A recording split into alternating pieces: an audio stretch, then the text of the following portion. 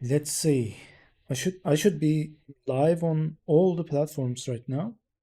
I think so. Yes, it's live. Okay. Um, yeah, the Blender is open. I know, and on the title, I said I was going to do some Godot stuff, and I will get back to that.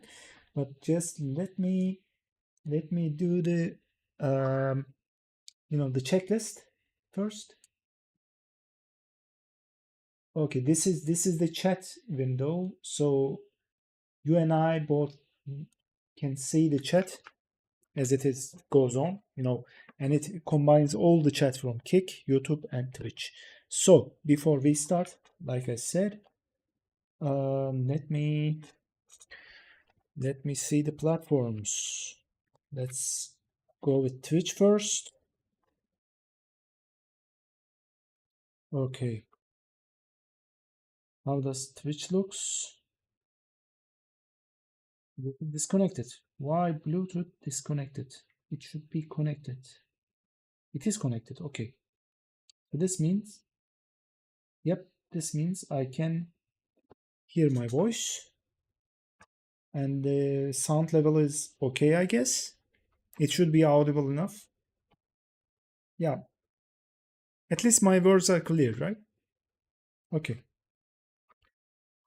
Okay, now Twitch is all right. Let me also check the Kick quickly and then we can start. Okay. Let me see the channel. And okay. I can hear myself. Yeah. Perfect. It works. Everything works.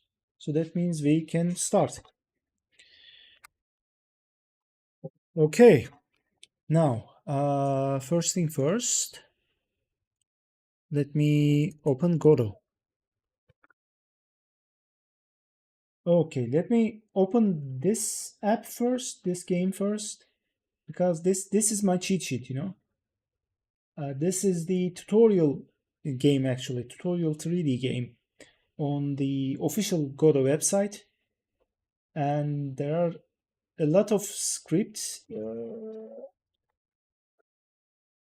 a lot of things in the scripts that I can use for as a cheat sheet because I kind of forgot how to write the scripts for the most part because it's been some time since I completed the tutorial and I haven't done anything, any scripting yet after that game.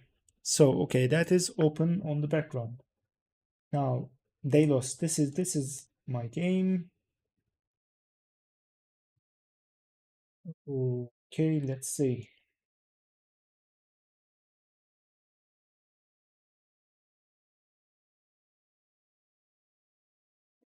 Yeah, this is the main menu. And the right wall is complete. And it looks as I want it. Yep, it looks good. Except I'm gonna remove this lighting from here at least. There won't be any.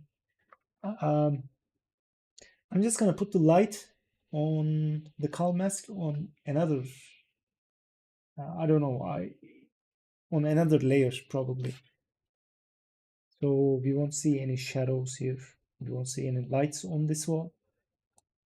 Let me, oops. that, okay, okay. Uh, let's see, right wall. Building no, not that one. Placeholder wall, that's the left one. I think it's on, yeah. Is it? Street lamp? No. Back alley. Alley floor.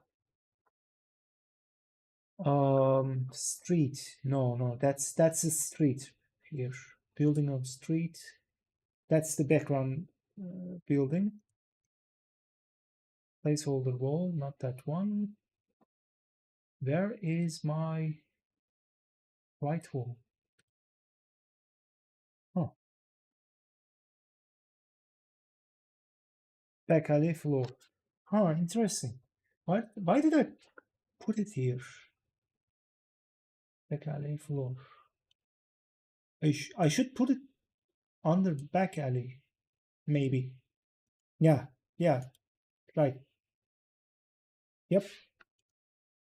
Okay, room light also part of the wall, right? Here, that's the light. So if I change the color mask, um, and if I change the layer on this whole structure, I should be able to change the layer though, but I'm not sure. Hmm. Seems like I can't. Cancel, no. Seems like I can't.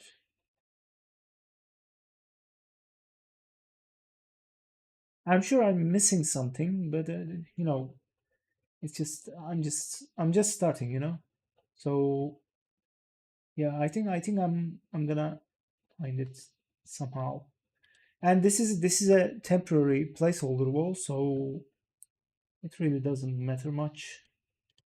I can put it on layer 2, layer 9, and the light and shadow is gone. Perfect.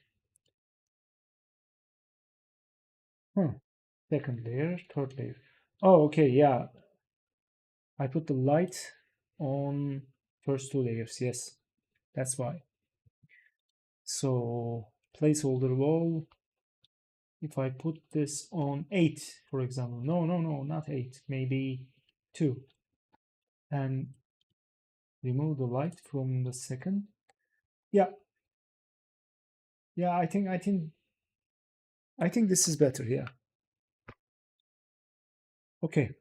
Okay. It was just a small detail. I don't know why I hung up on that so much. Let me just play it also.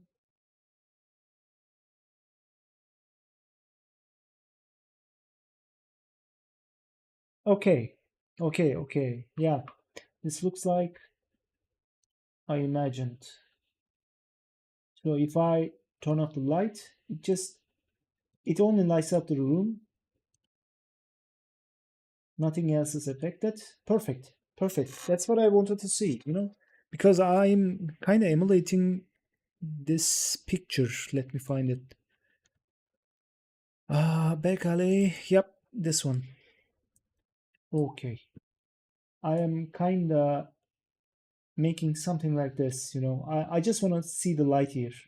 Like someone is living inside that, you know? So that's why I put that light. And for Windows is okay. There will be a character right about here. This point, standing right about at this point, yeah. And there should be another character, a vampire, looking from this side. Let me also open the concept art, so because I'm gonna need it. I will definitely need it. Let me find it. No. Scenes, no. Where did I put that? Huh.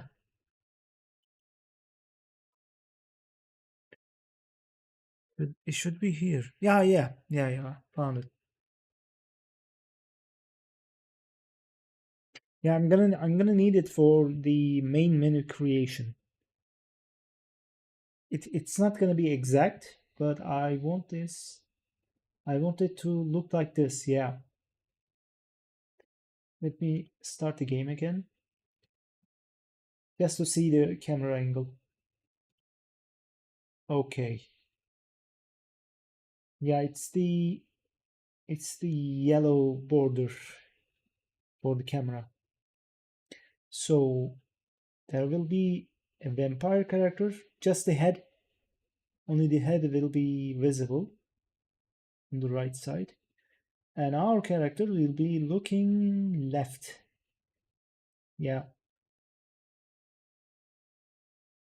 but not as close as this. He's gonna stand here, and our character will be looking from here, just the head being visible. Yeah, it's gonna be a static scene, so nothing will be moving, no animations, just you know the scene in the background, and the main menu will will be on a 2D, you know. Yeah. Um, Let me also look at the cheat sheet. Okay, this is the 3D scene. This is the 2D scene on top of the 3D scene, which gives you the score, for example. And please enter to retry. I can play this one also. Sorry, it was loud. I know. I'm sorry. I'm really sorry. Forgot about that. Yeah. That was that was even loud for me. I can't even imagine how loud it was for you. I'm really sorry. Ah, okay. Let me let me turn off the music if I can. Let's see. Players. No, no, no, no. Main. Was it on main? There should be a music player. Mob timer, user interface, score. No, not those. This user interface is 2D node, right? User interface. No, no, it's control plus control class. Okay. No, it's 2D node. It should be 2D node. It's green. Directional light, player, cylinder, bound pad. Oh yeah. This tutorial was extremely useful. I mean, if anyone is planning to play with Godot, I I definitely recommend this tutorial. Not only this one, but also there was a 2D one. First 2D one and then 3D one, and they are really similar. But I can seem to find the music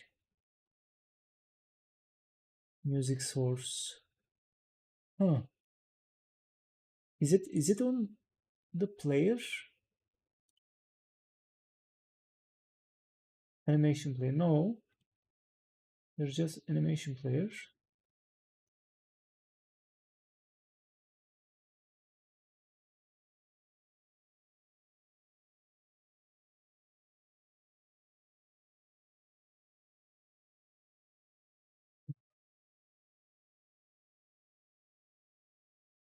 Playback options. No, no, no, not on the player.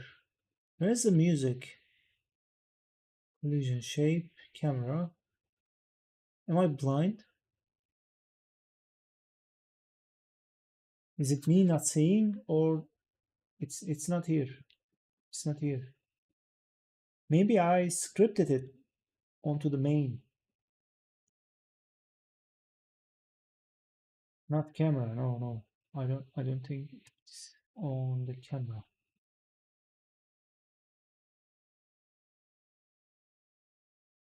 There. Floor access lock. No, no, not those. This is for the cylinders. This is for spawn path. Yeah, spawn location. Is it on the timer? No.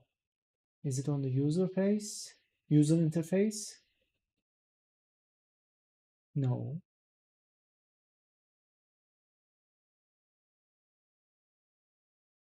Default preview.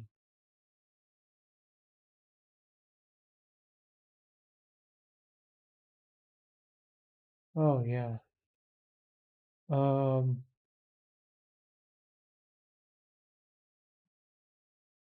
I am not sure where did I put the music on.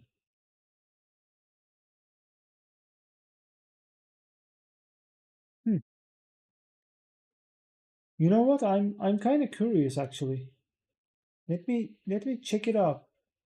Just yeah. Let me just check it out. Jumping, squashing, score, um, moving the player with code, design and mob scene. It should be on here. Yep, adding music. Okay, music player is it? Oh, auto load. Okay,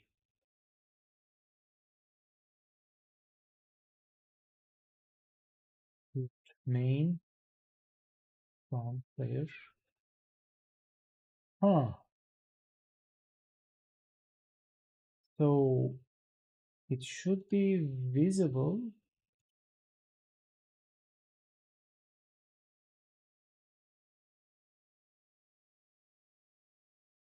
Vector, no. Where was it?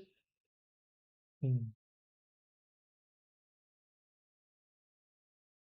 would be visible on the node. Where is Godot?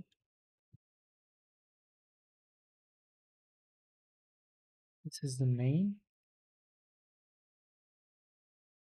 So this is the main, yeah. Music player. Yeah, there it is. Yep. Yep. So if I, for example, if I it should be on the main script. It should be on the main script. On player hit, unhandled input. No, no, no, not that one. Oh, no timer, ready. Head scene, mob location, player position, squashed. What is unhandled input though? Do I accept?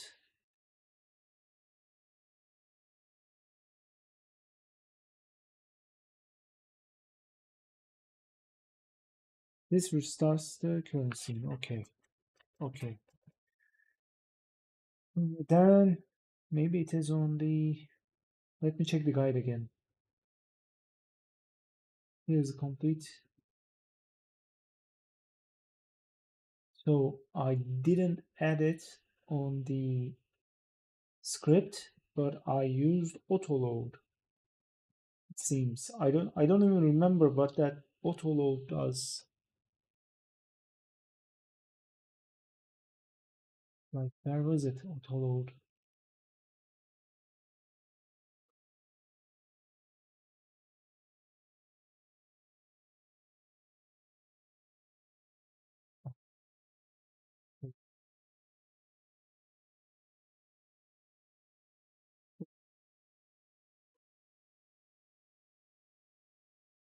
Project settings. Okay.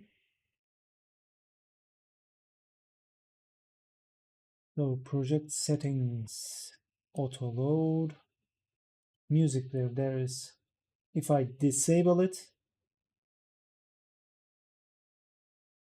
okay. Now when I run it, it shouldn't be. But be careful if you're watching. Please take off your headphones. Just be careful. I'm gonna run it. Let's see. Ah! Oh, why did it do that? I did disable it.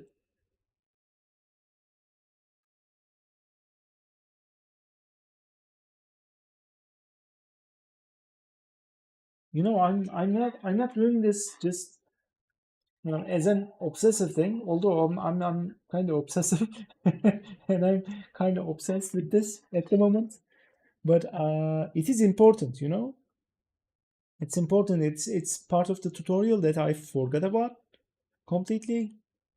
So it is important for me to remember how this works. I can remove this, but I don't wanna. I really don't want to. Music player. Music player should be on the script, but yeah, it is because it's on the auto load. It doesn't need to be on the script. It just starts with the scene, you know? It just starts with the game because it's on auto load. That's I understand that much, of course. However, I don't know how to disable it without removing it. That's the problem. Project settings, it is enabled. Music player. I think I have to remove this completely. Music player. Okay. I'm gonna add it later again. And if I click start, it should start. But again, I have to warn you, it might be loud again. Just please be careful. Just bear with me. Okay, 3, 2, 1.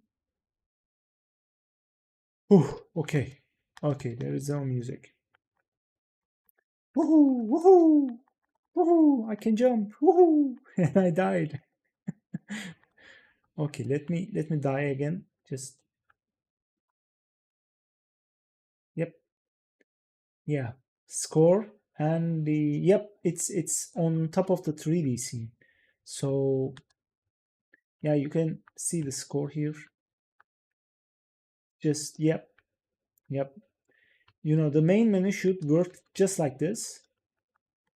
Uh, I think I can install new fonts. I remember that much.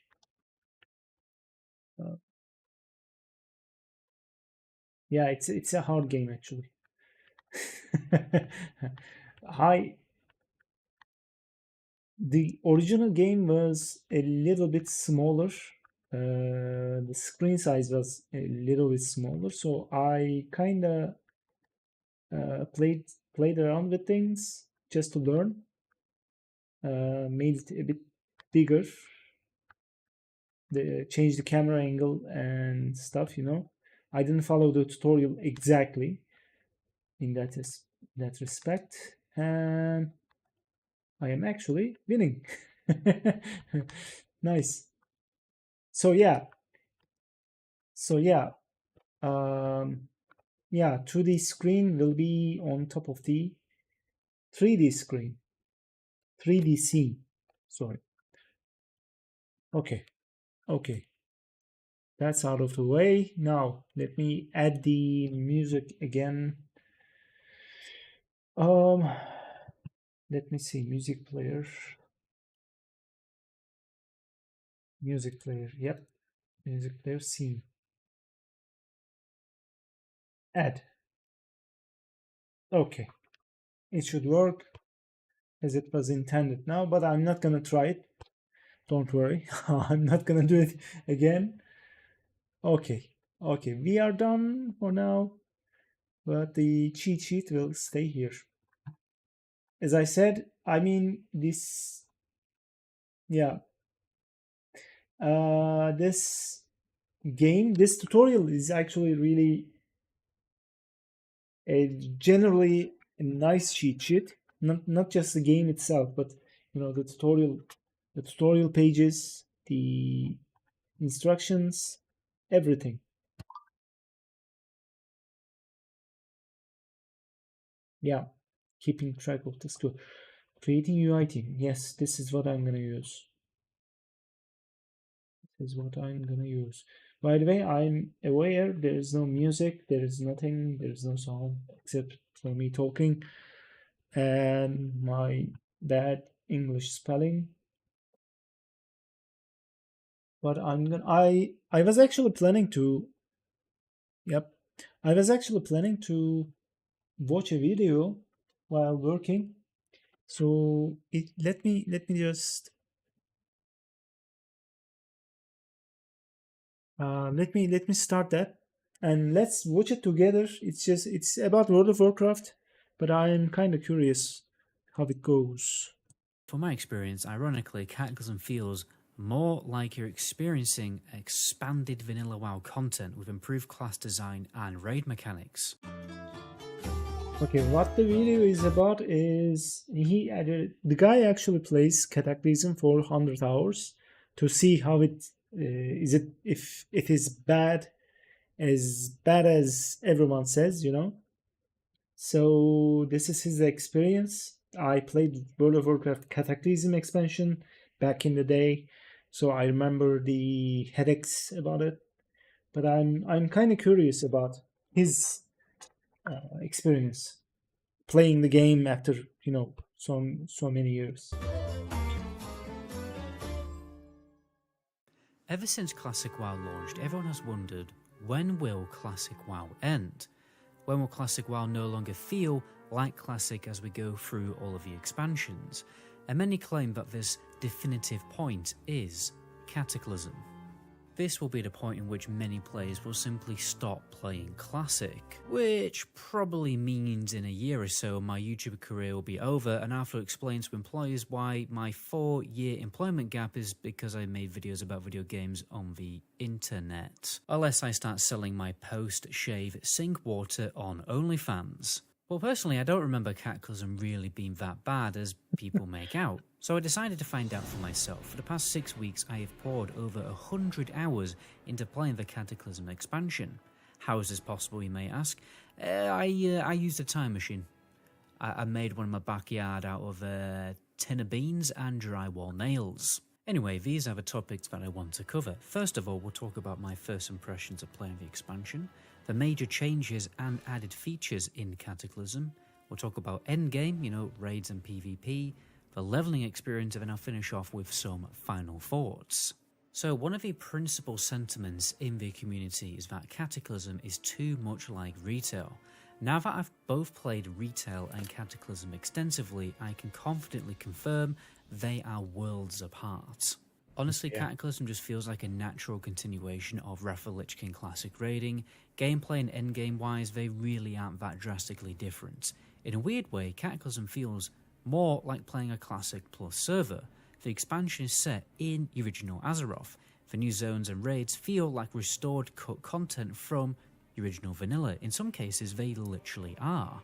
But the gameplay is more like Wrath of the Lich King Classic with more viable specs, more fun abilities and less class restriction, or what I like to call fun policing. An iconic example of this will be how Warlock Soul Shards are no longer an inventory item, utterly consuming inventory space. Instead, you get free to use on certain abilities in combat and this resets on a new fight. So we have Wrath of the Lich King Classic gameplay mixed with Classic Plus style content. What could possibly go wrong? Well, there are a few changes and additional features that many players might not like, so let's talk about it. I decided to mess around with many max level characters of every single class to get a feel of the class changes, but mostly I played a protect. Okay, I'm gonna pause for a second. It was control, it seems. So we need to put a control. So yeah, adapt its position and size based on its parent control. Okay, so I'm gonna put a control that will make up the main menu, the main menu interface. So yeah, just wanted to say that, and let's go back to the video. Protection Warrior for this journey, which has been pure suffering, but kinda in a fun way, like watching Game of Thrones. Doing heroic dungeons as a Protection Warrior is as risky as going out for one beer with your friends, because apparently the Protection Warrior isn't very strong in Phase 1 of Cataclysm with 4.3 talents anyway. And I discovered this the hard way, but despite of all this, it is the most fun version of the warrior I have ever played. For some reason, a prot warrior does utterly mental damage, and you can spread rend to every single target nearby with a cheeky thunderclap. Defensively, the prot warrior works very different in Cataclysm like every other tank because of the addition of a mastery stat. Mastery will provide a class-specific and unique effect to your character. For instance, the prot warrior can now critically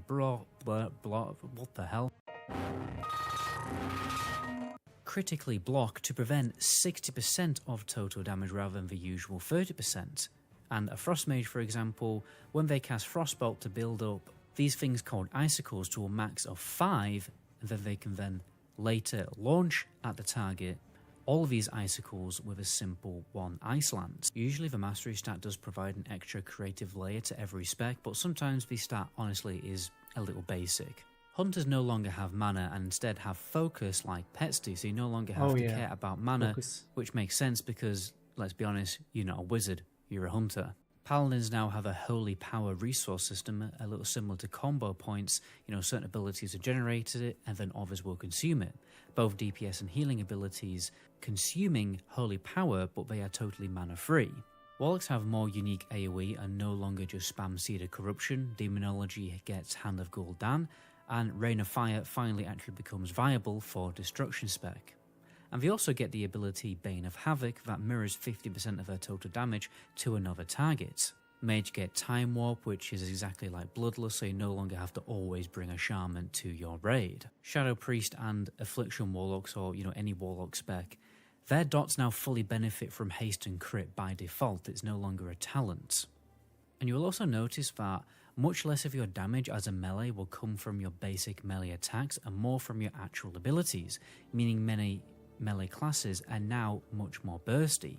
There's also a number of new class and race combinations added to the game to add more variety and suppress the massive homogenization, like how only Alliance Draenei's could be Shamans or Blood Elf Paladins. By the way guys, this project has taken me a lot of time to finally complete. I've had to sacrifice my usual upload schedule quite a lot to get this project finally done, so I would really appreciate it if you subscribe to the channel. The more people who subscribe when I make these bigger projects means I can make more of them, which is better for both of us really, because I put a lot more passion into these videos.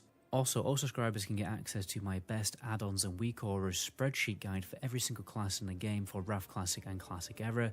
Just check out the description of my channel trailer. The talent tree and glyph system have also been totally revamped. There are things I like about it and things I don't. Firstly, there is a spec system where at level 10 you get to select a spec, and this means you unlock the spec-specific abilities and mastery stat earlier in your leveling journey. I'm gonna skip ahead a bit because I don't care about what changed. Cataclysm just okay. I kind of know. I kind of remember what happened. And so I just want Cataclysm is the see his old world excellence. was ruined and the original vanilla world was so much better. How much of this is true No. and how much of it is rose-tinted goggles? Yeah. Let's take a look at this through the lens of a more casual player who enjoys solo leveling, a player who actually cares about content other than just the endgame. What does this player care about in an MMO? Well, what they want, normally, is a good leveling journey with fun quests, exploration, and a decent story that's communicated well to the player. Vanilla WoW quests can sometimes be dull and repetitive and have a lack of creativity. There's also just not much out of go kill a certain amount of enemies or collect this item off the floor. There's also quite a few quests that involve picking up poo off the floor, which seriously makes me worry about what was going through the mind of a lead quest designer back in the day. I'll give credit where credit is due. Sometimes vanilla quests are interesting, like for instance the Ashenvale escort battle that Horde can do called Terex Assault. There's also absolutely no voice acting apart from very rare instances, so without this new AI add-on, you really have no idea what's going on in the story when you're leveling up in vanilla, because the problem with playing an MMO is you always normally just want to level pretty efficiently, and sitting and reading quest text rather than just going on to the next quest pretty quickly is something realistically only 1% of players are going to do. In Cataclysm, the quests are much more creative. There's more opportunities to use vehicles, huge cinematics with Deathwing and other key characters from the lore and story of the game, loads more voice-acted RP moments to communicate the story well, and even some instances where you get teleported to different areas that can almost be described as mini instances, very similar to Lord of the Rings Online. And this is not to mention how well designed the Worgen and Goblin starter zones are. The point is that when leveling Cataclysm, there will be objectives other than just killing mobs and picking up loot, and you don't lose this sense of exploration and progression either from vanilla WoW because there's so much of a big world to explore. Another one of my favourite zones is Stone Talon Mountains, where you're actively taking part and contributing to a war effort, where you feel the zone change and progress to you completing quests. You even actually rank up when you're in this zone. I sent you into Stone Talon Mountains with an army. Your orders were to secure this land for the Horde. Instead, you laid waste to the land, murdered innocents, children even. And because of a cataclysm, these boring, bland desert zones like Tanaris and Desolus become more interesting and diverse. Even Badlands become more interesting, with a questline that makes you feel like you're in an Indiana Jones film. I understand that it's quite sad that the old world basically gets eradicated from the game, but it wouldn't surprise me if Blizzard introduced a better system where you have the option to level up on a classic era realm and then later transfer to live Cataclysm realms if you want to continue leveling. Another great system added in Cataclysm was Reforging. This gave you the ability to take off a little of a certain stat on a certain piece of gear and reassign it to a different stat better for your character.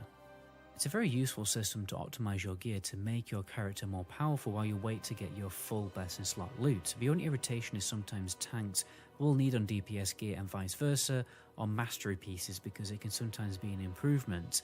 I feel like this is a minor issue compared to the added fun and complexity the system offers. Because it's always fun nerding out and optimizing your character with systems in the game. It's the literal point of an RPG, and I have no idea why they had to remove Reforging, other than the need to simplify the game. I mean, if I wanted to play a simple game, I'd go and play Feral Druid. Dumb ways to die. Alongside Reforging, they added Transmog, the ability to change the appearance of a piece of gear to a different one. Now, the only people who dislike Transmog are people who think it's fashionable to dress in your dad's clothes. Oh wait, that's like literally everyone these days, because wearing clothes that fit you is so overrated. I've actually had people come into my Twitch chat before and say that Transmog ruined the game, and I'm honestly very confused as to how to respond or understand this sentiment. The only logical explanation is people who say this about Transmog quite literally never leave the house. I don't get these people playing Wrath of the Lich King Classic right now who are happy running around with a mismatched, multicoloured disaster equipped on their character. Transmog also adds content to the game. It resurrects the old content because back when you couldn't solo old raids, people would make groups for Transmog runs, which means there's actually stuff to do in the game when you're not raiding. And because of this, Cataclysm becomes much less of a raid logging expansion than Wrath of the Lich King, because once you've done everything to progress your character in the week when it comes to, raiding with your guild, you can then progress your flair and style. And with the guild revamp, even more non-raid content is added to the game because of the new incentives. Guilds now have a level, which goes 1 to 25. It takes quite a long time to level up. Along the way, you can get perks like more XP, more justice point gain, reduced vendor costs, and eventually mass resurrection for your guild. There's also rewards to be unlocked like heirlooms, an extra teleport cloak to your major city, standards that grant bonus XP, honor and rep, and mounts and pets and tabards. And you progress the guild by doing activities together, so there's an incentive here to play the game and do stuff other than just raiding with your guild. The only problem with this is the system, ironically I think, made guilds less social and introduced a market for selling and buying guilds because people would just join guilds for the perks and intentionally made guilds just to reap the gold bonuses when the weekly goals were achieved. I think Blizzard would have to make changes to the guild revamp if they did classic Cataclysm, like requiring guild members to be in a guild for a longer period of time to actually unlock the perks, or remove those gold rewards exclusive to the guild leader. And the last added major feature was the Dungeon Journal, which gave you the ability to read up on boss mechanics before you did the content and look at what dropped. It would show you how much damage precisely you were going to take from certain abilities, so it's very useful in that regard. Oh, and if you fail on mechanics now, you will look even more stupid because the game will now literally tell you the crack before you even pull the boss. But now it's time to talk about the endgame, to which I've experienced very extensively: heroic dungeons, raids, and PvP. Now, you can't just jump into heroic dungeons straight away because the dungeon finder has an item level requirement, but the needed item level is easily achieved by questing, normal dungeons, and honestly cheesing it a bit with PvP gear. However, this is only something that DPS and healers can really get away with because tanks are going to have a very hard time during their first few heroic dungeons. And prot warriors especially. I'm now fully heroic geared in my prot warrior and I still feel squishy. I've still not been able to complete the more difficult heroics. At first I thought this was just because prot warriors really were quite weak at this stage of the game, but after talking to a few people, yes, a prot warrior is probably the weakest of tanks at this point, but everyone doing heroics are having a rough time because they are so incredibly difficult. There's no wonder that the players from back in the day complained so much about the heroic dungeon difficulty that they had to nerf them, because they really feel like they're in the realm of Mythic Plus when it comes to their challenge. Actually bothering with your professions to craft some gear is a godsend as a tank, because you really do need some decent avoidant pieces before you jump into this content. The plus side of this is if you play a tank, you're going to get loads of love from your guild, because you literally need so much gear in order to get through the stages of content. Now, the dungeons themselves, some are great and some are terribly boring, like Throne of the Tides. This has these like irritating giant squid people who repeatedly knock you into the ceiling. I mean, honestly, after dealing with these mobs, the prospect of online dating in 2023 almost seems appealing. But there's gem dungeons like Grim Batal with an Oh yeah, I totally agree with this. I mean, Green Battle was awesome, and actually, I'm kind of dwarf fan. So going back to Green Battle and experiencing such a nice dungeon, uh, it was a surprise, and it was very much appreciated. But also, yeah, Throne of the Tides, uh, it was probably one of the most boring dungeons that ever existed in World of Warcraft. It was just a nightmare, man. Ooh, those hard mobs, even not, the bosses themselves were not hard, but just the trash you have to kill, and it was just a nightmare. It end was boss just a nightmare. quite literally more difficult than the raid bosses within Bastion of Twilight. Yeah. This was such an interactive fight that required all players to react to mechanics, mainly a mechanic where the entire boss room is shrouded in this big purple mist, and if you don't stand at the eye of the storm, you will be dead in a couple of ticks. And on top of this, there was some ad management also. Oh, It yeah. really did feel like a mini raid boss. Now, Yep. the Dead Mines end boss is a timed event where you have to fight your way through the dungeon, and if you don't kill the mobs fast enough, you will be engulfed by fire. Another guilty pleasure of mine is the Halls of Organization. This is a huge Oh, yeah. 7-boss dungeon that again feels more like you're inside a mini raid because it would take so long to clear all of the bosses. Yeah. It's very similar to Legion's revamped Karazhan in that regard. This is something I like because I think 5-man content should be as relevant and as fun as the raid content. Once I got the best gear possible from heroic dungeons, I tried my luck at the raids that Phase 1 of Cataclysm has to offer. Okay. I'm just setting up the source material and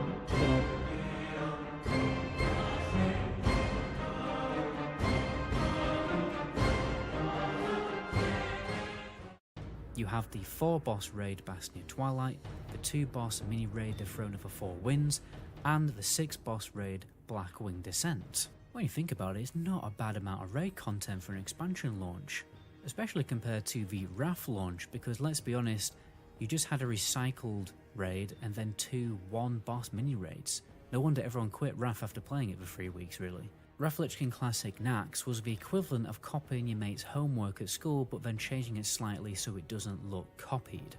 Oh, and I forgot to mention the Cataclysm version of Vault of Archivon, the Baradin Hold, that had a boss release for every single raid tier, similar to, I've already said that, so I don't even know why I'm just repeating myself. Let's move on. Just as a side note, the first half of Cataclysm had an insane amount of content. A revamped world, so that's over 40 new zones and multiple quest lines.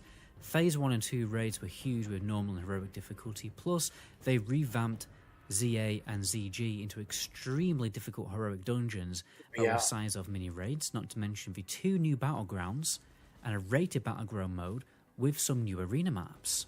And they also added archaeology and all the added features that I mentioned earlier. Cataclysm really started to fall off when Dragon Soul was released because during this phase there was an insane level of content drought.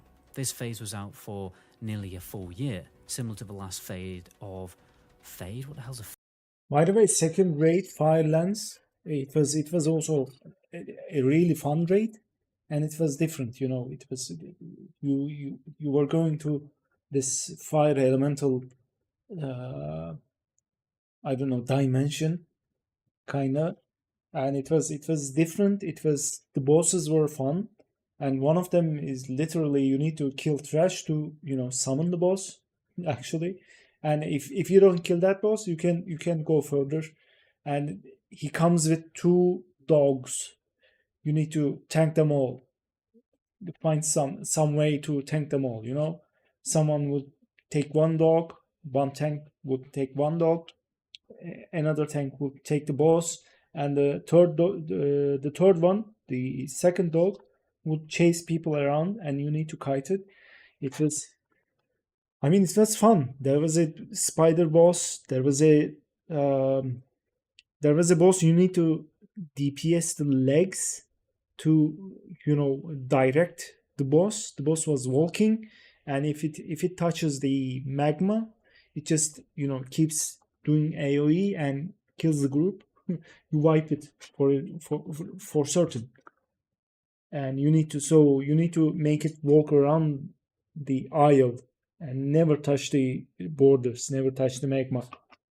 It was an awesome raid, to be honest. It was really different. It was new, unique.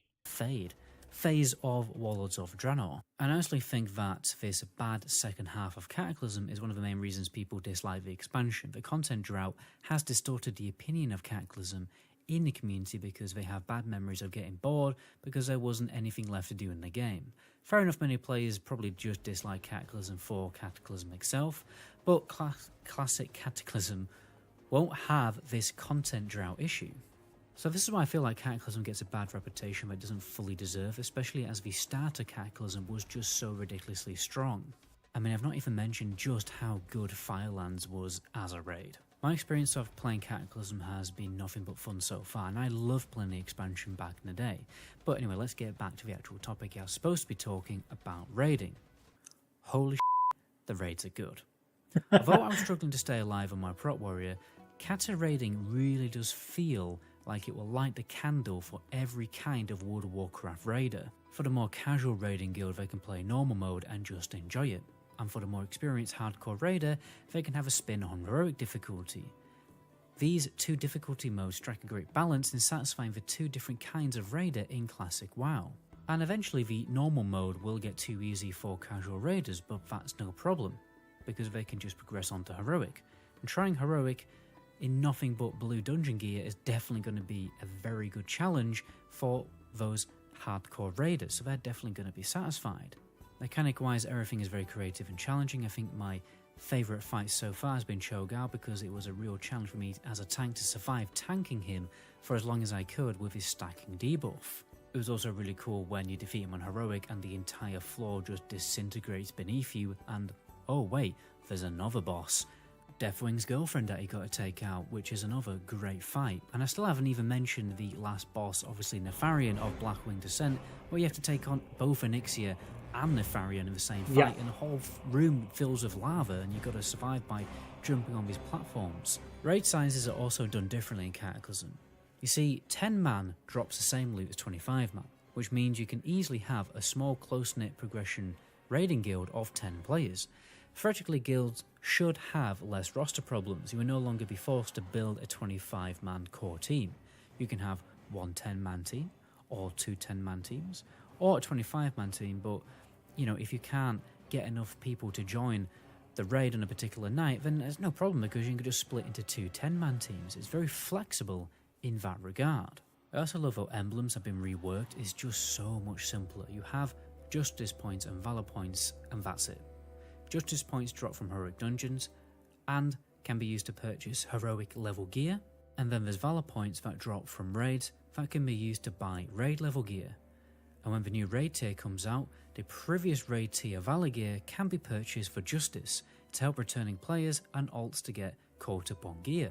The acquisition of PvP gear has also been simplified with a similar method. You have honor points to buy honor gear and conquest points to buy conquest gear. Honor is gained from normal BGs, conquest from arena and rated battlegrounds.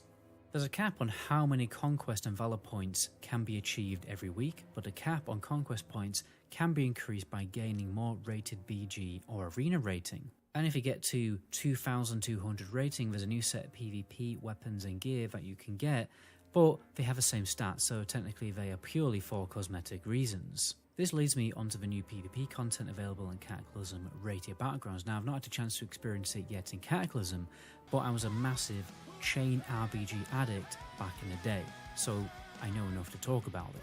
This is probably the most fun you're ever going to have playing PvP in an MMO. Arena is cool, but at the end of the day, a Rated Battleground feels more at home in an MMO. Having to coordinate in a huge PvP battle with objectives is just built different compared to Arena. Remember how much fun Battlegrounds were in vanilla? Well, now it actually matters, and you don't just get rewarded for not showering, but rewarded for player skill. You still have to be a bit of a degen to get Grand Marshal, but if I was betting money on a fight between vanilla Grand Marshal players and RPG Grand Marshal players, my money would be on the RPG team. Torborad is the Kata version of Wintergrass. Yeah. Oh, dude, Torborad! 10 minutes! Dude, we gotta get home. Dude, Torborad. It's a new island where you can complete daily quests, much like the Isle of Quel'Danas, but another section of the map functions as a battleground similar to Eye of the Storm, where the winner has to capture 3 of the tower bases at the same time. The attacking team has 15 minutes to achieve this, however they can extend the timer by destroying the Torborad towers on a main fortress with the abandoned siege vehicle. For every tower destroyed, the timer is extended by 5 minutes. Torborad is normally fun, until too many players are in one place at a time, and then the battleground turns into a postmodern impressionist freeze-frame style of amateur theatre that you watch in a small-town literary festival. For the 98.6% of people who didn't understand that joke, it's a laggy mess. I mean, it could be a server issue, I don't really know, but Wintergrass on Live Reflection Classic right now is also terrible, so Blizzard really need to sort their technology out before Cataclysm, but right now, I probably wouldn't trust the Reflection Classic dev team to change a light bulb. And it's a shame because other MMOs out there have done big scale PvP battles and absolutely nailed it, and it's really fun, but World of Warcraft just hasn't. Now, with a drastic character power level increase in Cataclysm, I mean players went from having around 40k HP at the end of Wrath to 120k HP.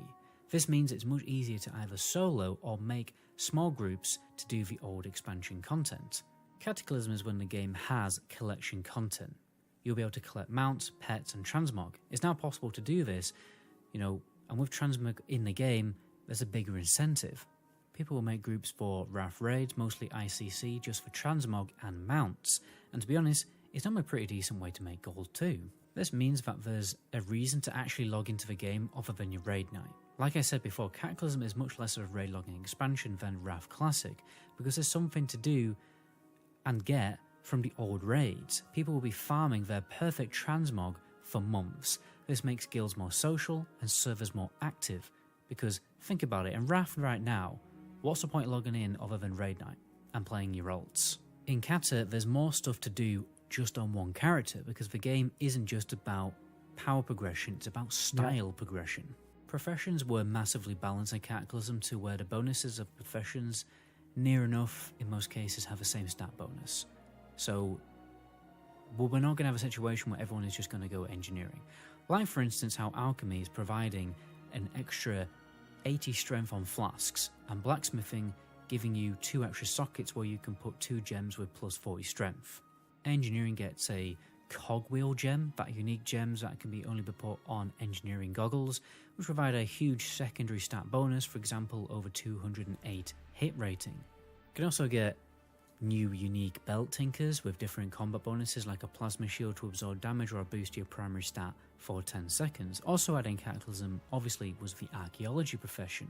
This is a new secondary profession, so everyone can have it on top of all of their other professions. To sum this profession up, it's downtime casual content where you get to pretend to be Indiana Jones. You have to discover artifacts and piece them together, you will learn a lot about the lore and history of the game, and you have a chance to find cosmetic items and sometimes even gear equal in power to raid loot.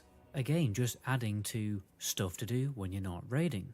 There's also reps in the game that basically function the same in Wrath stick a tab add-on, farm heroics and get some decent epic pre-raid loot, and then sometimes some cool cosmetics. Oh, and you will have to get exalted with some factions to get the enchant. Now when it comes to leveling in Cataclysm, there's definitely some improvements, but some elements I really don't like.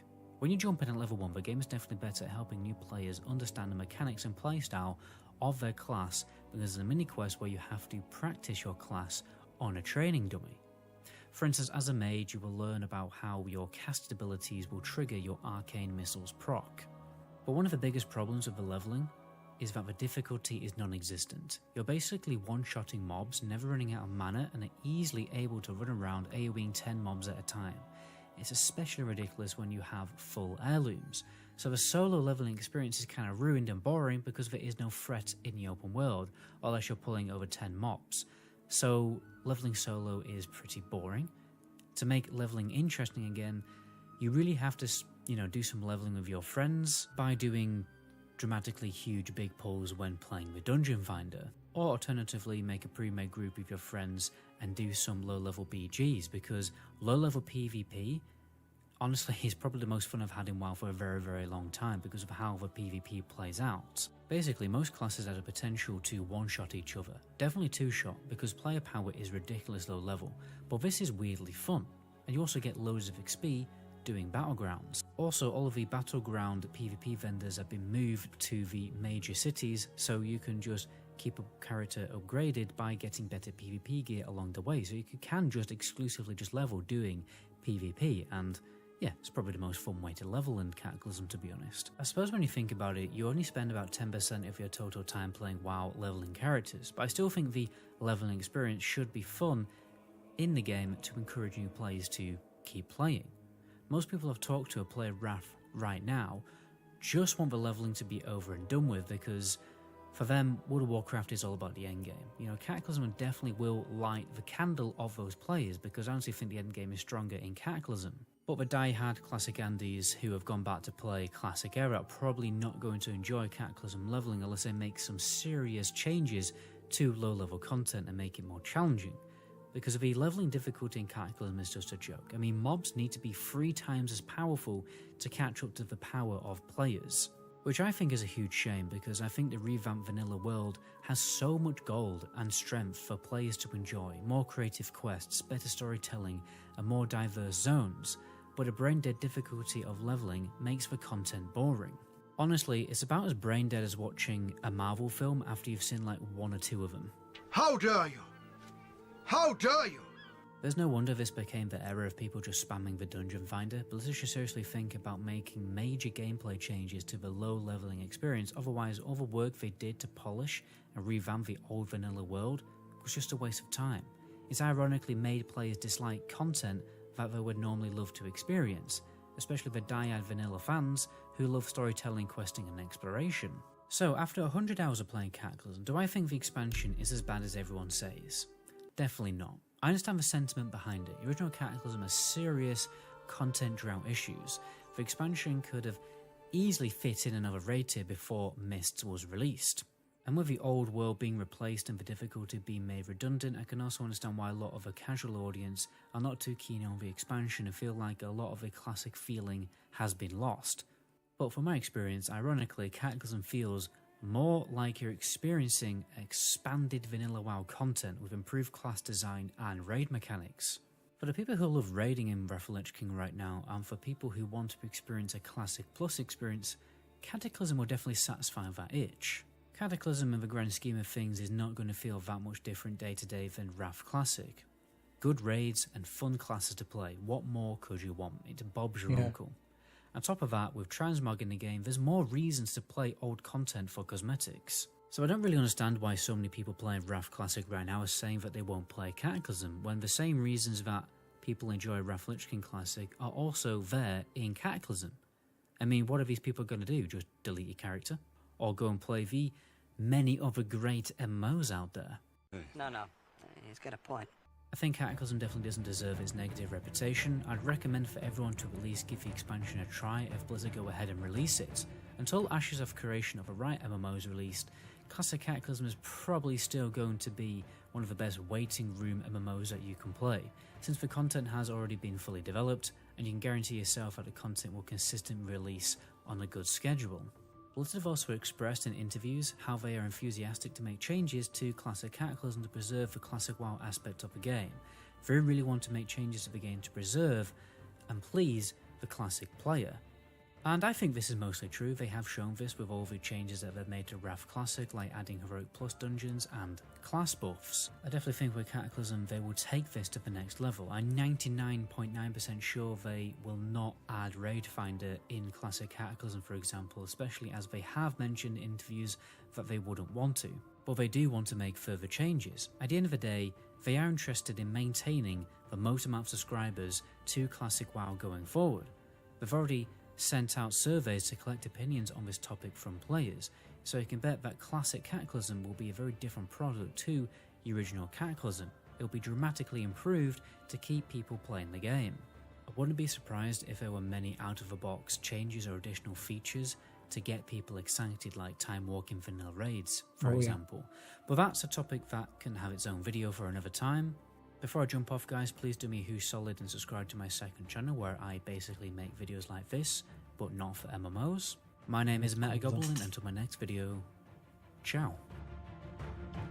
Okay, that was a really fair video actually. It was just as I expected. I mean, my problem with Cataclysm wasn't the the system, but there were two problems actually. First, losing the original the old world maps permanently, losing them permanently. That was a big problem when you look at it, because right now on retail, for example, if you want to go back to original Silatus, you can do it. You can do it through a choice, or you can go back to the current Silatus where the giant sword, stands in the middle of it. And that was a big problem, losing the original vanilla maps permanently. And the second problem was, for me, was the story. I mean, there were such idiotic moments in this story progression. Oh my god! I mean, there was Troll's wedding, and the dragon aspects were, joined with him, and someone snatched Troll right under the nose of all those dragon aspects. It was such an idiotic quest line. Oh my god. Anyway, let me start the music, and I'm gonna be explaining what I'm doing right now. But let's go with World of Warcraft albums again. I think it's great for background music. Okay, let me have a bio break. Actually, I've been drinking tea, a lot of tea, so I'm gonna be back in 2 minutes.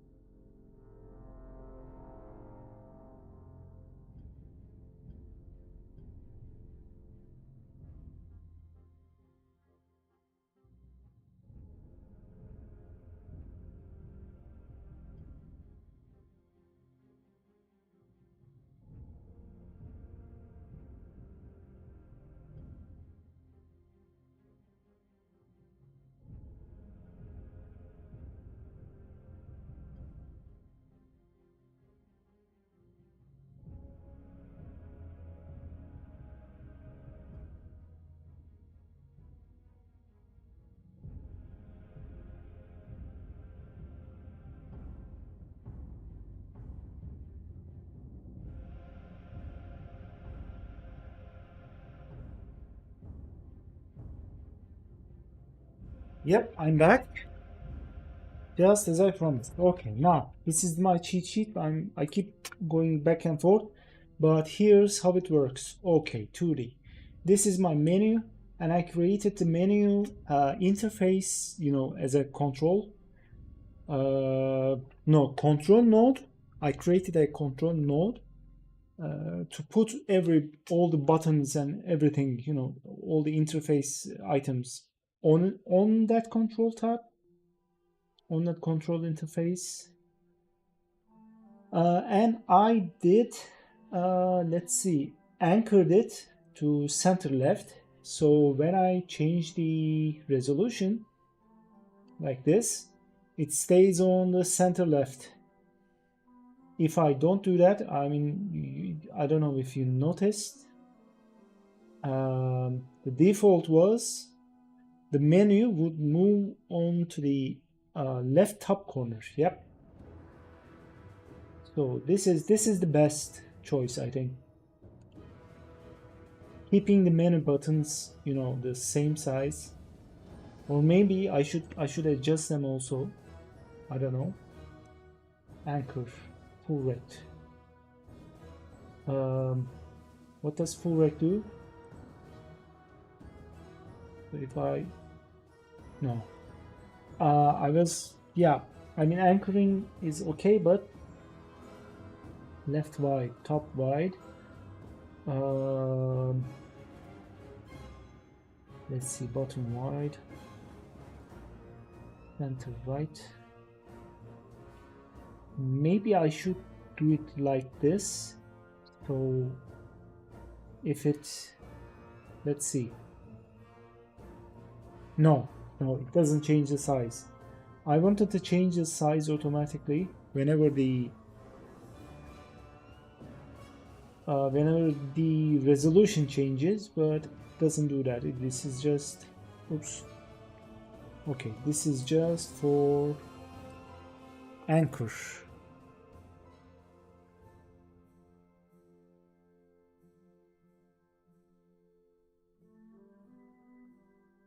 What's going on?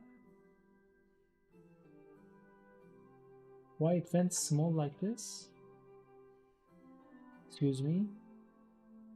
No. Oh.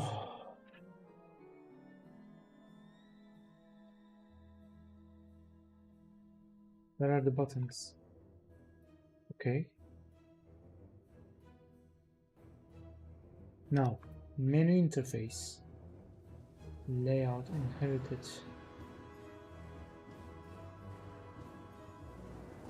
What is this? Default base scale? What? Oh. Container sizing.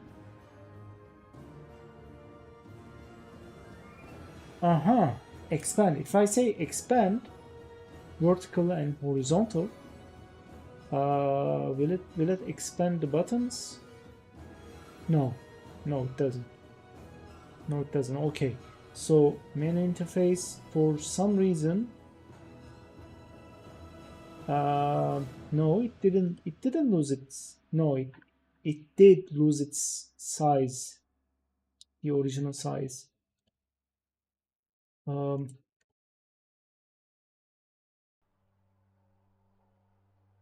Why don't you expand? No, I mean, okay, I'm gonna turn these off. Anchor. Now I need to set the anchor, not itself. I need to set the anchor this. However, it doesn't mean I want the size to change. I mean, come on. Okay. Is it okay now? Okay. For now, this is okay. But I really want to, I mean, You know, on the resolution change, I want to see some button size to change also, because what if I decide to make it onto, you know, mobile, not just PC? But for now it is okay. For now it is okay.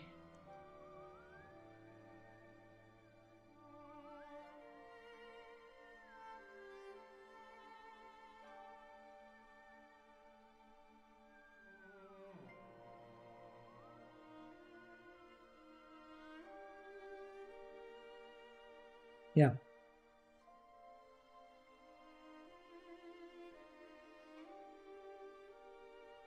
I think for now it is okay. It should be okay. I like the size. I like the size of the buttons. I like the size of the font. So I'm gonna keep it. I really love the font as well. So yeah, I'm gonna keep it. I'm gonna keep it. I definitely like it. Yeah. So now I need to set up the script for the clicks. You know. So on, but I don't remember the function for clicking. I don't remember the function. Let me check something quickly.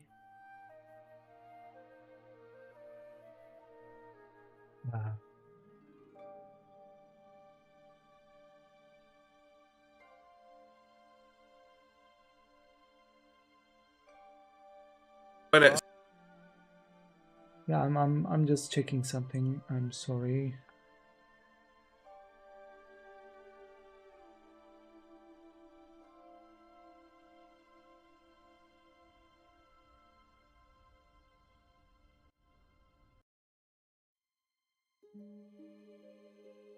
Okay. Yeah. Yeah, I am.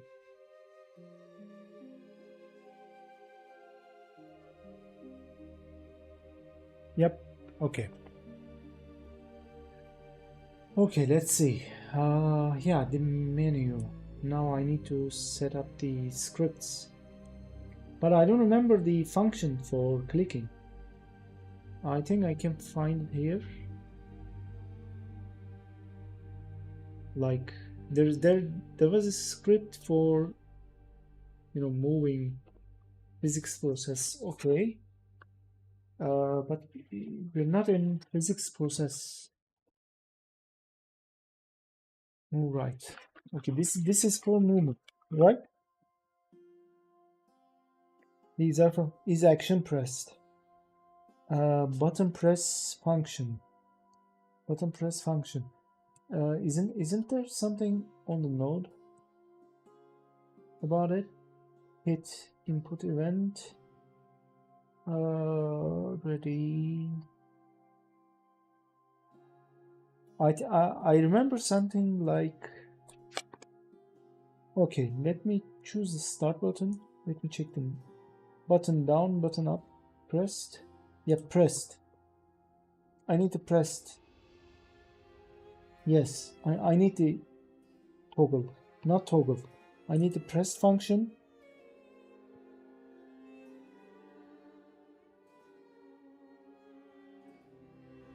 But I don't need to connect it. Let me check the.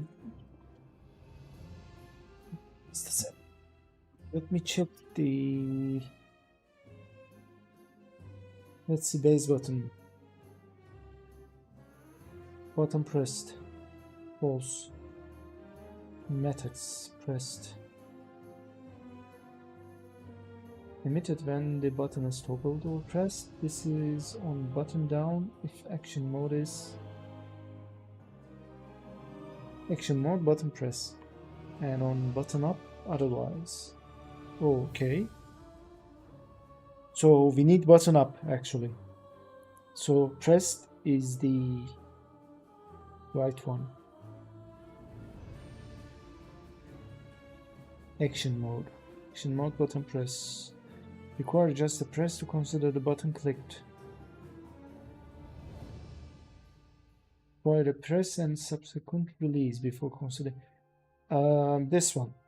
Yeah, button release action mode.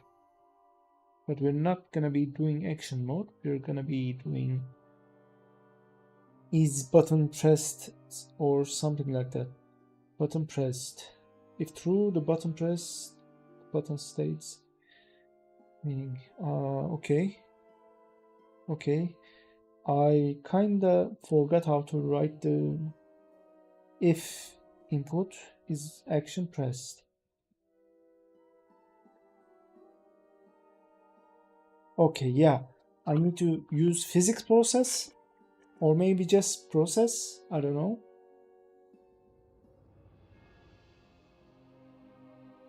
I don't think we need physics process.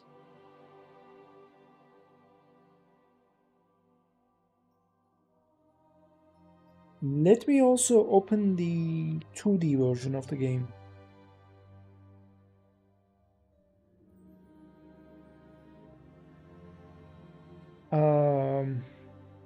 Godot. Okay, 2D creeper, right? Square scripts, creeper. Yes. This should, yep, open.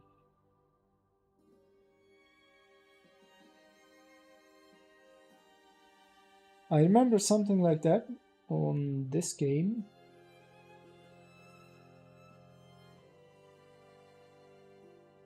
Game over. Not game over. Let's see. Main. HUD. Main.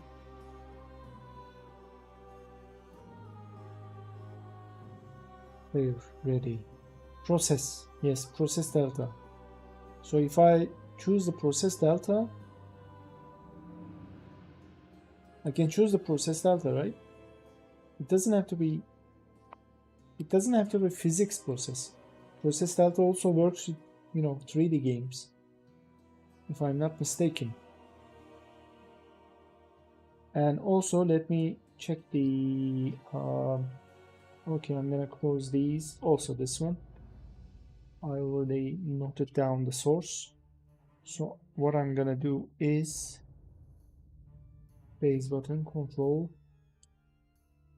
I'm gonna search for GD script,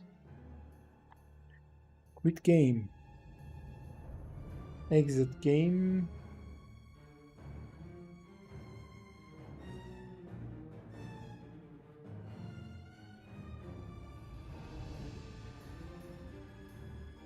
No, not notification. Okay. Get quit default behavior. Quitting is not desired unless the user is on the main screen, so the behavior can be changed. It is important. Okay. Behavior to quit when quit is requested from the window manager. This can be changed so that the user can take care of the complete quitting procedure. Set auto accept quiz. Oh. Okay. This is for mobile gaming, I believe, but I want to work with the button, so I'm gonna put I'm gonna put process function, and I'm gonna start writing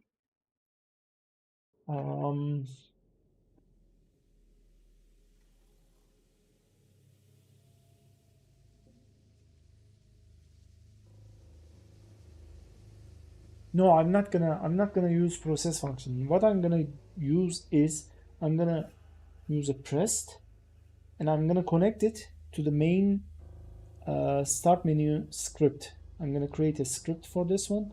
Node object empty. Yes, that is exactly what I want. Okay, so here I'm gonna create a function.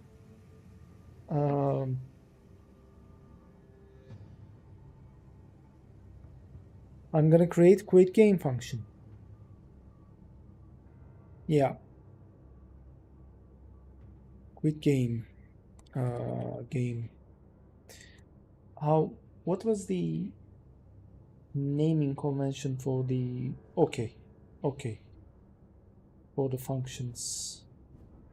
Yeah, I was die on mob detector body entered, not that one. I'm just checking the naming convention for the yeah, naming convention for the functions, speaking in general on player, right? Not these functions. I'm talking about, you know, custom functions for player.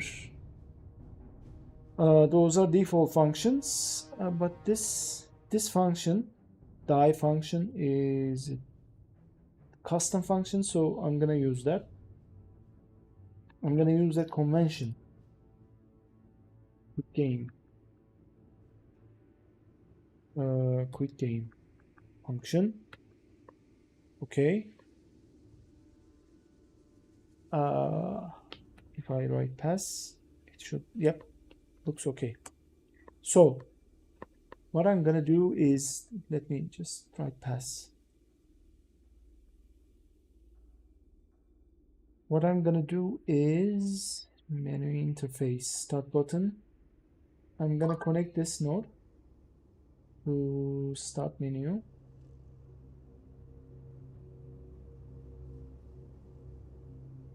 Button pressed, yes.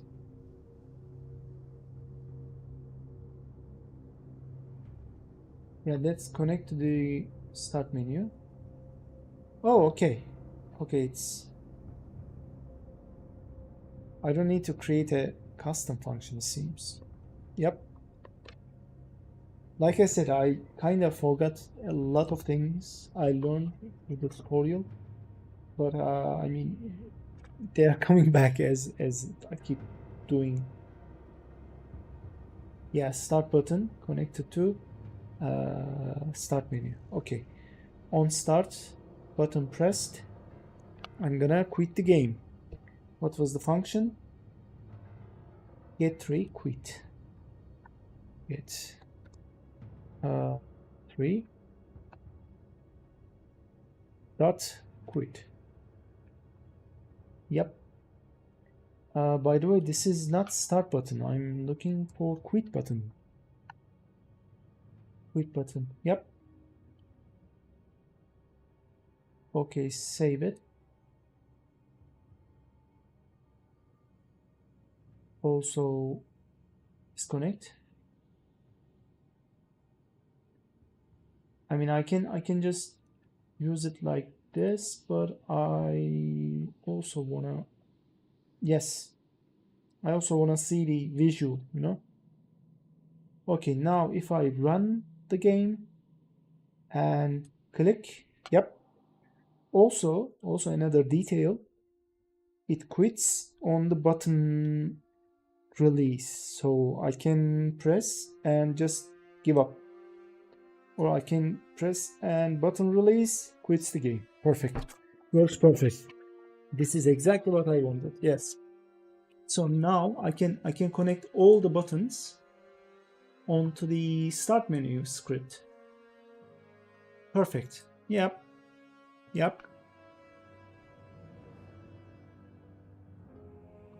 So, okay, let me also change a couple things on the start menu, like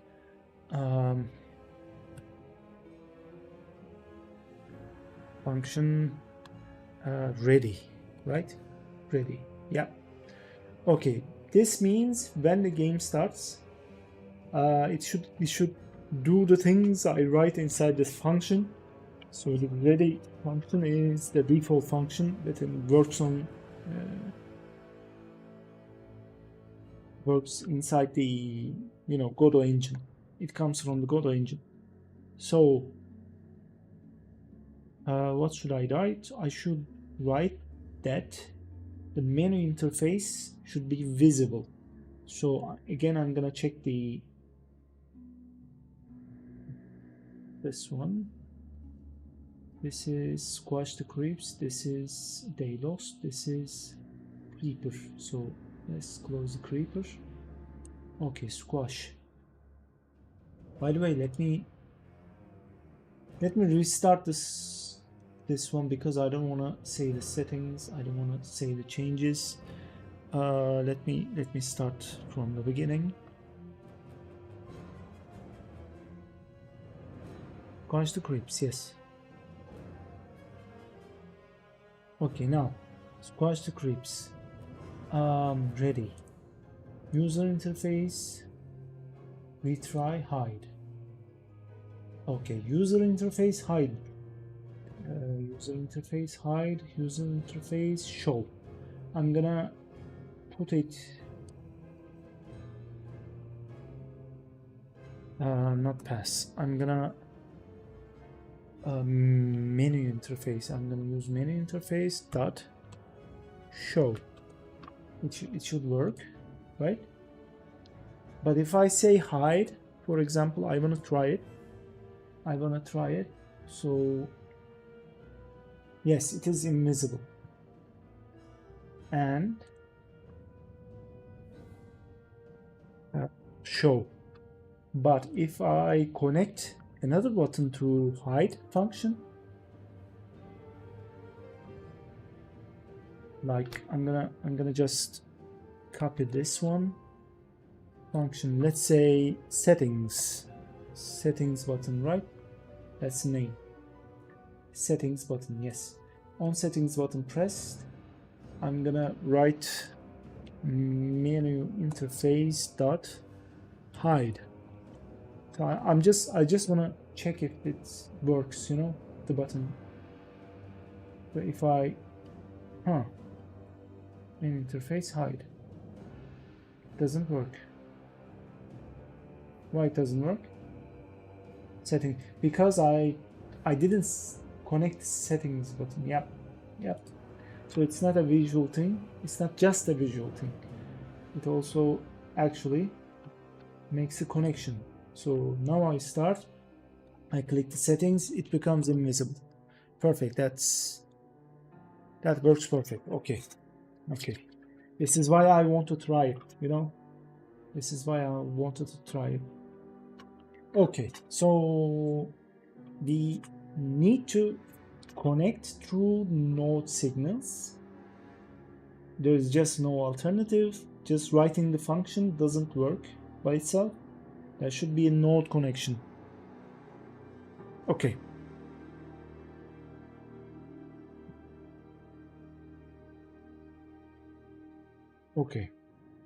So now I'm not gonna do anything with the start button or load button. They will just stay there. But I can connect them also onto the main menu, start menu.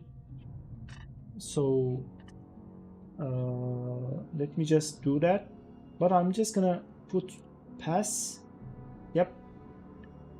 I'm just gonna put pass. Yeah, connect. Okay. Let me also move them.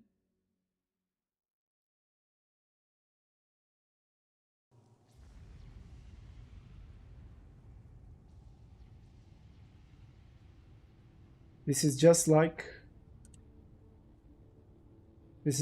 Python. The indentations make a difference.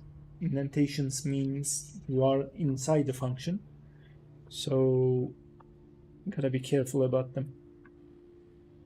Okay. Menu interface show. Hide. Okay. Now, settings button. Now for the settings button, I need to create another one because I need to create another interface inside the menu interface. Settings interface, I'm gonna name it. Let's see, control. I'm gonna name it settings interface. I mean, quit game and start button. Quit button and start button. They don't need interfaces, but I'm gonna need an interface for load button and settings button. So, but yeah, I'm gonna keep settings interface inside the menu interface. Or maybe I shouldn't, I don't know. Maybe I should just create a node, maybe, and put them inside the node to keep things neat and to keep them together. Whenever I move the node or I reshape the node, for example, it reshapes the both interfaces, menu interface and settings. Maybe I should do that. Yeah, maybe I should do that. Add a child node, just a node.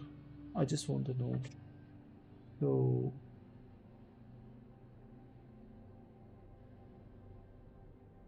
main interface, settings interface. Yes. So on setting interface, there should be another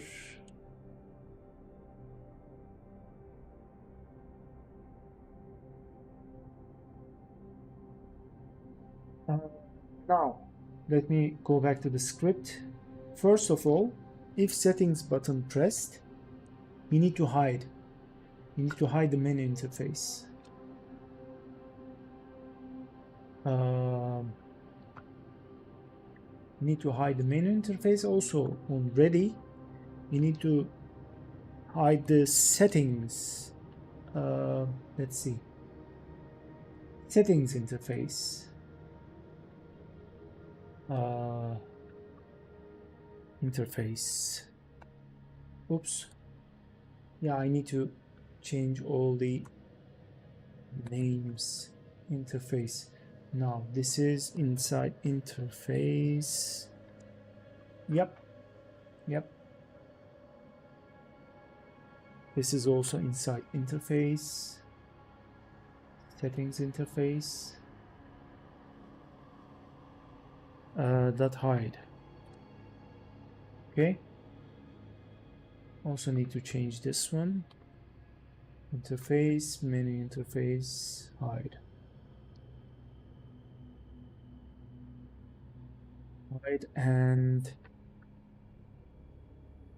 settings interface, show. Let me change it to show. Okay, now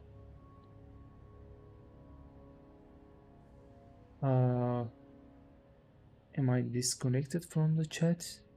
What's going on? Okay. Anyway, yeah, so let me just let me close the menu interface so I can see the settings interface, or let me keep it up. Graphics, sound. What do we need? Graphics, sound, gameplay, maybe. Gameplay, graphics, sound. Anything else? Anything else? Key bindings, maybe. You know, I'm gonna start a game actually. Let me see my games. Something that will start nicely.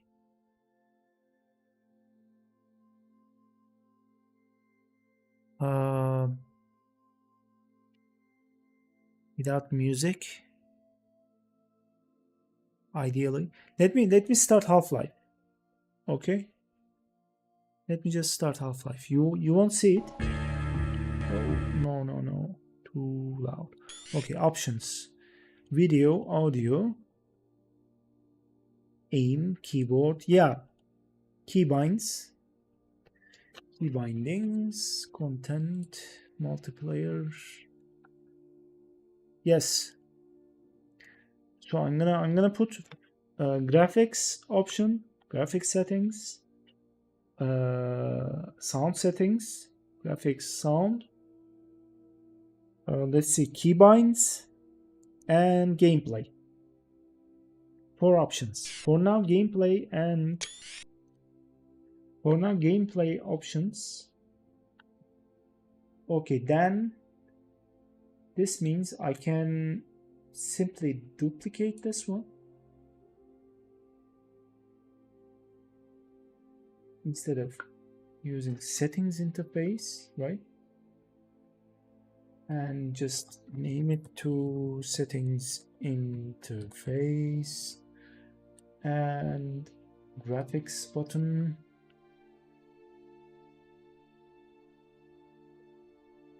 Graphics button, yep. Sound button. Oops.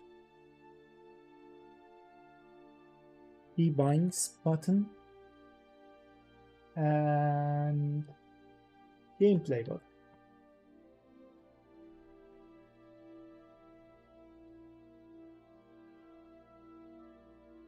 Or maybe, yeah, make the third one gameplay button. Okay. Make the fourth one keybinds button. Keybinds button. Keybinds button, gameplay button 2. No. Okay.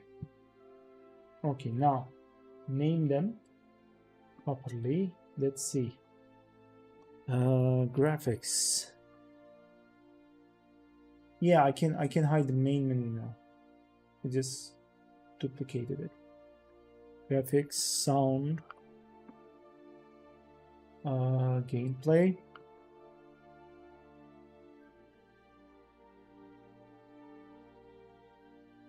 And key bindings. Yeah, let me also. Yeah, why not? Key bindings. Okay. Icon. What? What happens when you put an icon on the button? Does it do anything? I mean, I'm fairly satisfied with the button look, the default button look. So yeah, default button look actually fits the atmosphere, you know. Oh, it works. It works. Oh, I forgot a very important one. Back button, of course. Right? So if I duplicate this one and name it back button,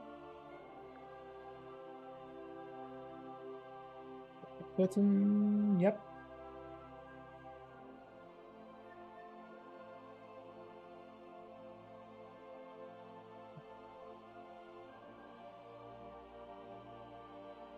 Let me stop. Yep. Okay. Okay, it should be perfect. Should be perfect. Just name it.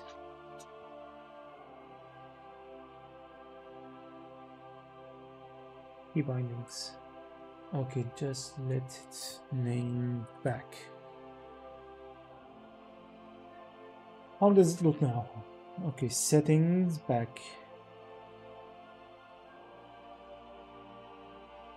Of course, it shouldn't quit game when I click on it. But I think it also came with the button. It also came with the connections. Yeah, disconnect all of them.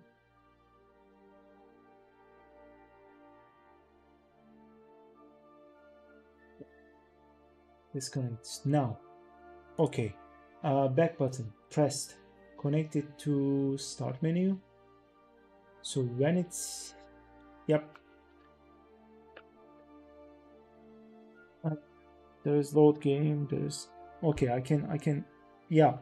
Now I'm thinking if I click on load game and if I put the, you know, loadable games on the screen, there should be also a back button. So that back button also should work just as this back button. So I don't need to repeat the function. Yeah. Yeah, I just don't need to repeat the function. I can use the same function for everything because it's gonna go back to the main menu.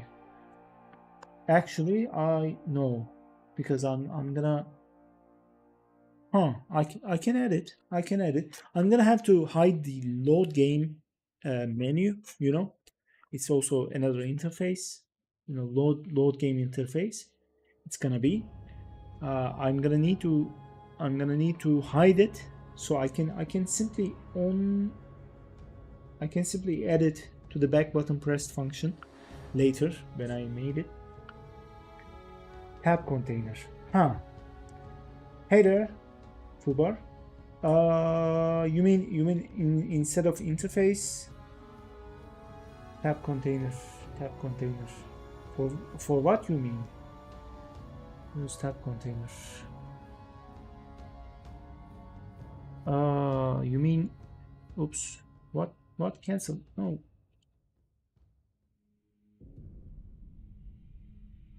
Navigate through menus. Tab container. Actually. That's an idea. Yeah. I need to display the actual bar. Tab header.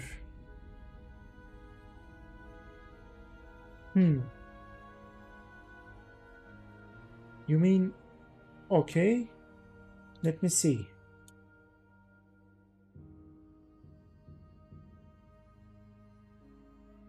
When this sort of, yeah, that actually makes a lot of sense.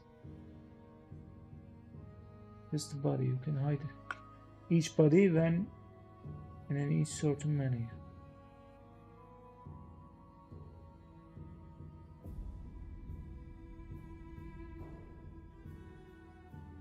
But isn't it the same thing actually?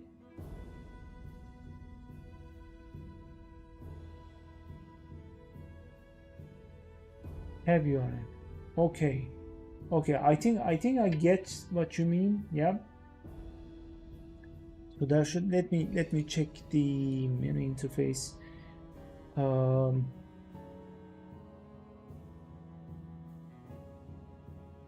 Yeah, something like this, right? Just hide the tabs, hide the actual tab headings, but keep the tabs on, right?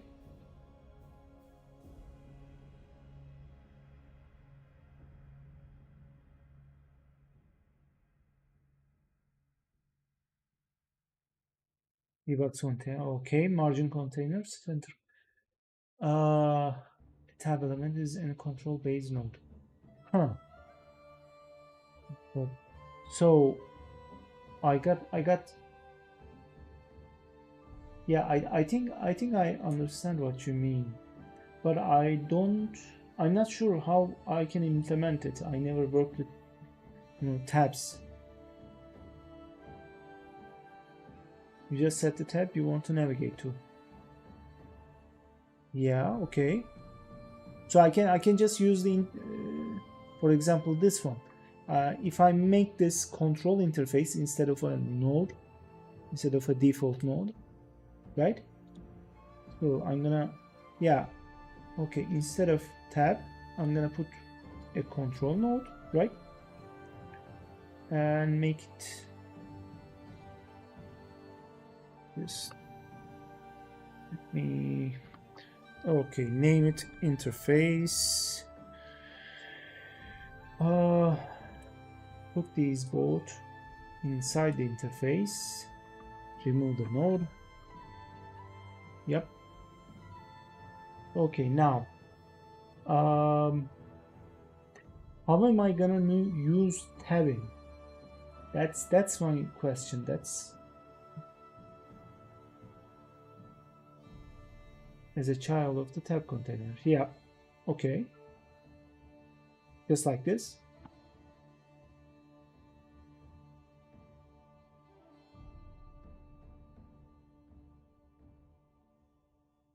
Each child will be a tab. Okay. Is it through scripting or is there a menu for it? Tab container has no children at the moment. Oh, you mean okay. Okay, you mean you put these inside the tab container, not the control node.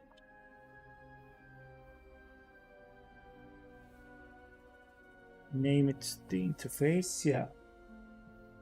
Okay. But now all tabs in font. Tabs arrangement. Huh.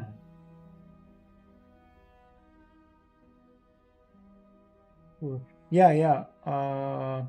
Yeah, I need to set them up in interface. Yeah, this is okay. I'm gonna hide the heading, right? I think I get it.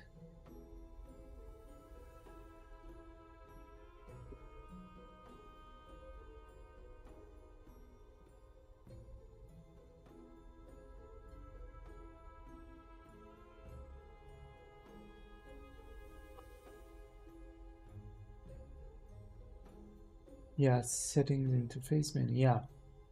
Yeah, okay. Under the anchor menu.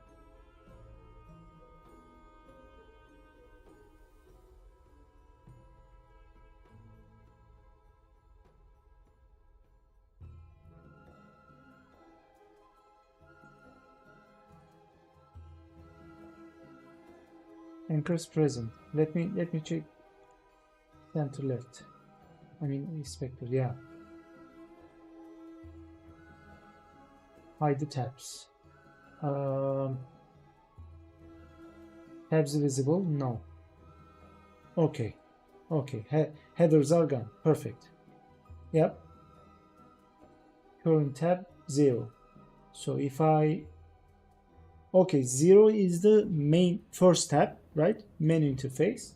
So if I select the 1, okay, yeah, I see what you mean. Yeah, okay, this is the menu interface, then it switches to settings interface. So if I'm gonna have to also make it visible. No, not make visible. Yeah, it automatically hides one and shows another one. Okay, I love it. Imagine you have multiple menus. Yep, just like this. When we need to set back to tab 0. Through script, right? It will always go back to main menu. Okay. Okay, so instead of hide show, I just need to set the tab. Okay. Let me find the let me find this code for it. Not base button. Tab containers.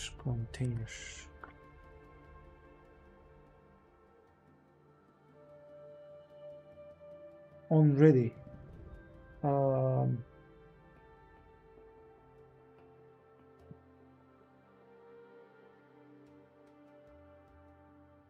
Export variables with a reference. Export inside Godot. Yeah, I think so. I mean, search help like tab container, right?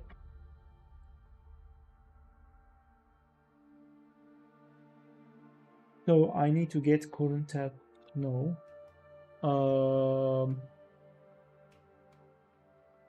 Tab hidden. No. Next available pre. No, not that. Tab button, tab disabled, tab hidden, tab title. I don't want to get. We only need to drag the node interface into the code.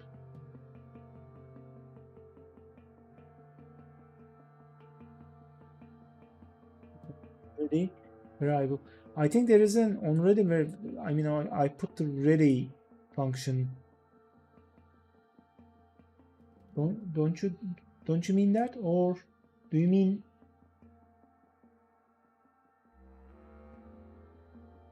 Do you mean the no? That's not control.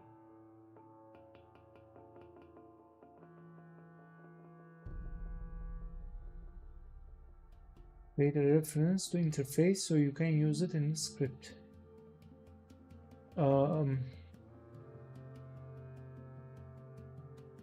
Oh, Okay, okay, I think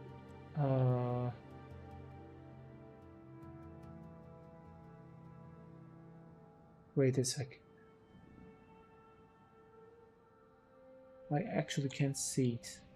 Okay, extends node. So export.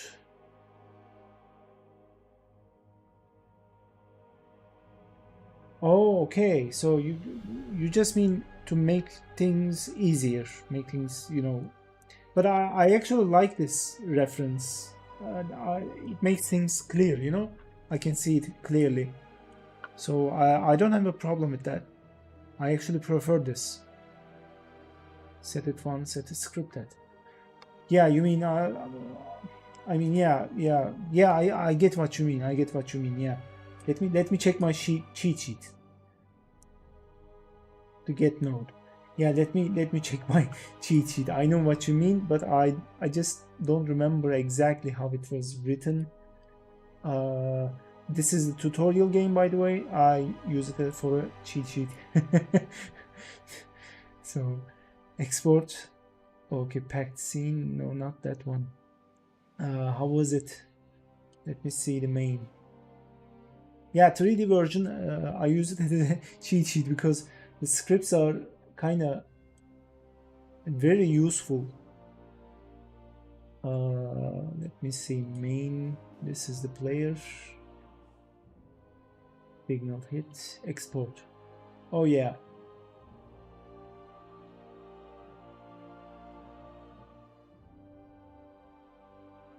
Is a GD script tag like export on ready. I just no, I mean I just don't remember how.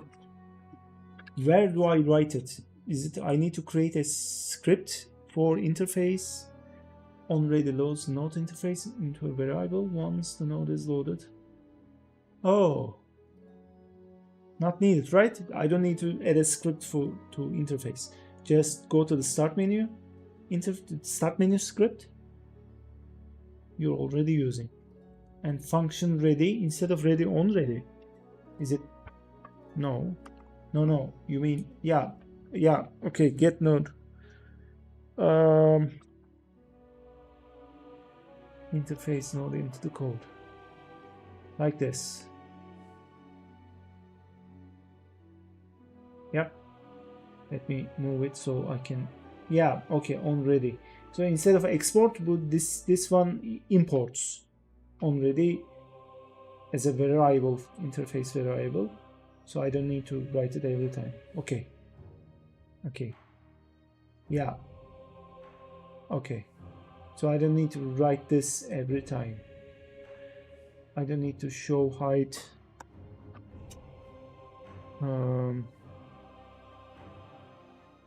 Yeah, every time.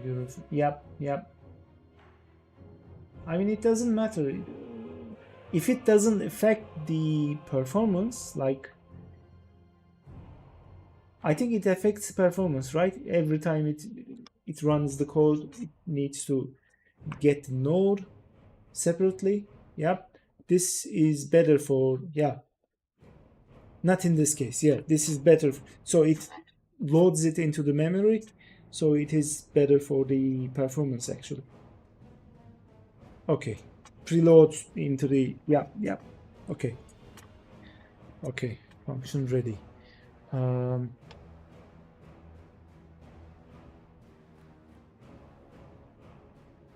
Yeah, I mean, in practicality, this doesn't mean anything right now, but in general, I think it's a good habit. Into another area of the scene tree. Oh, so I just need to change this. I just had this problem actually. I changed the names, I moved them around, so I had to, I see what you mean, yeah. I just did that, actually. I changed everything by hand. So if I change just this one, so interface variable stays the same on every reference, yeah. Okay, so ready function, on ready function I need to check I need to select the default tab. So I need to see how it's done. This unit. Yeah, this is actually, yeah. Now it makes sense. Now it makes even more sense. Not just the performance issue, but also makes more sense. Yeah. Current tab, drag, tab alignment, tabs visible. No, not that one. You say the tabs. How do we current tab? Oh, okay, current tab. Yeah, yeah. It should be this one. Yeah, current tab. Okay, for the default, start menu. For the default, which is ready function, I need to choose interface current tab equals 0.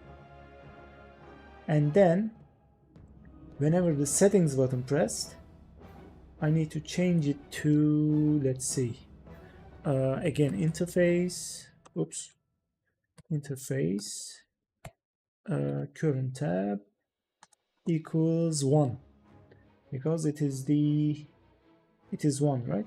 Yeah, it is 1. Okay, main interface, settings interface. I got 2 interfaces. Yep. Thank you for the help. This is gonna help me big time in the long run, actually. Yeah, thank you. Okay, main interface, settings interface. Now I'm gonna set up the the settings on the buttons, but first I need to check a couple things. Let's see. Was it ordering that index? Where am I looking for navigation? You mean 2D 3D? Yeah. Just let me listen to escape key to navigate back. Oh yeah. Yeah, I'm gonna set it actually, but not right now. I just need to check the game. Okay, it gives oh yeah, I forgot to write pass on back button. On back button we don't need pass actually. I forgot to set it to 0. Okay, that's the only issue. So it should work now. Yep. Settings, back, perfect. If I click quit game, it quits the game. Unhandled input method. I remember using that method. I remember using that function on the tutorial game, but I don't know what it means. I don't know what it does. The unhandled input. Yeah, here.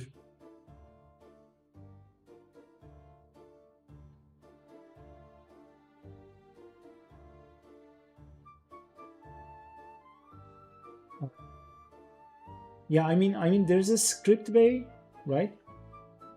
Like this, for example. Move right, move left.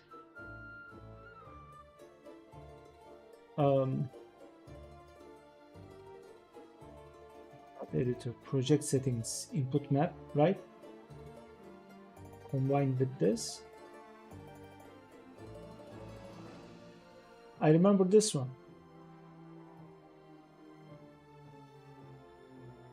Down, physical, move back.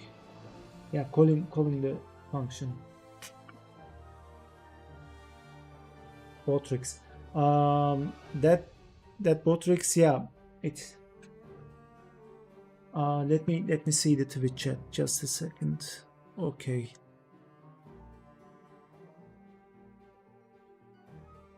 Yeah, it's. Yeah, sorry, it kind of timed you out for 30 seconds. It's on default. I didn't do that. I'm using Botrix to mix all the chats. I'm streaming on 3 different channels, YouTube, Kick, and Twitch. So yeah, I'm sorry about that. But I think I can check the link. Just a sec. Let me see what's the link. Go to engine, stable tutorials, inputs, input event. Input event. There should be input event.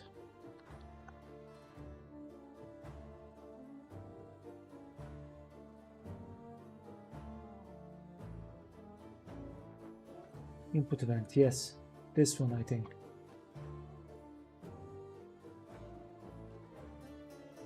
Tutorials, input. Input event action. Or let me check the input tutorial.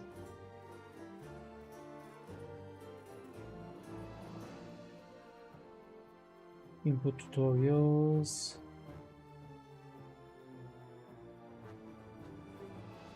Input handler. You mean this, right?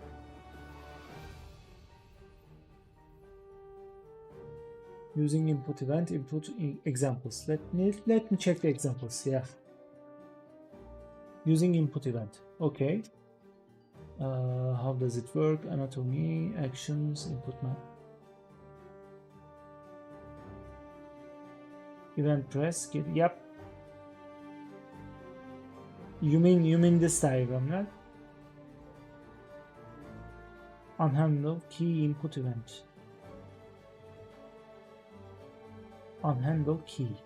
Let me see the unhandled key. That's the one that confused me. What can capture the input before it is handled?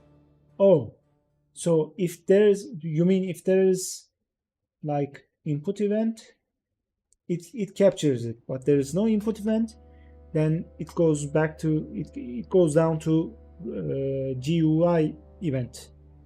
If there is nothing about that, it goes down to, yeah, input method or unhandled input.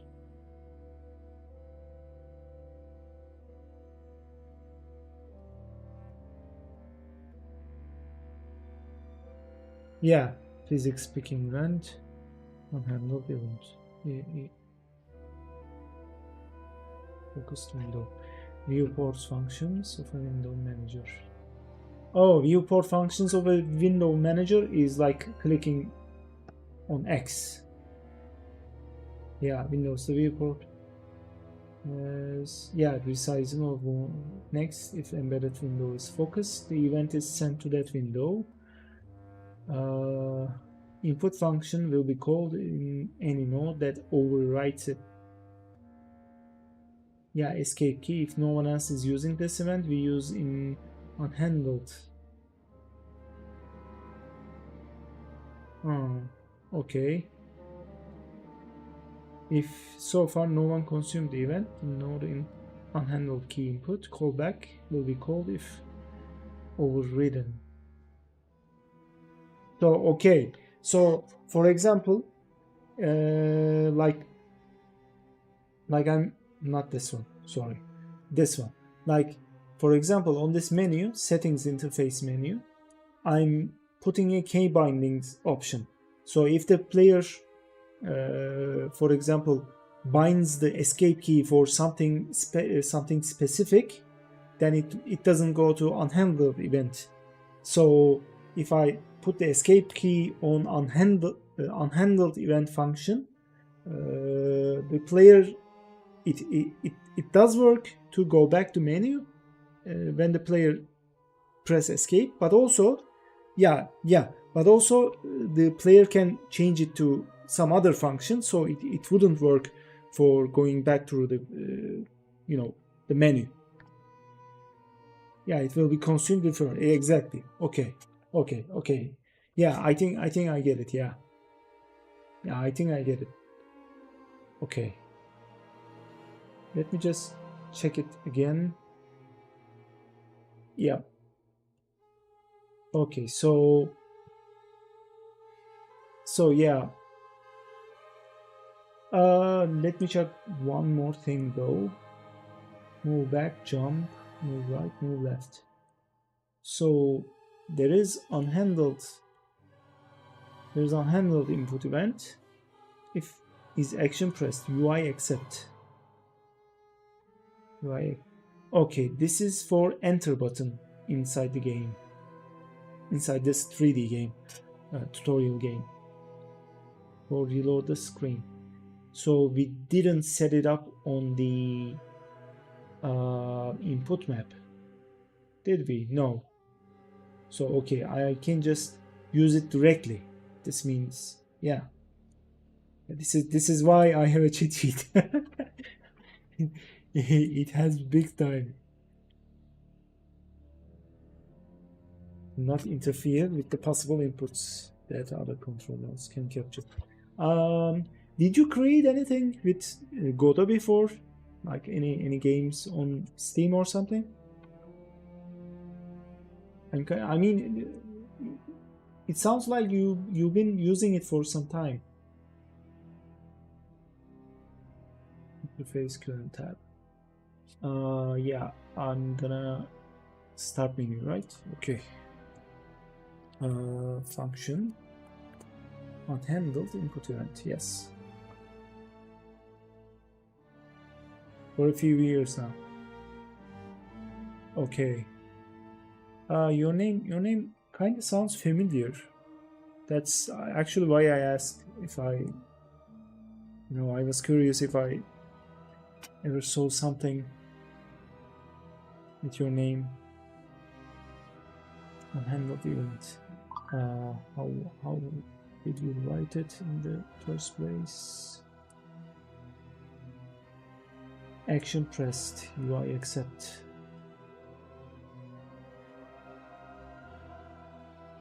So I'm gonna is action pressed. How do I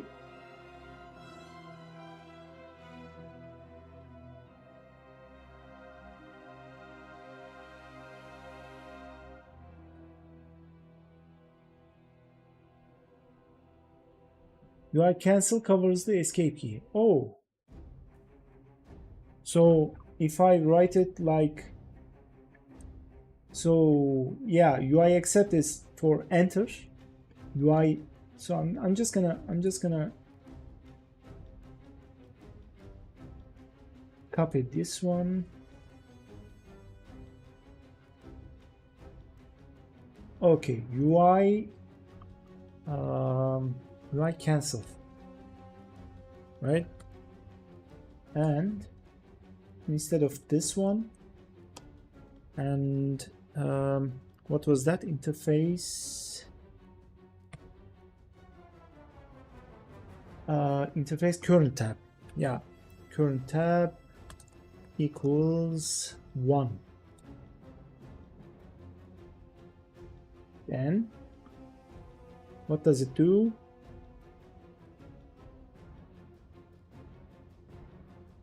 Interface current tab. So it covers also load game screen, for example. Yes, it makes sense. Yeah, it makes sense.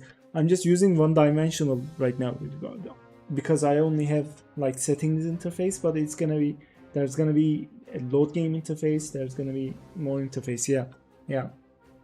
Interface current tab equals 0. Yep.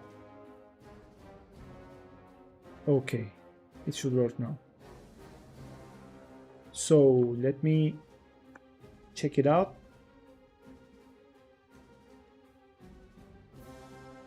On 923. No. If event is action. Forgot to set 0 on 9. Oh, yeah. Got it. Okay, let me try.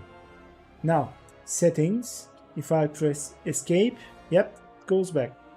Awesome. Perfect. Thank you very much. Thank you very much. This was a nice one. Yeah, UI cancel. Okay. UI accept, UI cancel. Good. perfect. I'm not gonna put anything on UI except because it would confuse the user, you know. So I'm not gonna use that. Let me see what else. Let me see the 2D screen. Okay, graphics, sound, gameplay, key binding. Now I need to predefine input map. You mean the web page, right? Yep, here.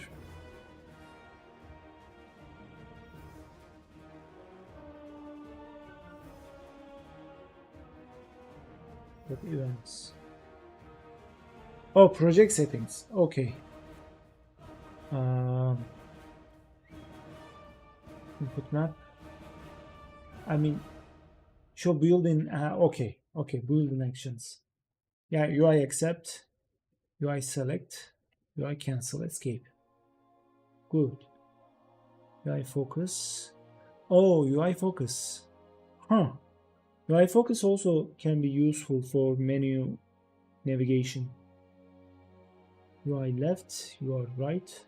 Oh, UI right.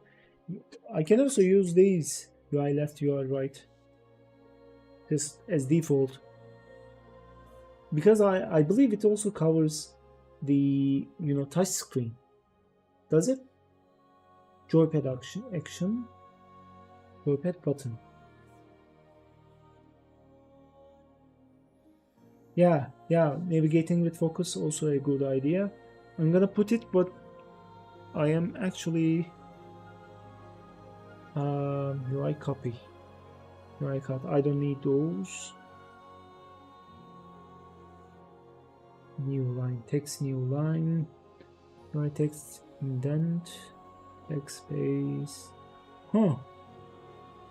If I ever need to get some input from the user, I mean, I don't know if they will be useful, but thinking a touchscreen game, really fine with control inputs. You mean like tutorial game, right? Just like I checked the other one, squash the creeps. I think I did that on the. I remember doing that. Yeah. Like this, for example, no left, no right.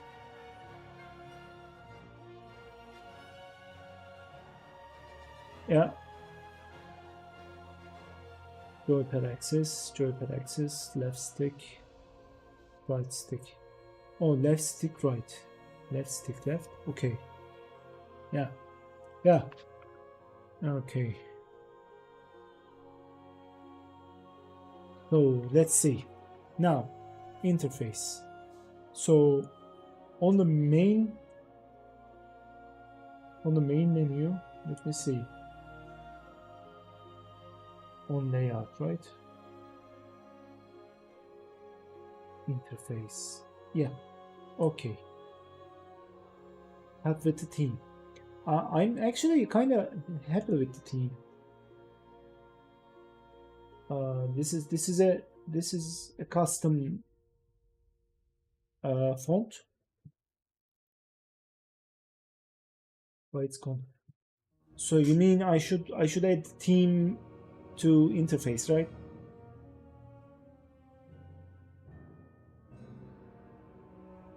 Instead of, I mean, I just created this one, this menu interface. Yep. I just created the menu interface first. Didn't think how I would move it around. Yeah. Transparent window.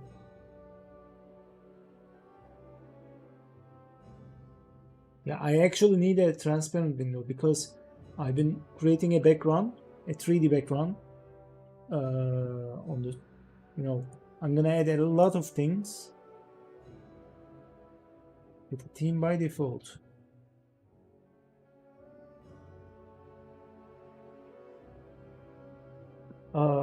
Where's the theme? Let me see. Theme. Yep, I can. Let me do it like this. It comes with a background. Okay.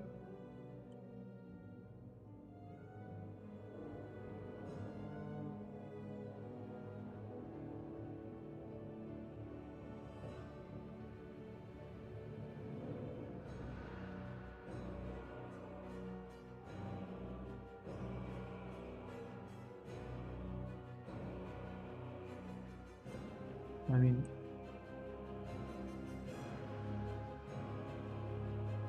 I can copy, right?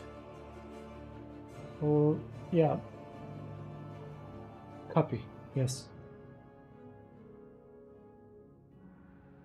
Paste.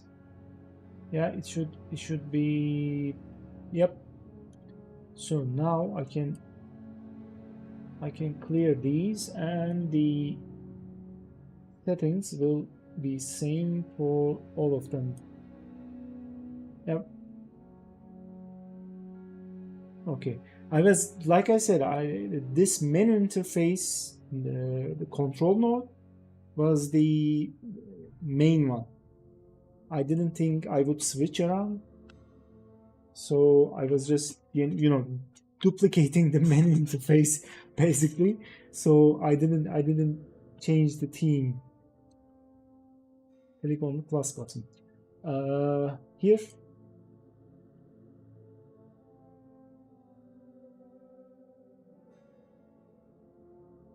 In the theme editor. Oh, okay. Theme editor. Let me see. Is at the center button. Click on the plus. Where's the plus? Oh, this one. Okay.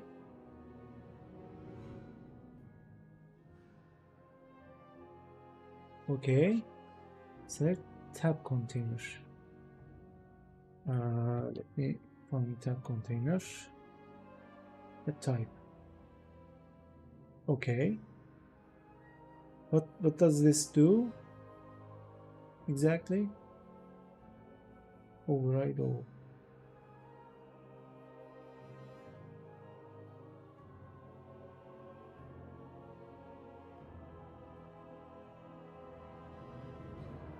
This one, and add a new style box flat. Oh, panel, tab disabled, tab focus.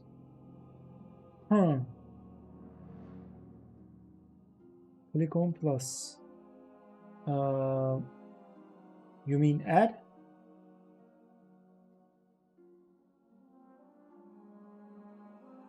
Not this one, right?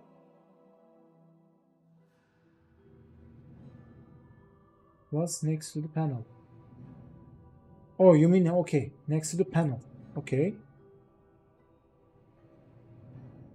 New style box. Flat. Okay. This creates a background for the panel.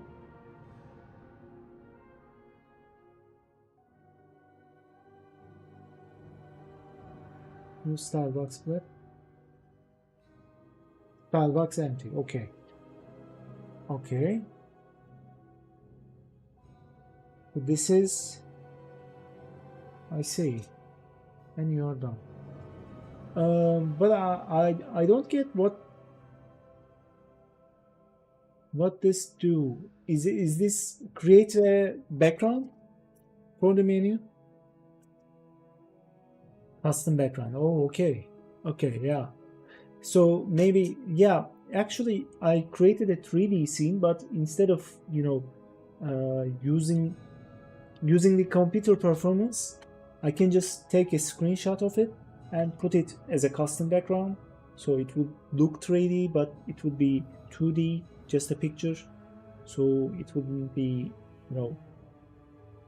I mean, it's not heavy on the performance, but still,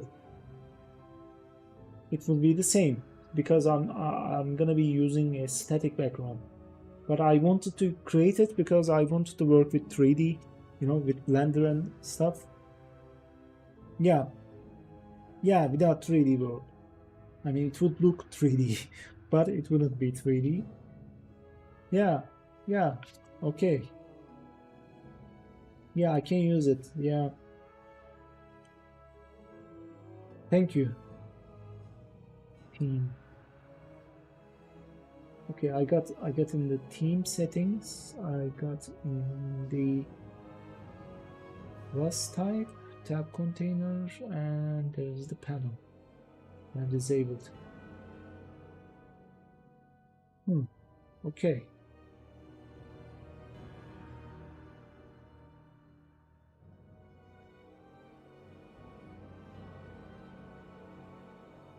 Tab disabled, tab focus, tab hovered.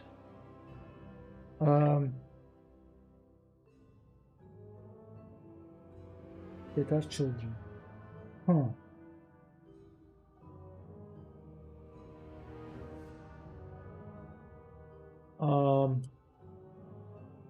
I'm not sure how I would that.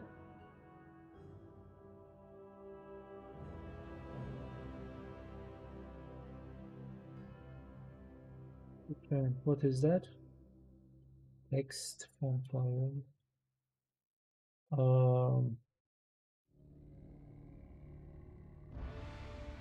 Panel. For different buttons. Yes. You would create variant.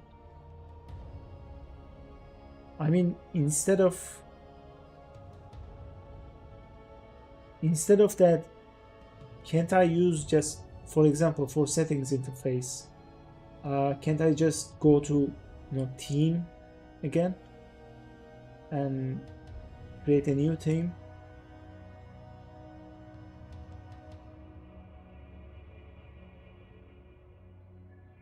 So okay, I go to plus again, select title. Okay, so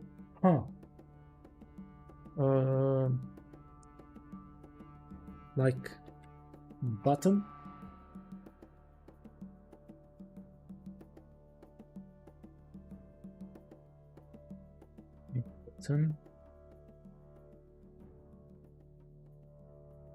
Button highlight.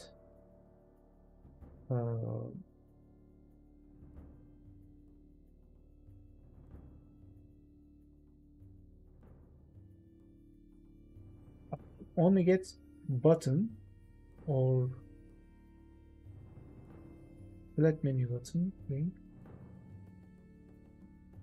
Oh, create a custom light. Okay, okay.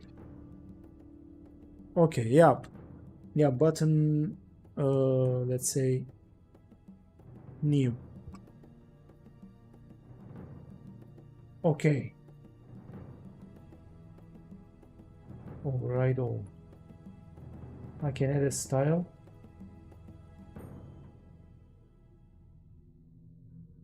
Next to the rainbow one. This one, right? Base type.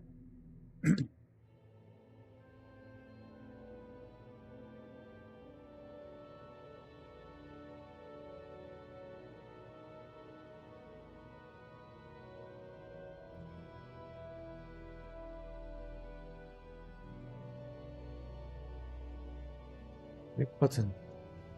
This one? Yep. Button new button. Base type button. Okay, now it is visible because I created a custom one. It needed a, yeah, I get it. Yeah. So it needs to inherit all the options, but also it's gonna be a new one, a new type. So I can just, so it doesn't apply to every single button. Yeah. Of your custom types.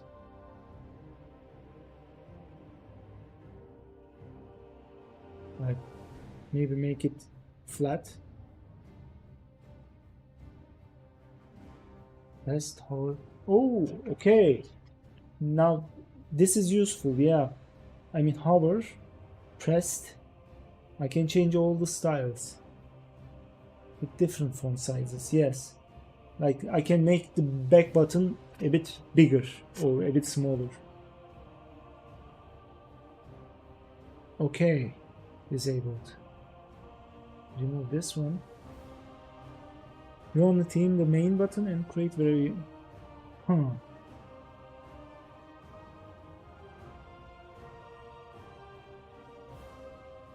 Different font sizes. Huh. Team, what is this? New team. So if I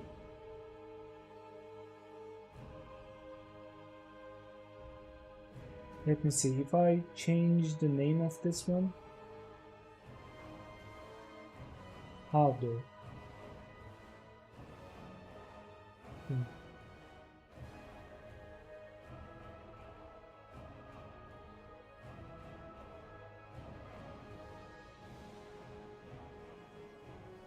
Save it with a name. Go to main editor.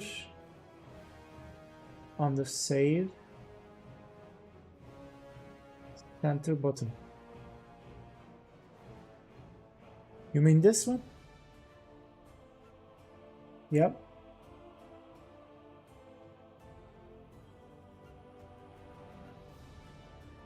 So there's button new. Okay. Base type button. Save the team resource. So it is, give it a name. So I can just, yes, start menu. Okay, let's say start menu. Let's say the name start menu. Main team or UI team. Let's say just start menu. Okay. So now, but I just, no, I mean type variation. Oh. Oh.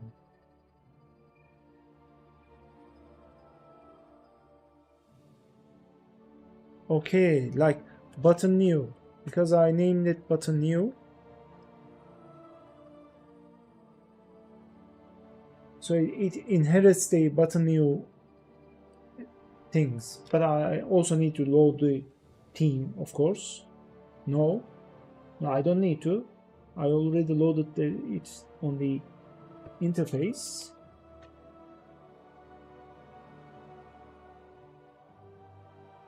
Okay, button new. Let me see. As a list option, if you define the team as the main team in the project settings. Huh. In the project settings. So there is a team option. Import defaults. No, not that one. On general, right?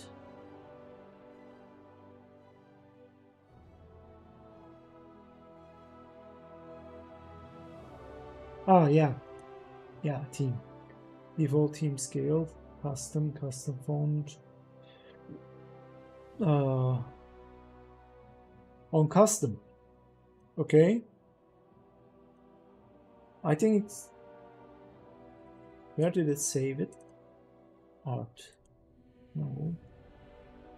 Did it save it on text? Where did I save it?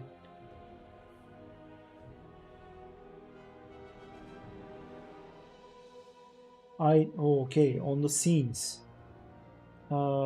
Scenes. Let me see. Team, custom, scenes. Here, start menu. So, okay. Now, if I start menu, yeah, it shows. Need to restart the project. Okay. Let me just save and close. And start Godot again. Just a sec.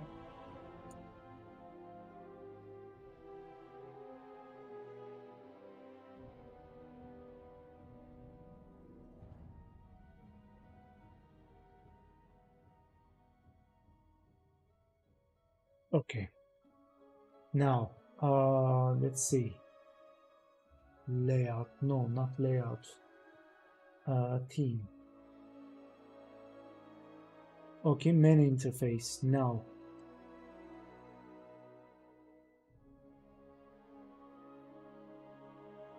Oh, I didn't know that. Reload the save scene. I think this is the one, right? Or reload the project. Oh, reload current project. Okay, okay. Yeah, that makes sense. Yeah. Okay. Okay. Yeah. Let me see. But I just type variation theme. Do I need to select the theme here? I don't need to, right? I just need to write the right name for the variation. And let me see. On the button new option, font colors from the parent. Yes. Okay.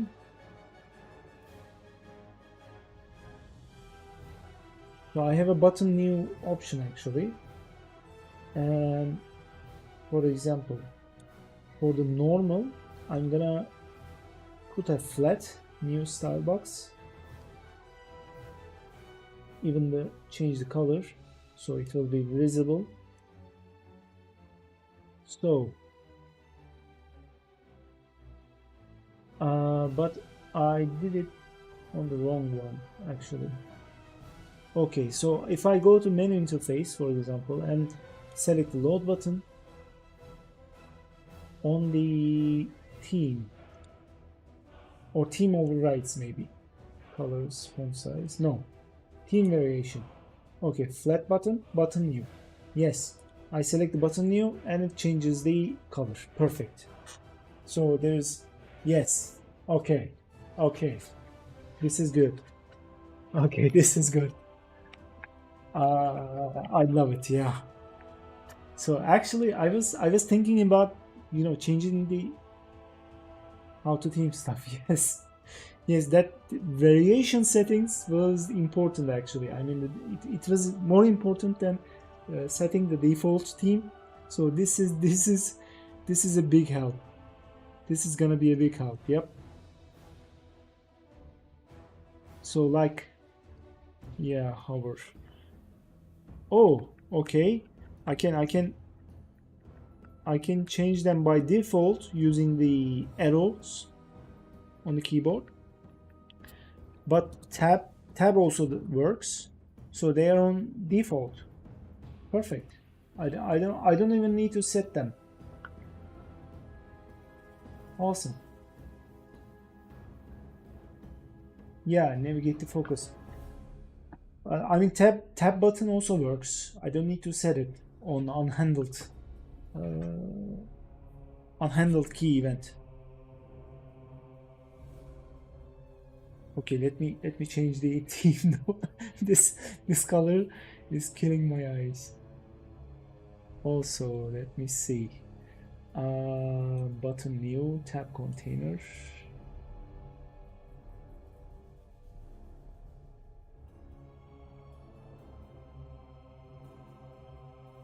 Oops.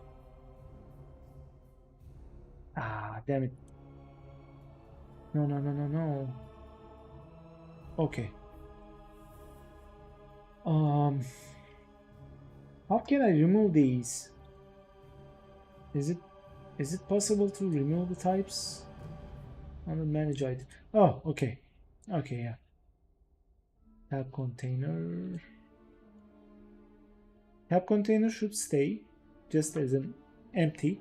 I don't need to change anything, but I can remove the button new.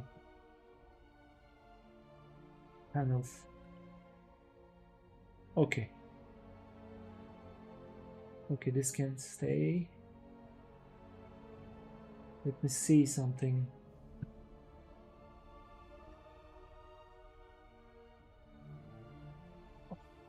Theme. Type variation, flat button. Okay. That are changed. There is a flat button option, but I don't see it on the manage items. You want the theme from the interface. Yeah, I get it. I get it, but I will keep it actually because in the future I might like the cheat sheet of the tutorial game. I might have to go back and see that. So yeah, I'm gonna keep it for now. But yeah, I see what you mean because I set the default theme. There is no more need.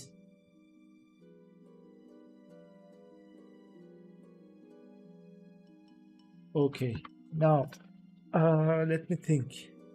Let me think.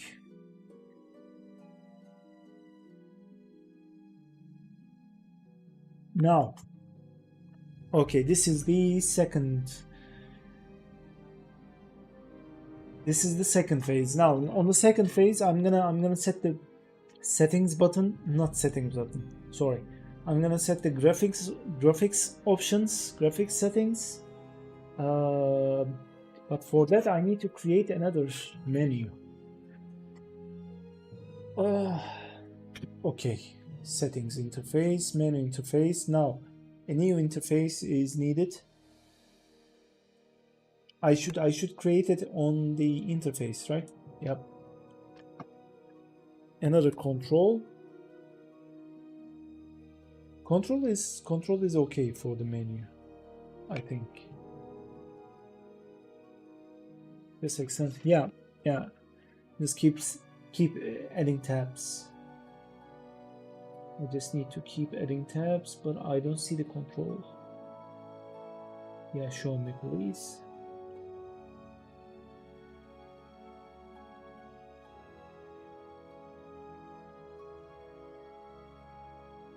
Determined by its parent.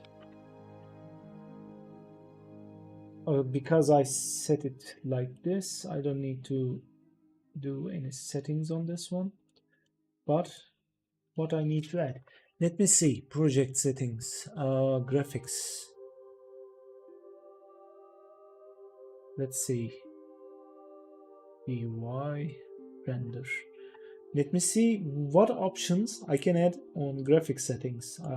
That's what I'm looking for right now. First of all, resolution, right? Let me set up the resolution.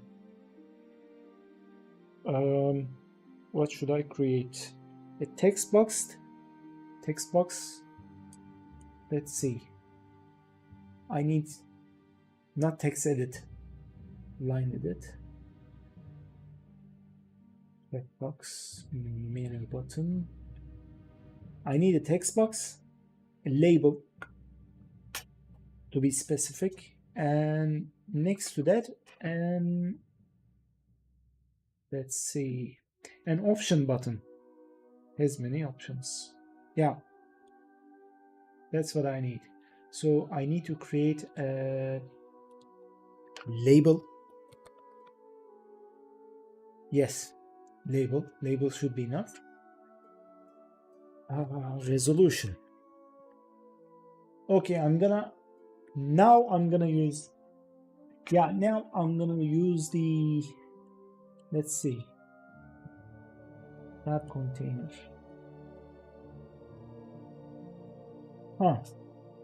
I think I should. UI container defines the children's position. Yeah, okay.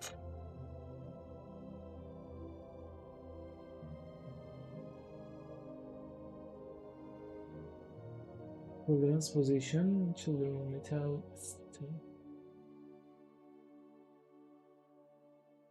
I see, but I need to move the resolution option a little bit because I don't want it on the, first of all, it shouldn't be on the, I mean, I'm gonna keep adding like options, and I want that those options, no matter the resolution, I want those options on the center left anchor. Control node size, select to expand. Oh. Yeah, I see what you mean. So you go. Let me change the name of graphics interface. Let me go with graphics interface so it should be clear. So you mean it should be layout, container sizing.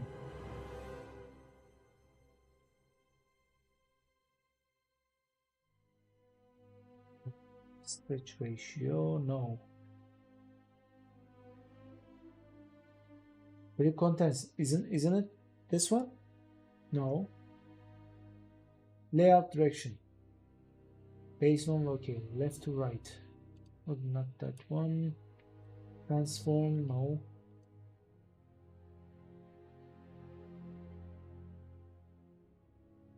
It is a control node, yeah. I mean, the label itself isn't a control node. It should be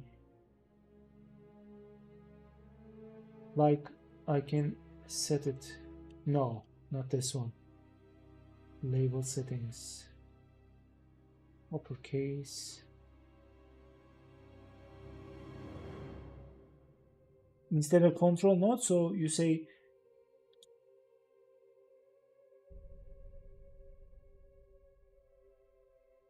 let me check the containers. So I have a container, I have box container, I have center container, tab container. Yeah, inside the tab container, I mean, I was using a control node, but its position and size based on parent control. Tabs visible. Let me see the menu interface, for example. On menu interface, there are buttons. These buttons. Okay. Yeah, okay. There's no problem actually. Yeah, there is no problem actually. If I go into graphics if I go into label, if I select label, I can move it around. So I can, yeah, set it. Yeah. So actually there is no problem. So what I'm gonna do is resolution. I'm gonna also add a graphics interface. Yeah, I should keep them all inside the graphics interface. Let me see the resolution. Rename it to resolution label. Resolution, and also add another child mode, which is options box, right? Option button, yes. And name it resolution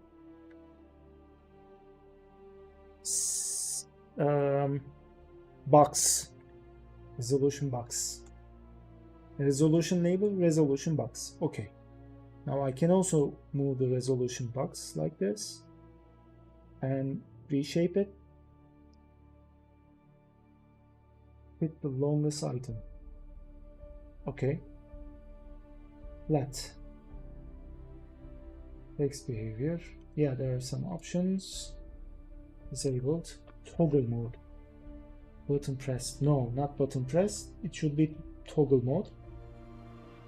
Button mask. Mouse left. Oh yeah, mouse left. It's gonna be pressed on mouse left. Keep pressed outside. I should also check this one.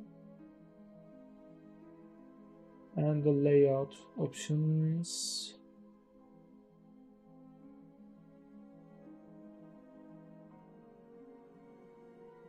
Yeah, list use of VBox container. So you mean I should create a VBox container here?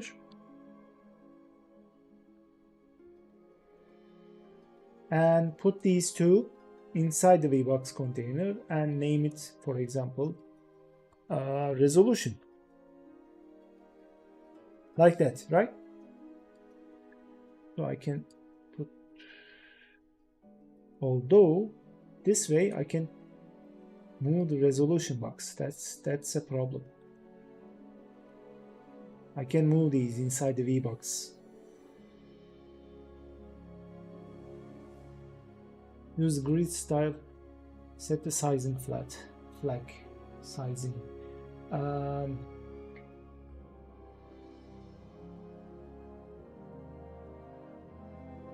Sizing.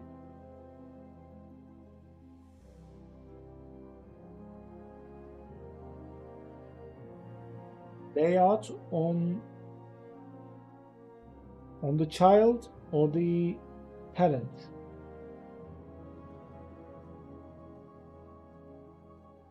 Container sizing. Oh, okay. Fill.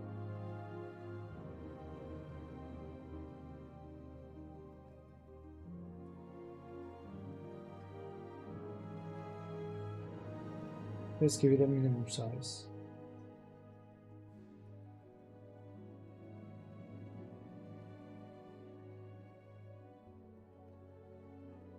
You mean, oh, okay. So you mean go to resolution VBox container and set the, okay, where was it?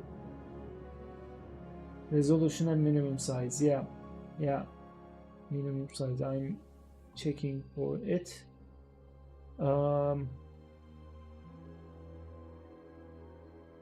Under layout, custom. Ah, yeah, this one. Is it Y on? Yeah. Like, example, if I go 70.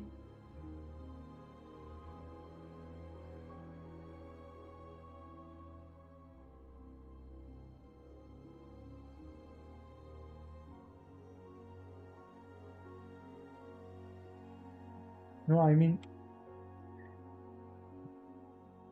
I think I should go with grid, because it's gonna be a menu.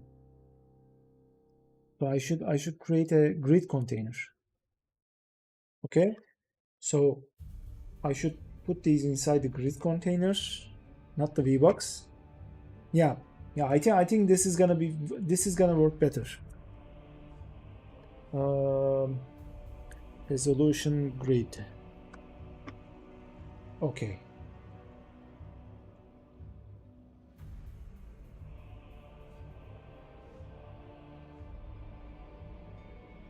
Set the column number in the interface. Yeah, column. If I set it to, yeah.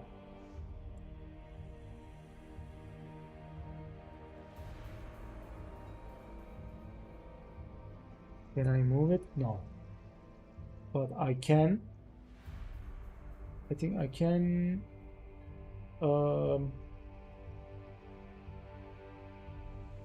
Let me see, layout. Yeah, size. Yeah, that's what I'm looking for. Expand.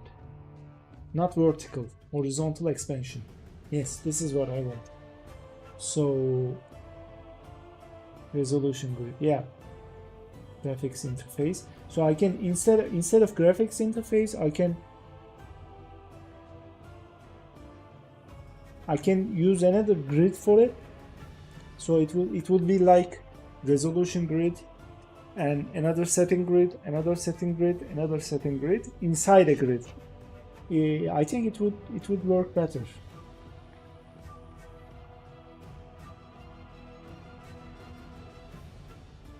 No, I mean I wanted to keep those separate.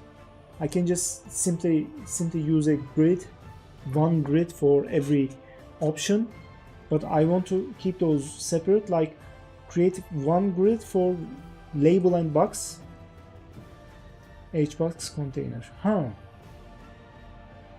Box container, but I want them as grid. You know what I mean? Yeah, I just need to, yeah, one after the other.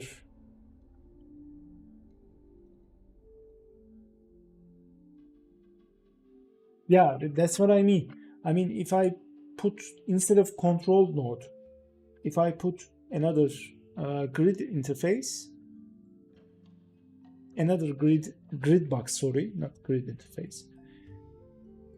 I can have like 10 rows, and each row would have like first one is resolution grid, the second one is another something something grid, things like that.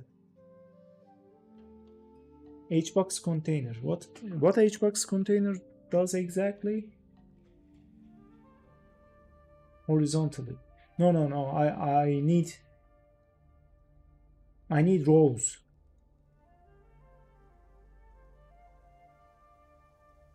So VBox container, I need VBox container.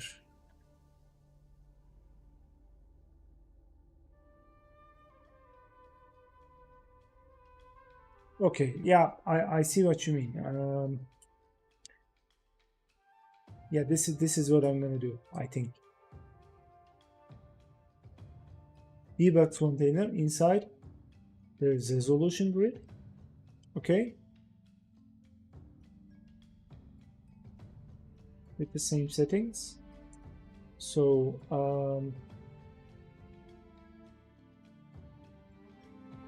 add more elements to existing grid container. I just want to keep things organized. That's wasn't there an option for? Okay, just a sec. Columns. Yeah, I just need one column for this one. Okay. Clip contents, no.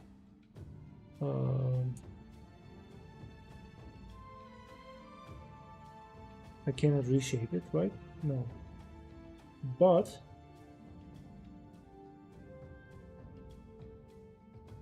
container sizing, horizontal stretch ratio.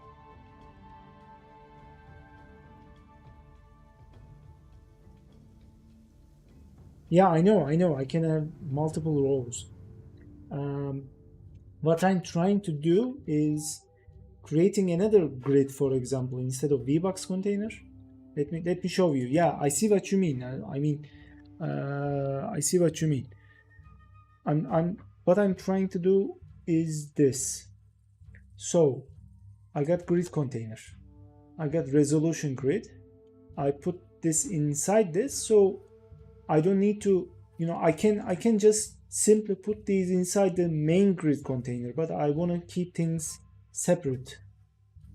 I want to keep things, organized. So if I use two grid containers, yes, if I use two grid containers, I will have the same result, just a little bit organized.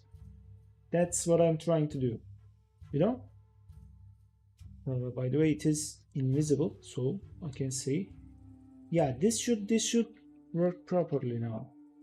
I can remove the graphics interface. I can also remove this one. So I'm just gonna name the main grid container as graphics interface, and then use the resolution grid, and then add another setting, and things like that. So because this is a grid container, I can also keep things side by side, and I can expand this one. Yep, it's expanded. I can reshape this one. Transform, no. Container sizing, horizontal, it should expand. Resolution grid, graphics interface also would expand. Let's see, layout, container sizing.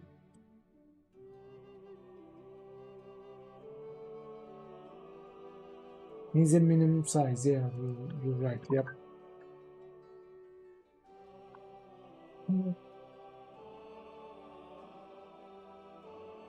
Does it need a minimum size?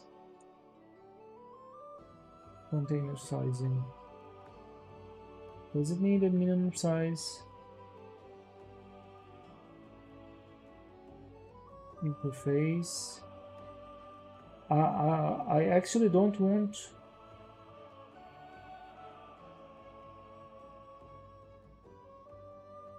Yeah, I'm just trying to expand the graphics interface box, grid box onto interface. You know, I'm just trying to resize it, no matter the size, no matter the resolution, so it will have the whole space. They don't have any size, they will occupies. Huh.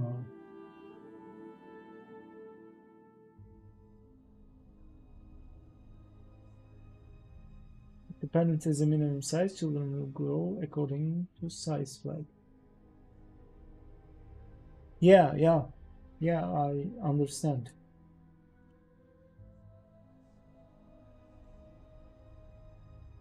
Stretch.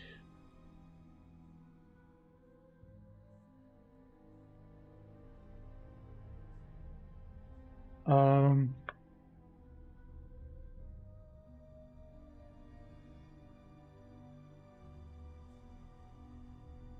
uh, I also need one more thing before setting the minimum size. I also need to separate these items, these two, by some space. So I'm thinking how I can do that. Maybe I can set it to shrink end.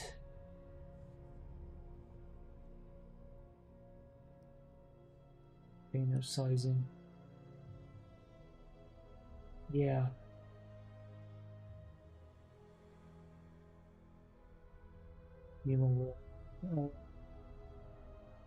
No, what I mean is between label and resolution box, I just wanted.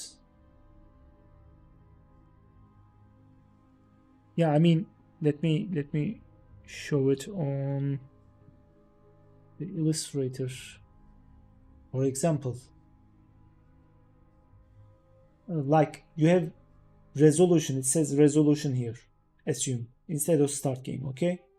So I just want a resolution option box like this. Find the constants in theme override. Let me check it.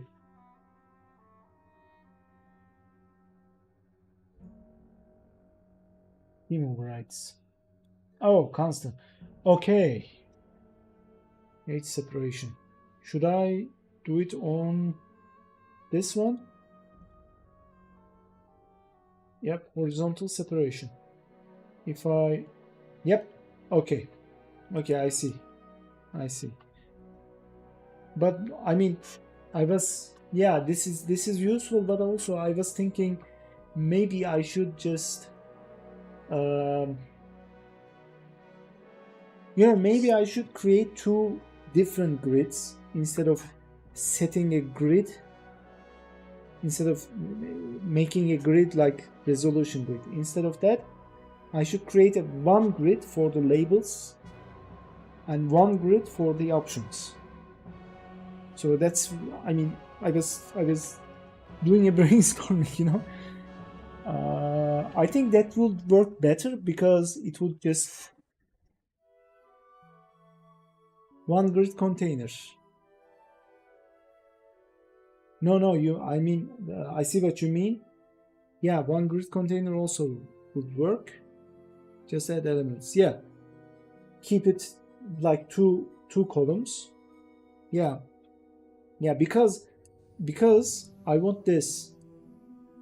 I want the menu to look like this, no matter the size, no matter how many there are, how many letters.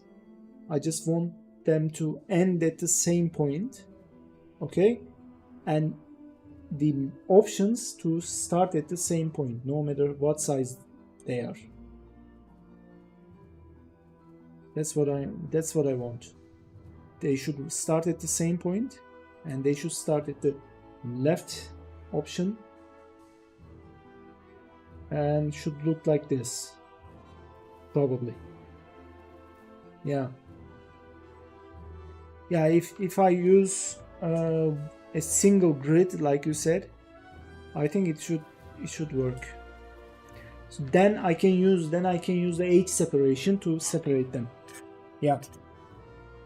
Yeah, you're right.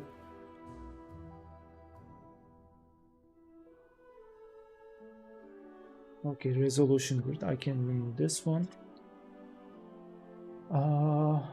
Set the columns to. The only problem is the sizing.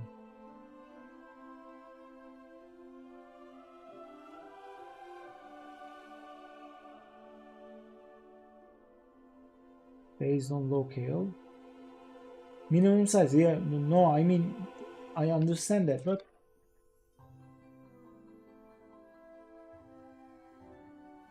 I'm thinking something else.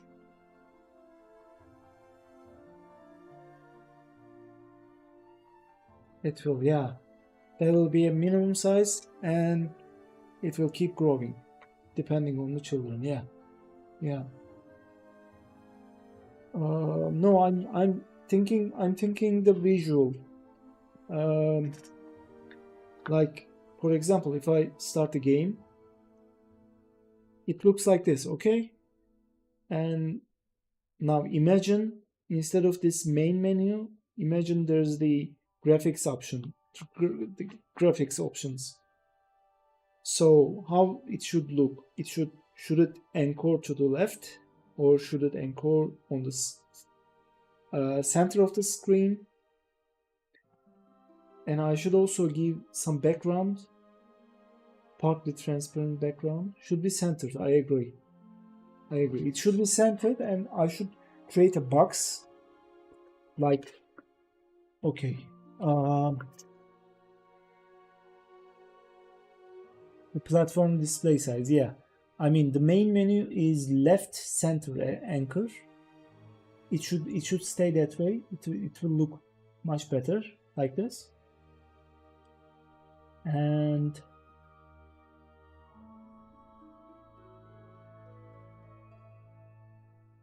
yeah, the menu will be far left. I mean, for the main menu, it's okay. For the main menu, it's alright. But for the graphics options, I think, just like you said, it should be centered. Yeah, I'm thinking the details, the visual details. I think it should be centered, and I think I should also change this graphics interface. Let me see. First of all,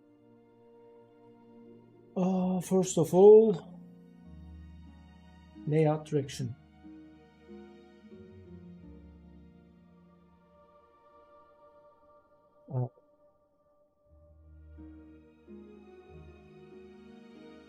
Let's see. Is it on team override? No. Visibility? No. I'm gonna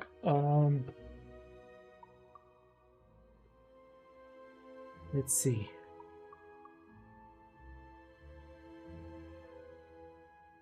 I'm gonna create a new theme for this one.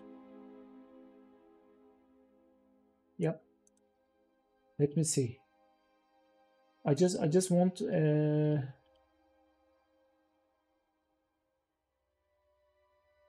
box containers. Yes. No, not box container.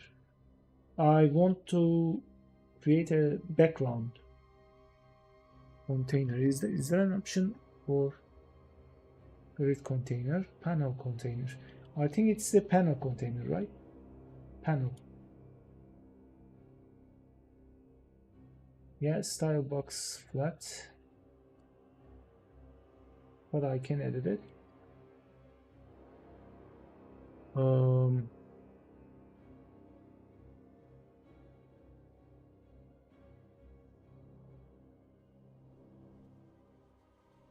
Flow container, box container. Let's go with grid container then.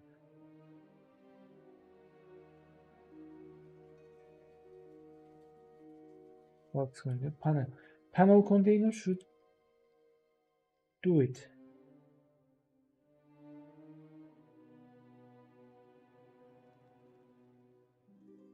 Oh yeah, yeah. So I should create a custom one, and then choose it from base type. Yeah.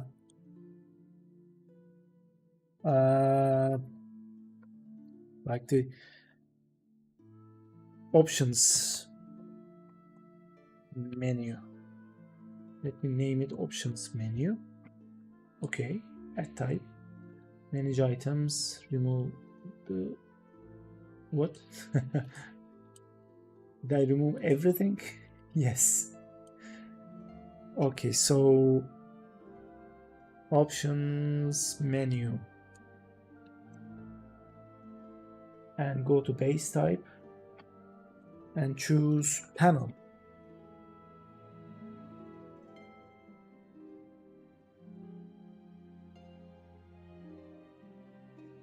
Flat.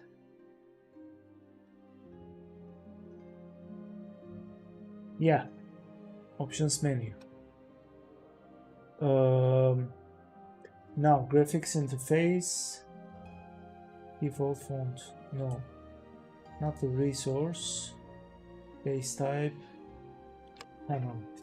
Yep, it should work. It should work. Let me also change the color. Yeah, okay.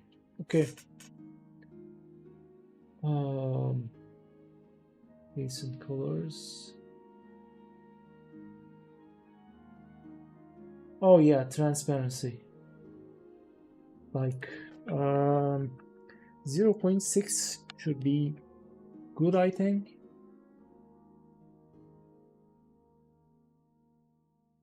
Okay, now graphics interface.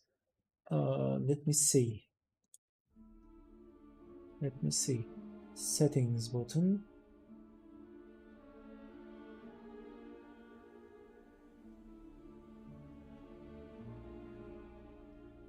There's graphics button, so I'm gonna connect it to the start menu and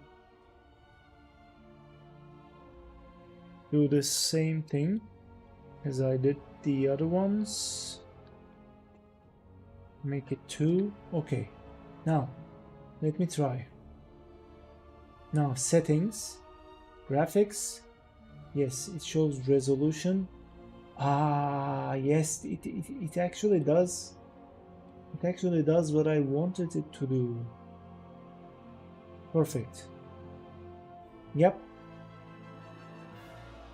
But it's still anchored on the left side. I just need it.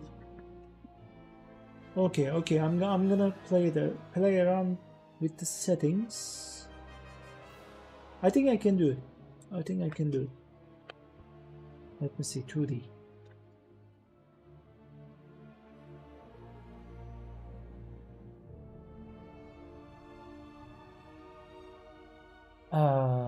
Resolution box. Minimum size. Let's see. Let's go with 70. 70 is too small. Let's go with 500. Okay, play again. Settings, graphics. Yeah, it is much better. It is much better, but they should stay together actually. So I shouldn't put it. Yep. I gotta go with this one. Play again.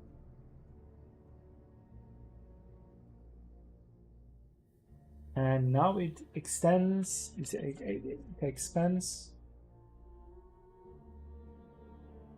So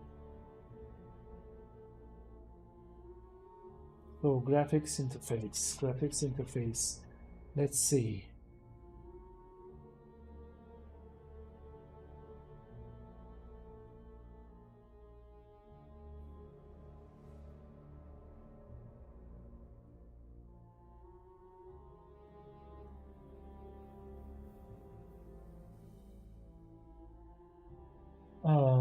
but I didn't get the background. Background color isn't there.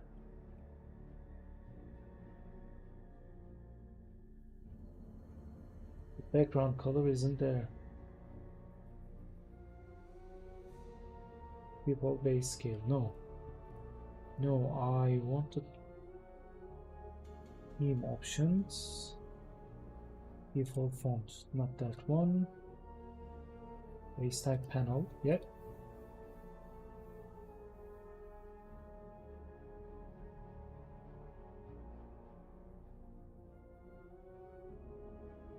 Um,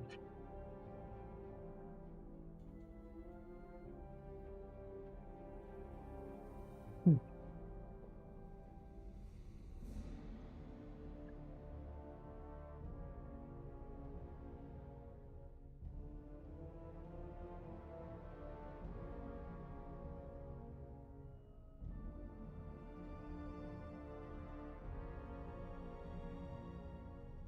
Graphics interface.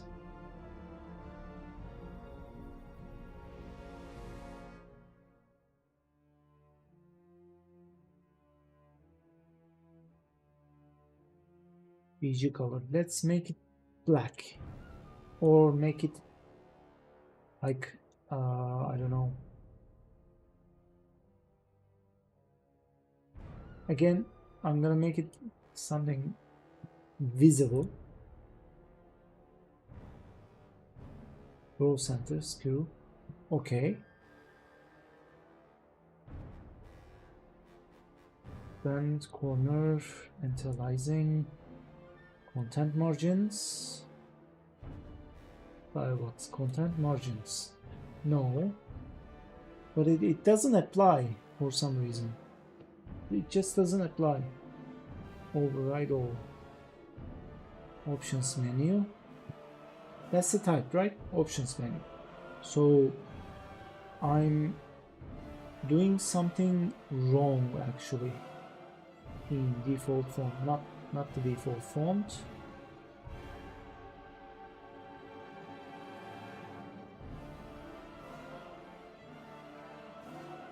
Panel.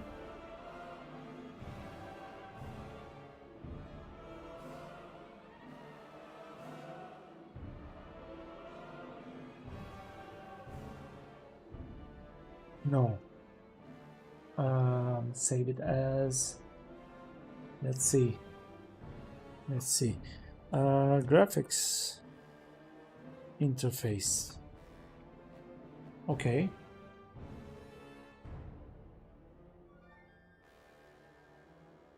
Style, yes. This is the style. But I don't see the background color, unfortunately. I should see the background color. Because it's the panel. It's the panel choice.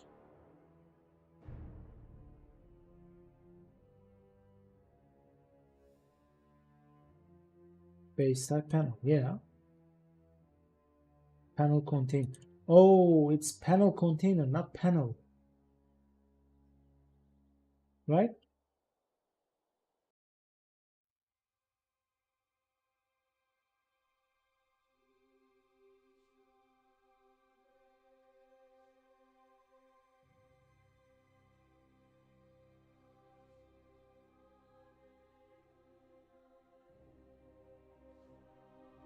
Uh,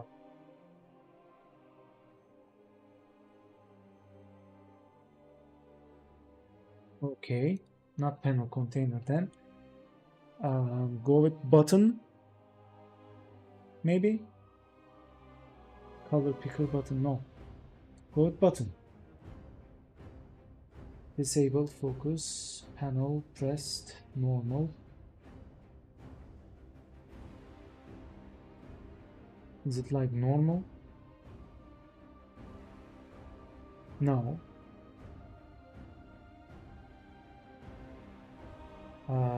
Disabled, normal, pressed, hover, focus, disabled.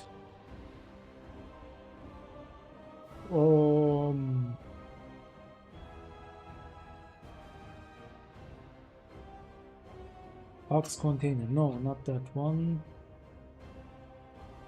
Flow container. No. Labels. Panel should work actually. Panel or panel container. Either of them should be okay. Yeah, I should go with panel container and just add a new one. Flat. Just give it a different color that is visible. It should give a background color for the menu, but I don't see anything.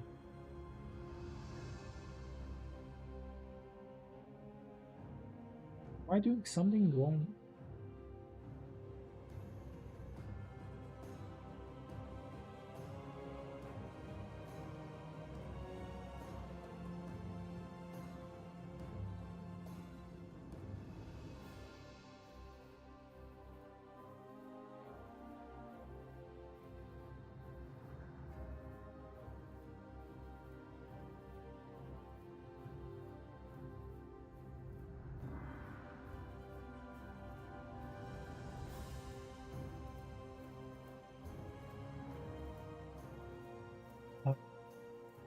Graphics interface. Yeah. Okay. Constants. Age separation. Yeah, there should be like 50 maybe horizontal separation. And then I should see it like this. Yep. Yeah, it works. It just needs a little bit of, let's see, graphics interface. Container determined. See the interface. So I should, yeah, team override constants.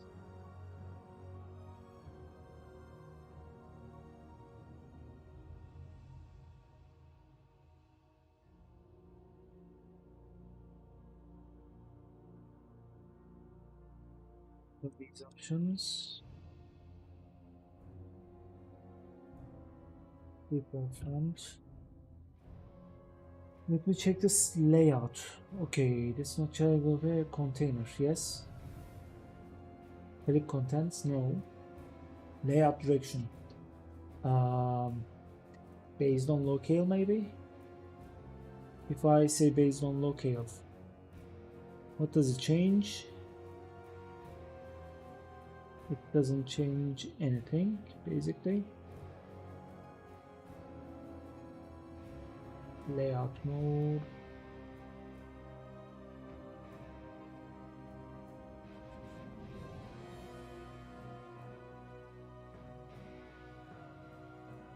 I think I might need to create a script options for the override, because I wanna center this one. I don't want to anchor it to the left side like the other interface, like the other ones. Maybe I should make it custom. Container sizing.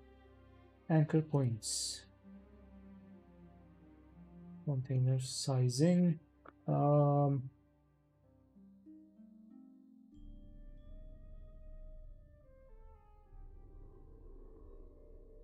No, container sizing should stay the same, or shouldn't.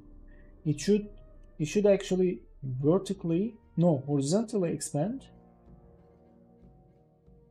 with the resolution change. I should also make this center left again. However, yeah, it should horizontally expand. So if it horizontally expands, I think I can change the graphics interface option like this one. Okay, now it should center. It doesn't.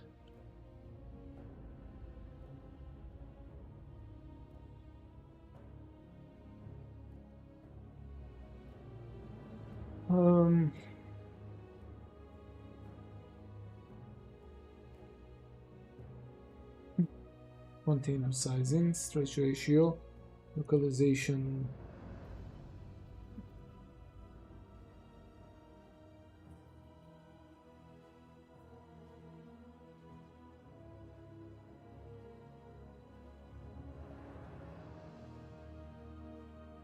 Height variation, no. Age separation, okay. Process.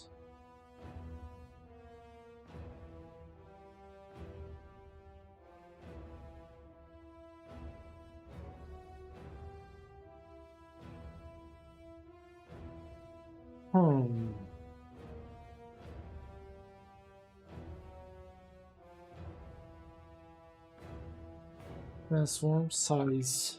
No, container sizing. No. Do they have the option to, I don't know, like, no.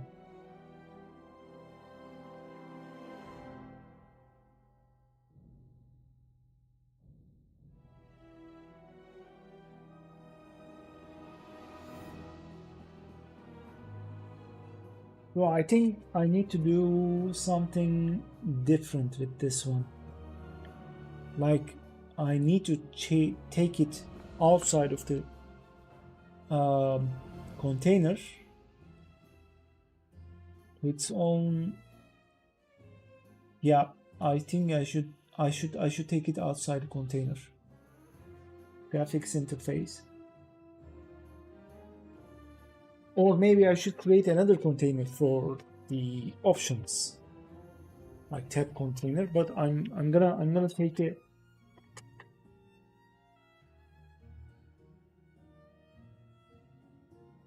I'm gonna take a bio break.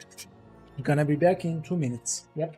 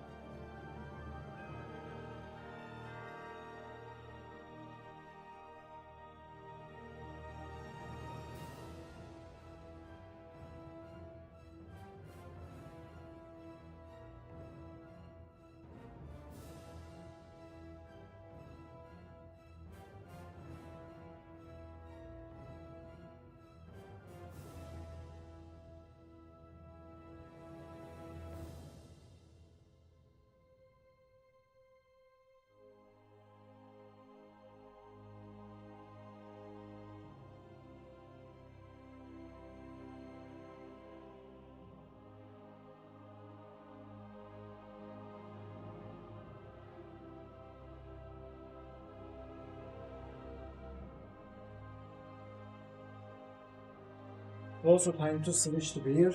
So yeah, I'm done with tea. Okay, let's see.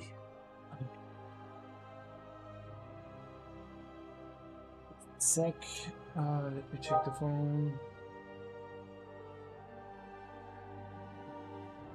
Okay. Oh.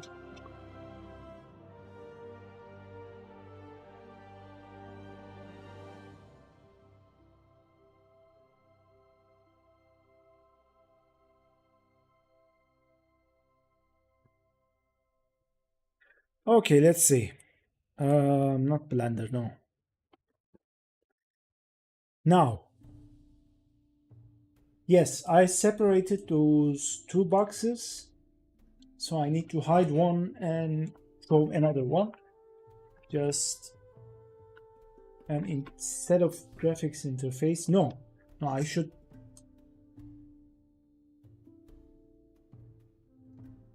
interface, and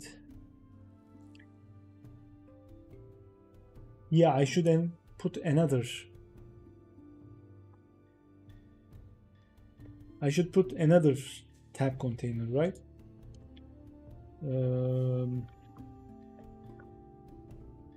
So tab container, yes. Now put the graphics interface inside the tab container, second tab container.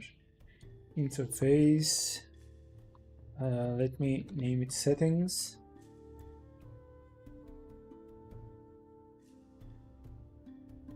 Also, let me rename this interface into, let's see,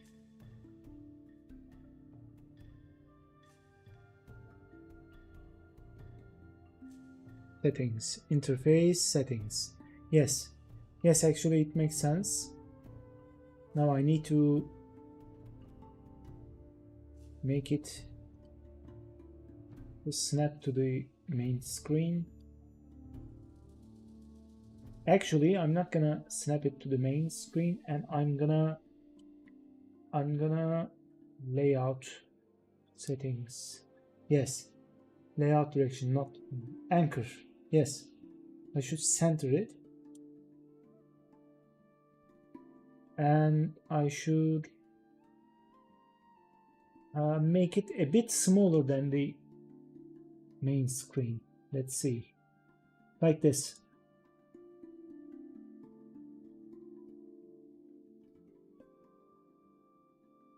Okay.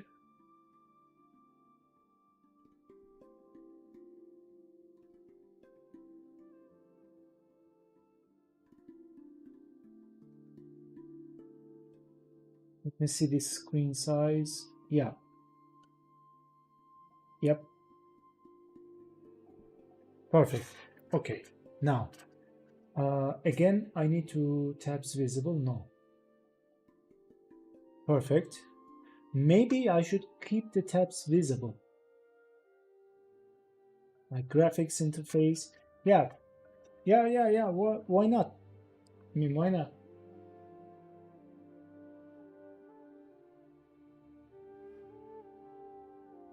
So it would show itself.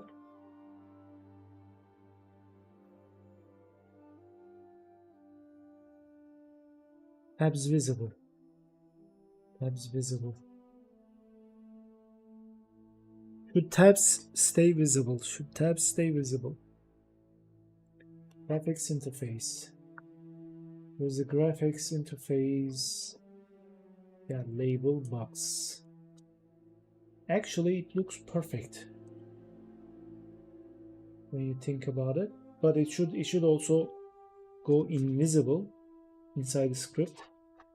Let me set it. Okay, I'm ready. The same thing for the, and instead of writing it, I should do the same like this.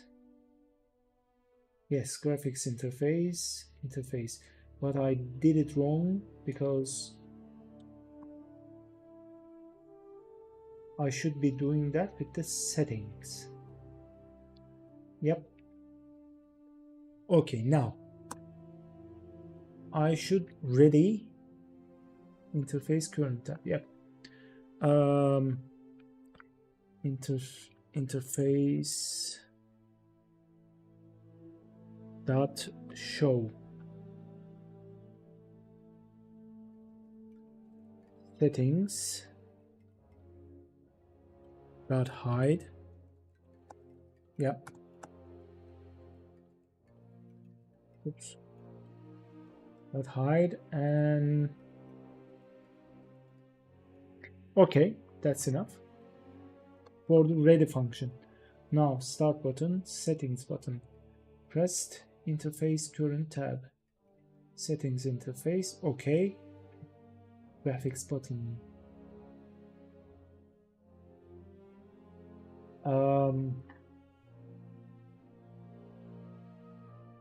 Oh yeah, graphics button. Okay, now interface current tab. Interface should hide, and current tab won't change. It just need to hide. And let's see. What was it? Settings, right? Settings show. Also, settings should go to current tab 0.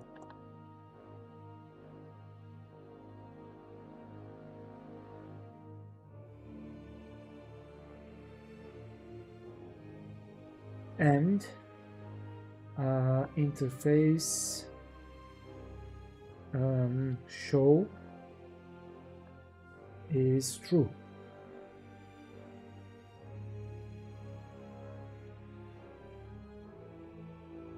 Is it right? Can I use it like that?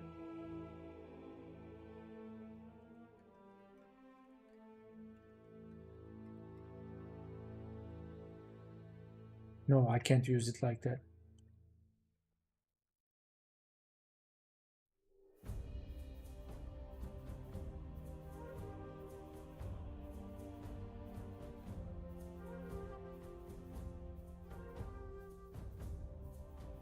Anyway, I will come back to this.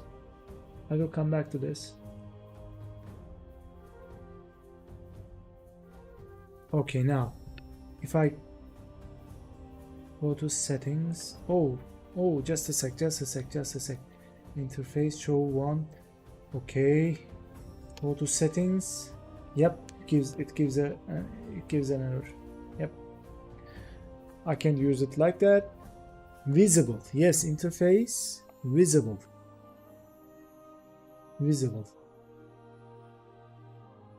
Yeah, equals 1, right? So if I go to settings and press escape,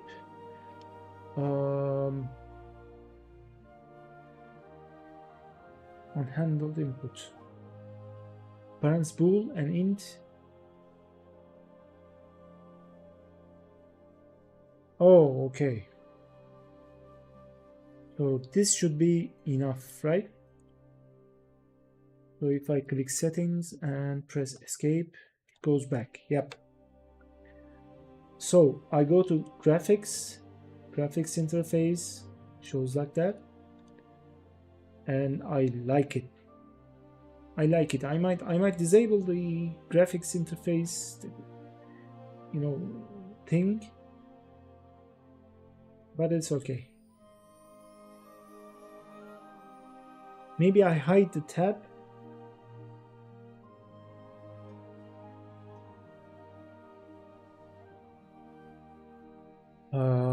Yeah, maybe I hide the tab. Just add a button to go back on top.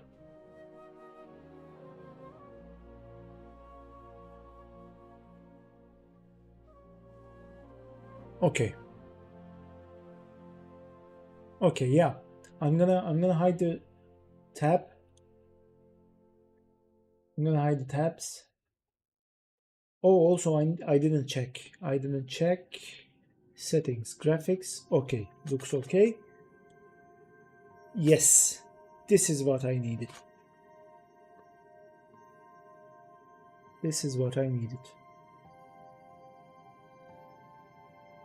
Let me check the script again, just a sec.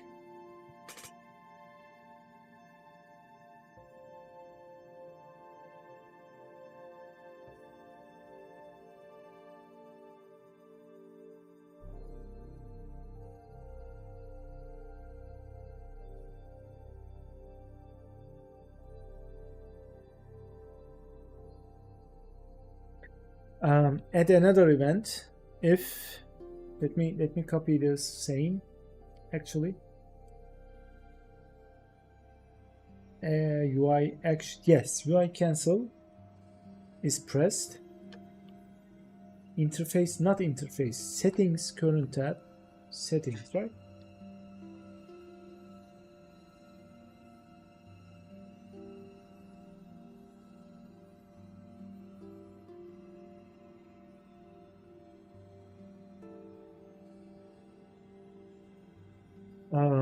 Let me see. If action pressed and interface, not interface, settings is visible. Okay. If settings is visible and the escape key is pressed, then it should go from the menu. It should yes, it should hide the settings. It should hide the settings. Hide. Okay, and it should show the interface again. And I'm not gonna change the tab, so it should go back to where it was. I think this is gonna work. Settings, graphics. Okay, I press the escape key and it goes back. Perfect. So there's not even a need for the back button. But I'm gonna of course put the back button again. But there isn't even a need for it. Perfect. It looks perfect, and it does what it needs to do.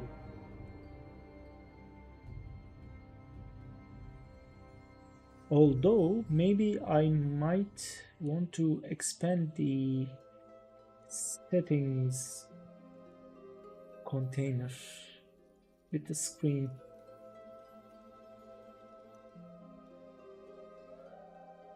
Let me see. Layout.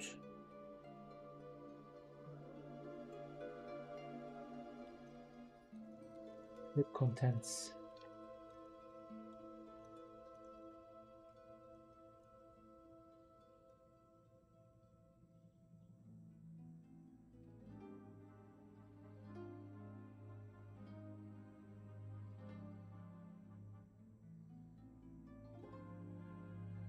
Use the appropriate layout properties depending on where you are going to put it. Yeah.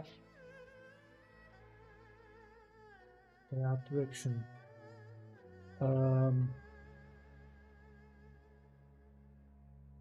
How can I expand this with the, I need padding,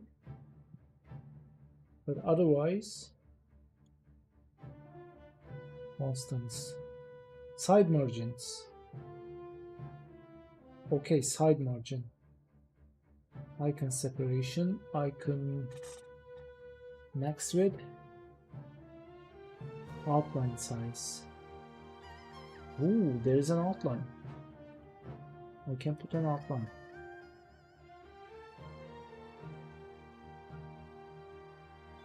Let me see. I don't see any outlines. I think I need to set it on the settings first.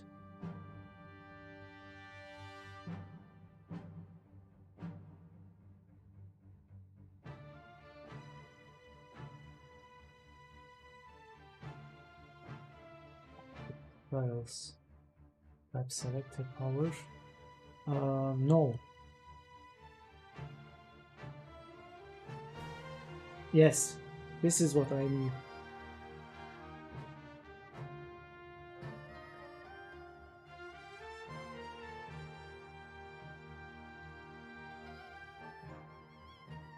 Okay, now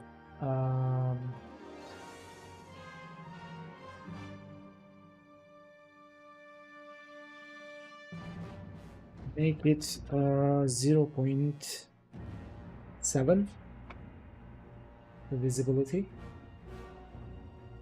Okay, let me see it now. Settings, graphics. Yeah, I need some background color for it, and I kind of like it.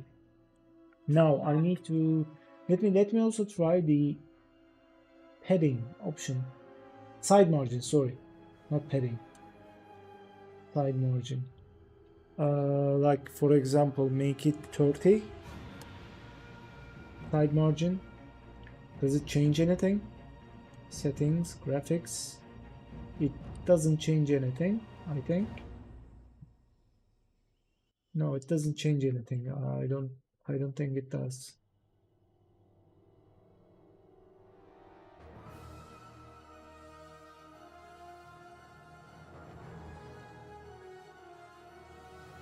Icon separation, no. But style is okay for now. Theme.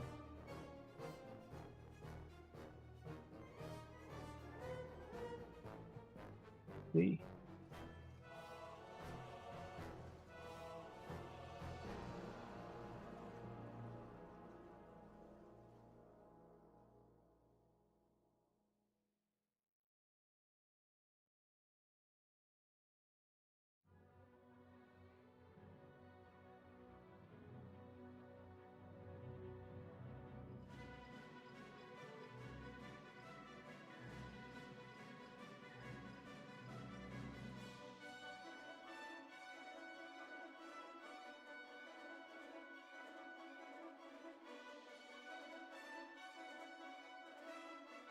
Okay.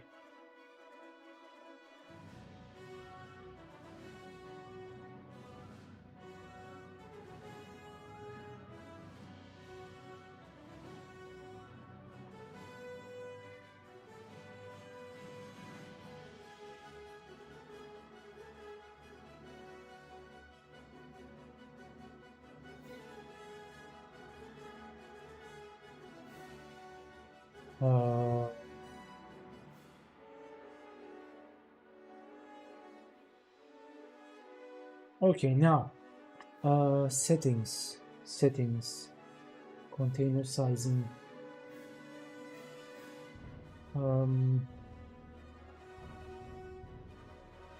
Let it expand both vertically and horizontally. Let it expand. Will it expand to the whole screen? No. It actually doesn't expand. Why it doesn't expand?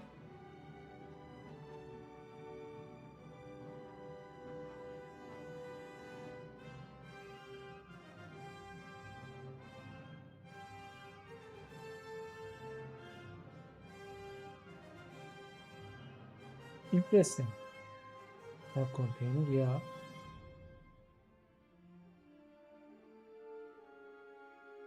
Refresh ratio, expand field.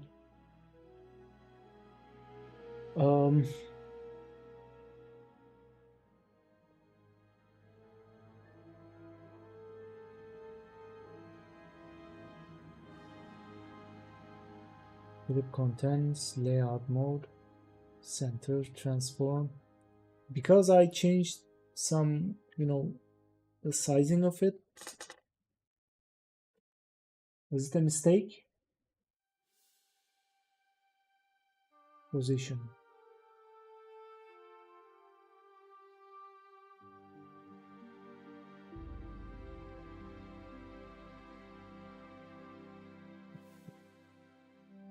Files, icons, ordering, texture.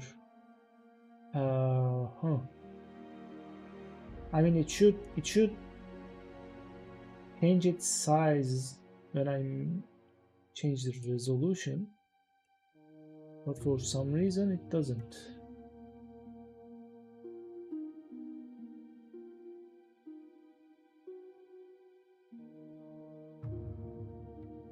So if I say not fill, but shrink center, would it change anything? Like for example, if I make it smaller, would it shrink? No. It doesn't expand, it doesn't shrink. It's kind of weird actually. I don't know why it does that.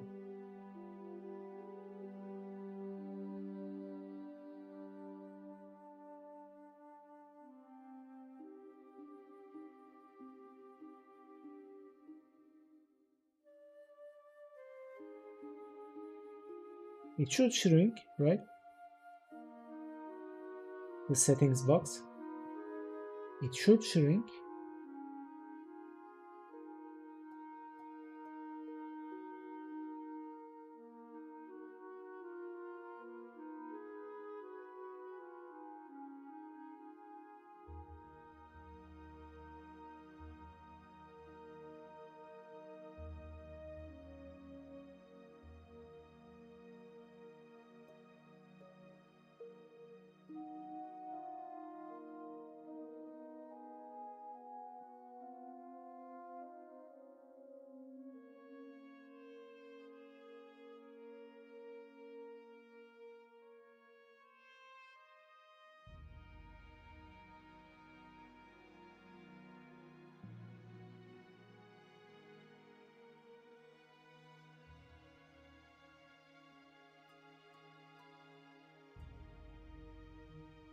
No.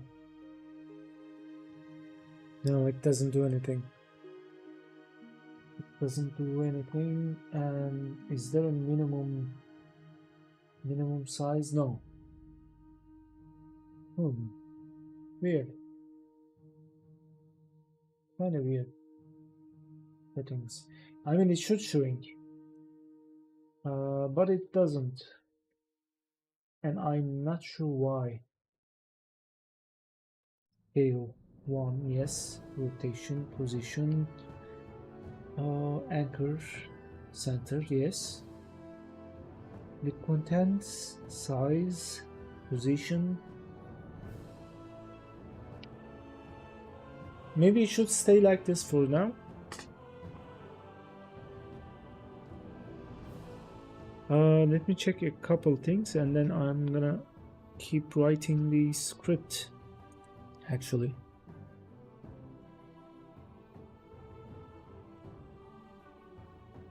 Okay. Let's see.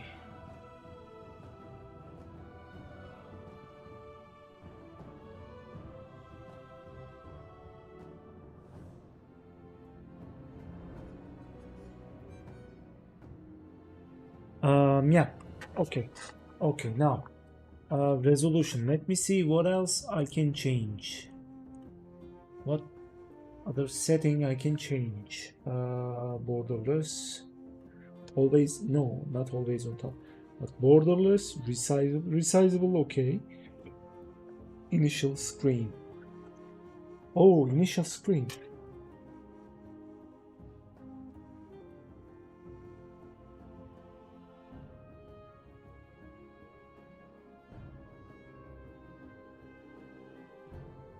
Main window, initial screen. This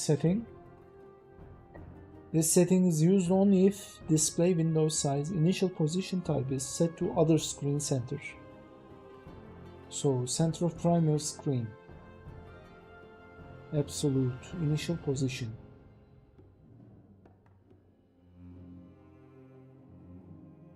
Mode windowed. Okay, so window mode. I need to add window mode.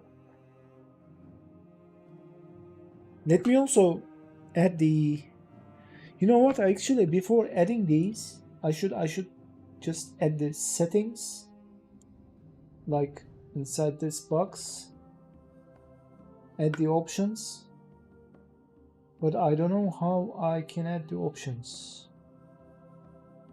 Icon behavior, like, do I add a child node? Not tab bar. Box.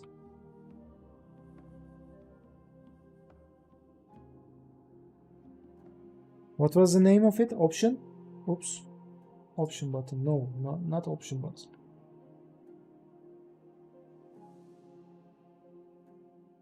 Resolution box.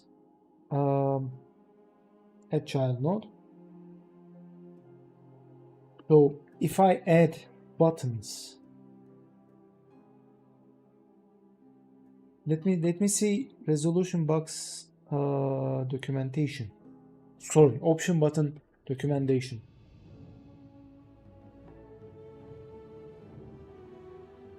Add icon item, add item. Add separator.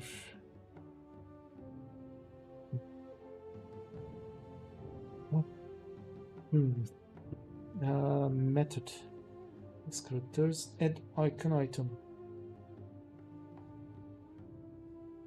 Pop-up menu. Returns the pop-up menu content.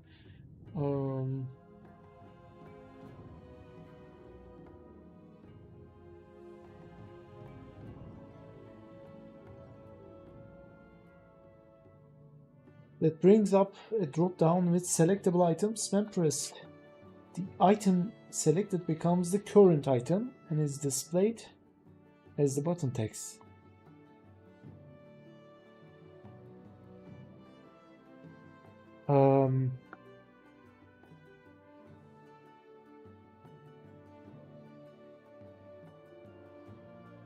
The button text, button item, properties. Let me search it on the web. Option box, right? No, option button. Sorry. Okay, so I search for option button. Example, Godot.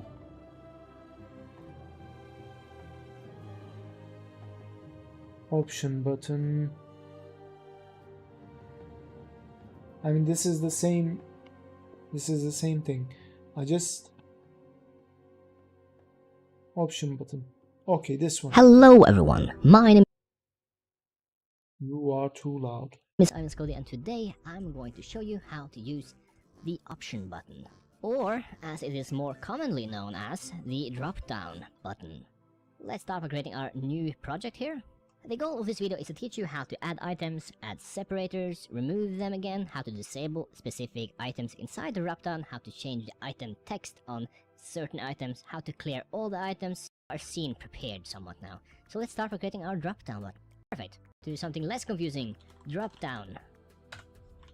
And let us start by creating a script in main. Create. And let's remove all the commenting and let's get ready to begin here. Okay, so how do we get our drop-down? Well, there are several ways of doing it. This is the way I prefer. I will use the export, which expects a node path type named drop-down path. Then I will use that drop-down path to get the node. On ready var drop-down equal get node, and that's where I insert the path to the drop-down. Let's enter pass so we don't get any errors, and let's select main and select our drop-down. Then let's go back into the script and let's start by on. Then let's go and select our drop-down. Then let's go back into the script and let's start by adding items. So let's create a function called add items. Let's remove pass and create the function. Let's start by creating 4 or 5 items here, and that is done by using the drop-down node dot add underscore item and then a string. I'm just gonna name it item 1. Then I'm gonna copy and paste this a few times, renaming this accordingly, and let's take a look here. No main scene has ever been defined. Would you like to select one? Yes, I would. There we go. Let's hit the play again. And now we have 5 items in our Dropbox. Now let me show you how to create a separator. So, drop down, add underscore separator. And this will simply add a separator after 1. So we'll have a separator line. Now this separator takes up an ID, which means item 1 has an ID of 0. The separator has an ID of 1, which means item 2 has an ID of 2, and so on. Just something to keep in mind here. Okay, so how do I remove an item from this? Let's create another function here. Item. Let's name it remove item, and then let's insert an ID. So let's just, let me enter 1, which will remove our separator here. Let's create a function. Name the argument ID, and let's use dropdown dot remove underscore item, and then insert ID into it, which is quite simple and straightforward. So let's hit the play now, And if everything is expected, the separator will be gone. So yeah, And so it is. it's gonna choose. So how do I disable an option? Let's say I had an option, but it wasn't unlocked yet, or maybe it's inaccessible, or even unfinished. So how do I prevent an item from working? Well, let us create a new function called disable item. And let's insert an ID. Let's disable our first item, which is item 1 here. Let's copy that and create the function down here.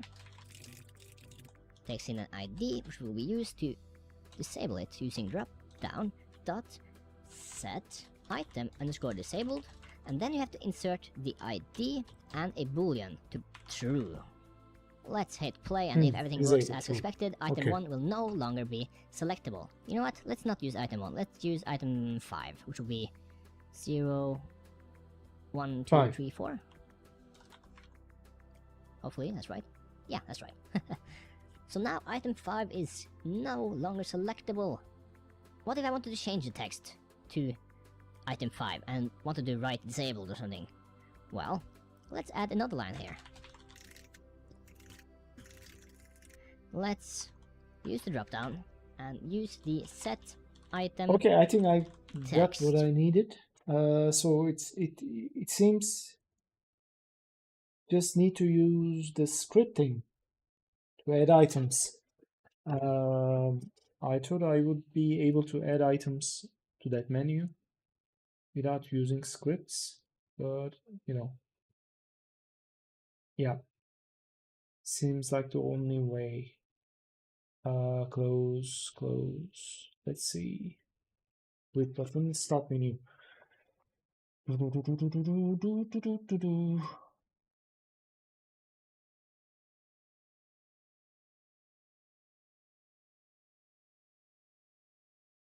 Um,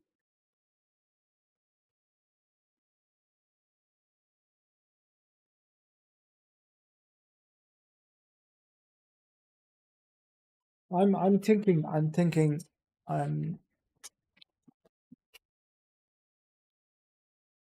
thinking something like, should I create another script for the settings and write all these into the settings script and then connect it to start menu script, so it wouldn't, you know, the start menu script would stay a bit more, you know, compact.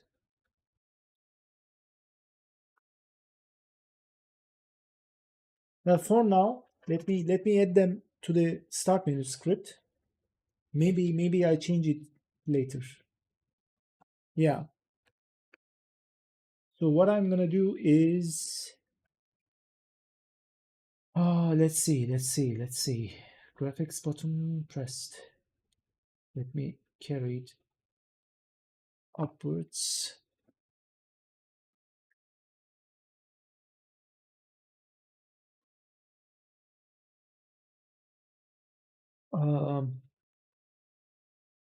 Ready. I need to do that onto the inside ready, yeah?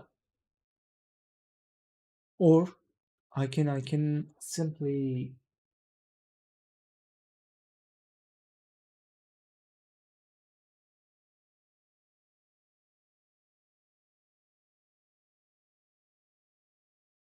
graphics button pressed. Yeah, I can simply inside the graphics button pressed option, so it would create it once it is chosen, you know. It might work better. Yeah. So what I'm gonna do is I need to add item. How do I select resolution box, right? Resolution box settings, graphics interface,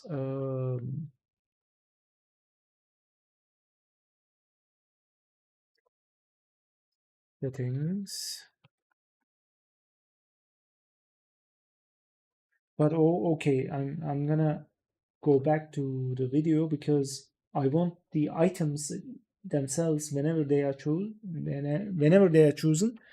they need to change the resolution. So let me function, and let's continue the video. name it disabled. Let us not forget to Clear use the all ID and hit items. play Connecting here. signal For with a our connection with script. our function, you have two options. One is to select the drop-down itself, find the node tab, and select signals, and then you find item underscore selected and double-click it, which will allow you to select the script that you want to add the connection with.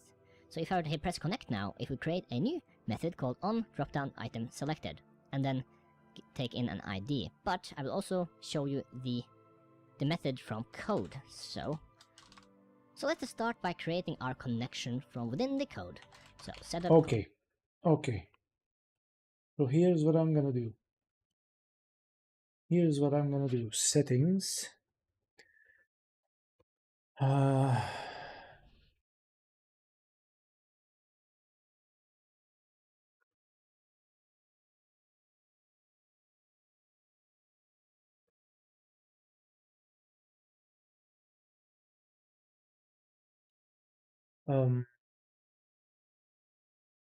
Maybe I should just carry this also like this. Resolution box. Yeah. So resolution box, add item. Yeah. Now, let me think.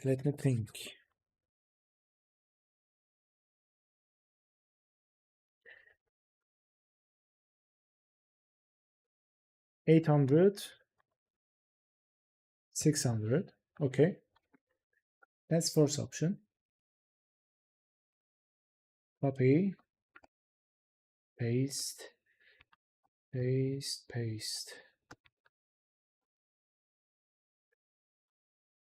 Okay.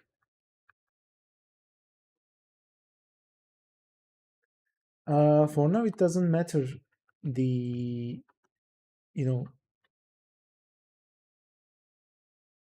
for now, I just want to put a couple options, and I mean it doesn't matter what are the options. I just want to put the options there, and the fine tuning. It doesn't need fine tuning at the moment.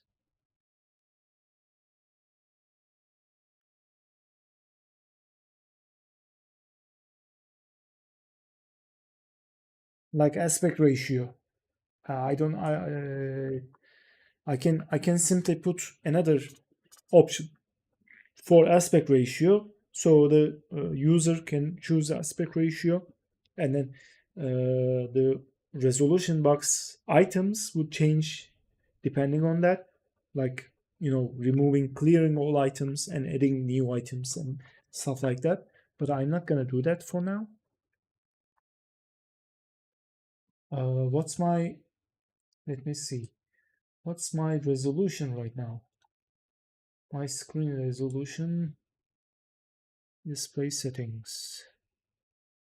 Yeah. Okay. This one. Yep. 1920 to 1080. Yes. Okay. Now. Yep. There are options. Add item. Resolution box.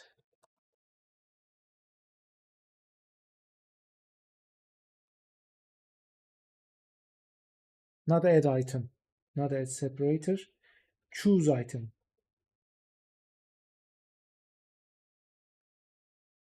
Select. 2, right? Oops. Okay, settings, graphics. Yes. This is the default one.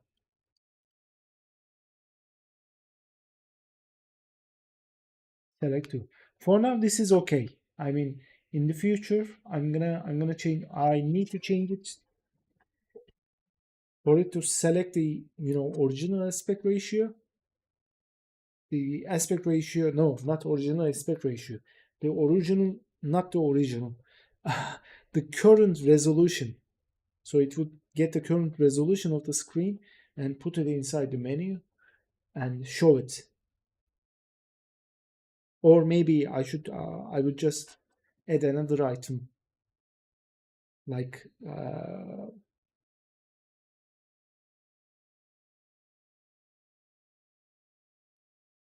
add another item next to the resolution option, the box selection box, and just to give it an information, like it says current 1920 to 1080.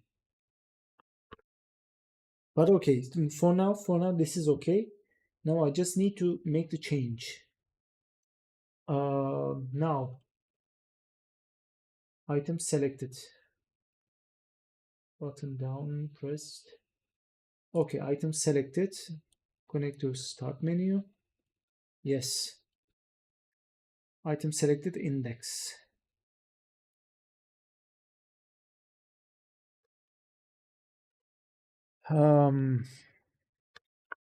If index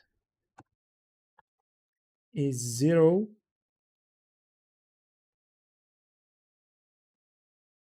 oops, yeah, I forgot. Now how to change resolution to script. GD script change resolution.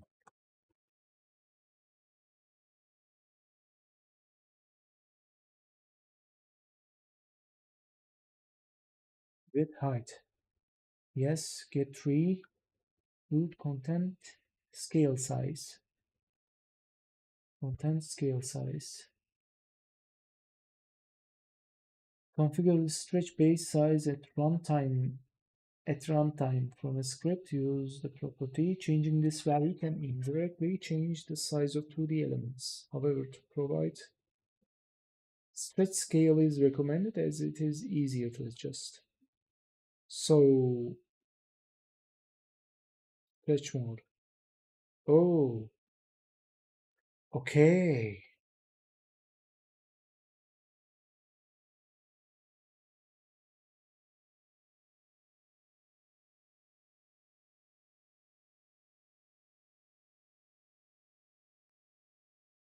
So,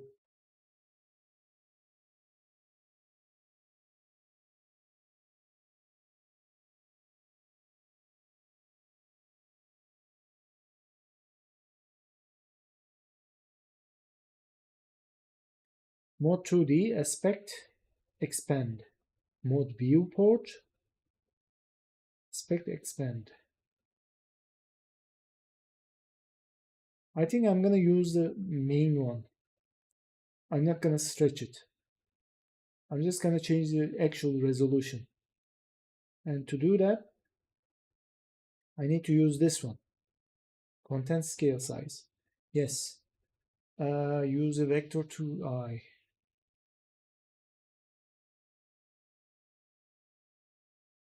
Yes, content scale size.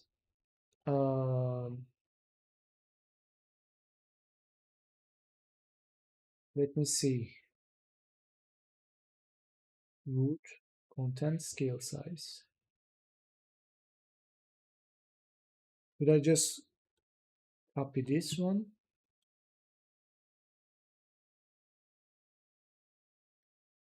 Scale size equals what was it? 800, 600, right? Yeah. Vector closing. What?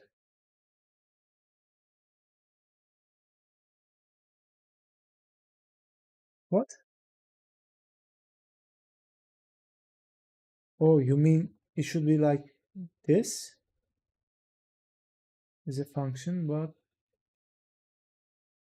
yeah, it should work like this.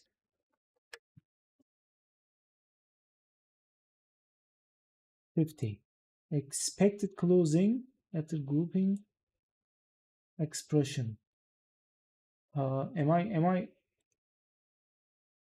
writing? Am I not writing it properly?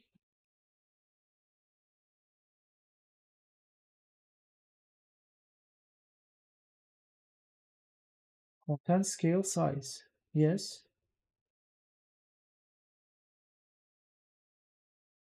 Content scale aspect. Content scale size.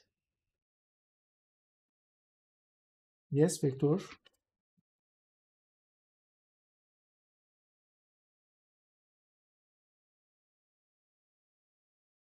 Head content scale size. Maybe I should write set content scale size. Set content scale size. Like a function.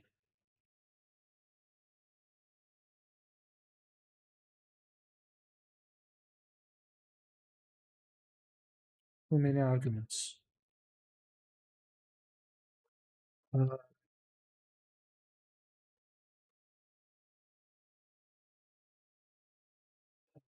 I should write like this.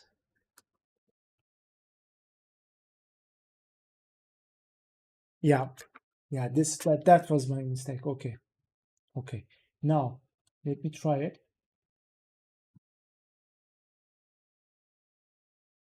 If I choose one,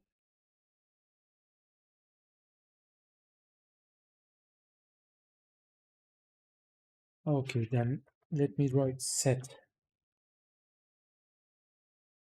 Cannot assign a new value to a constant.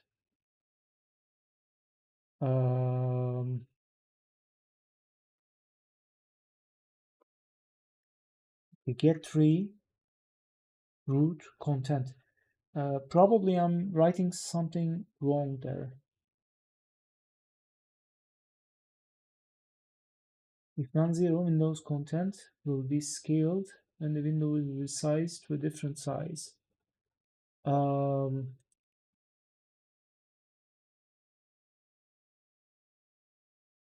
Should I write it like instead of root? Should I just write it as window? Let me see, window dot content scale size. Configure the stretch base size at runtime from a script. Use get tree root content scale size property.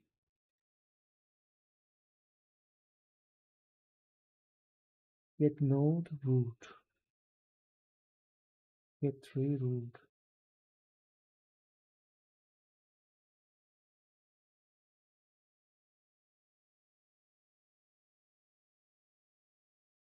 That maybe there is a minimum size. That's why. So if I change it to index is like 3, so vector 2i, let's make it 1920 to 1080. Okay. Settings, graphics.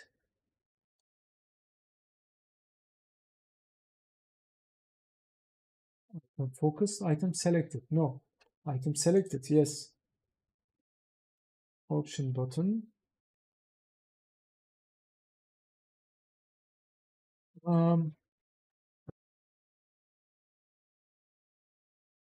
Yeah, I'm writing something wrong here. Maybe I should write just window content scale size.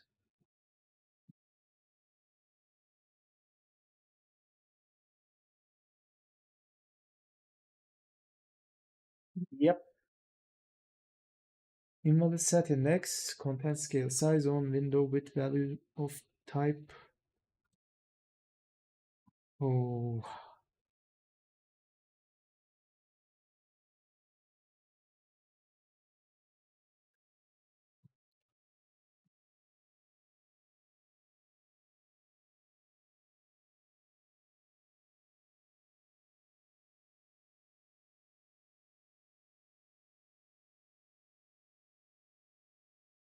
set content scale size, vector to I, value, base size of the content. I'm trying to change the window size though. Window always on top, borderless, content scale, current screen, initial position, max size, min size, no, position, no, size, window size, vector to I. Content scale size, no, not content scale size. I should go with size directly, I think. So let me try it like this. Settings, graphics. No, again wrong. Resolution box. Invalid set index size on window with value of type. Maybe I should go with the same one again, the smallest one.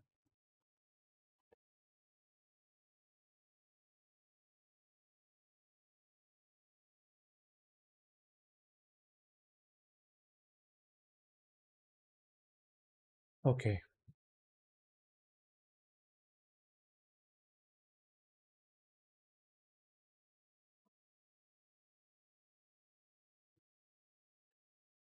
So that size settings, no. The window itself.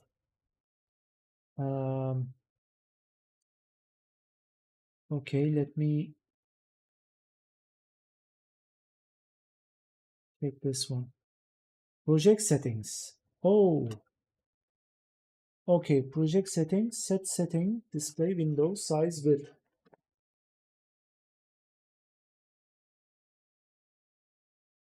Use under. Okay, display server, window set size.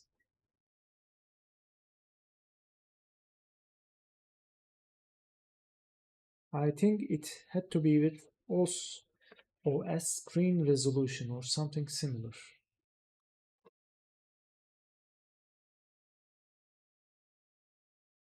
Okay, display server or OS. Let me check the Godot docs.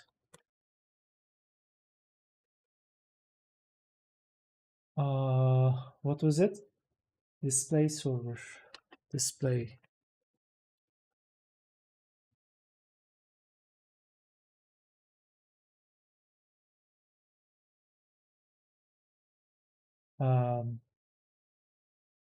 By 3D, no. Display server. Was it? A server interface for low-level window management. Handles everything related to window. I don't think this is the one, because I want to change the project settings. I mean, not just the resolution. I need full change. Display window. I need to be able to change all of these. Borderless, for example. So it should be on the project settings, not the display server.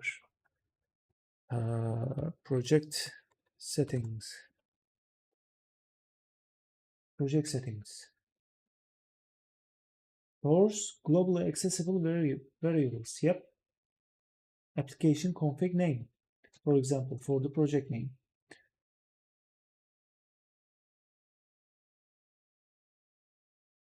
Yes, it should be application. I think it's on display.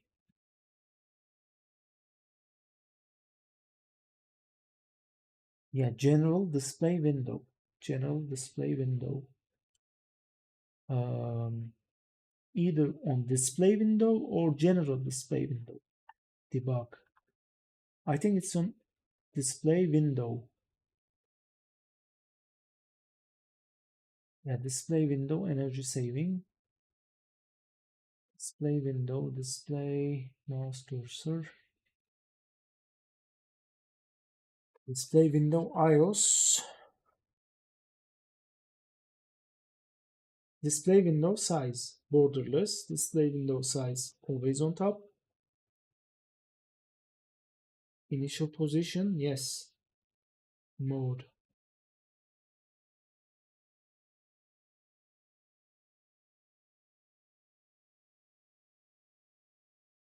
Yep. So I can use project settings object.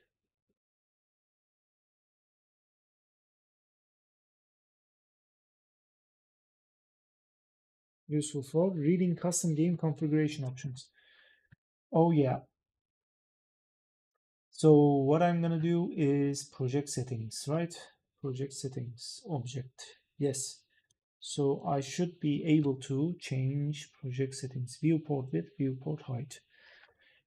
So I should be able to simply change project settings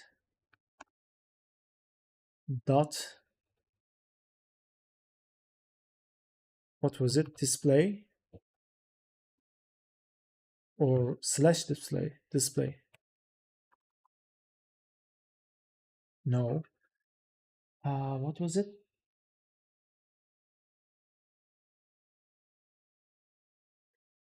Project settings dot display. It should be dot display. Dot display slash window. Yeah. Dot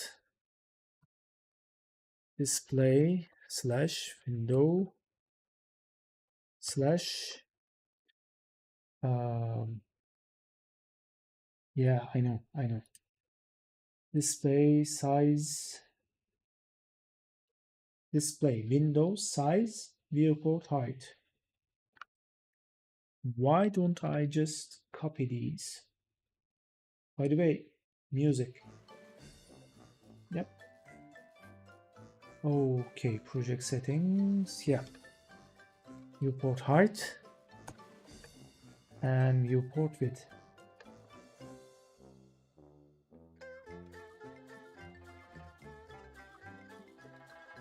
That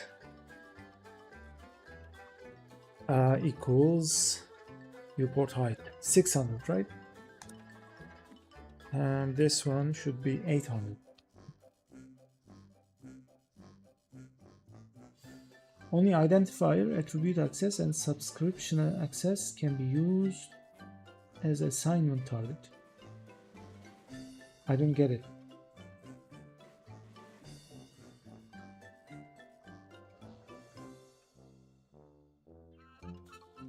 So should I go with like this? Maybe? No.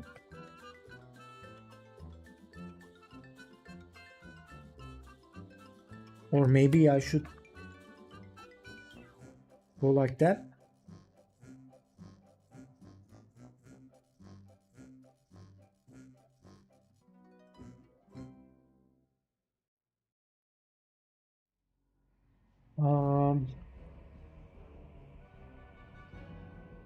That setting.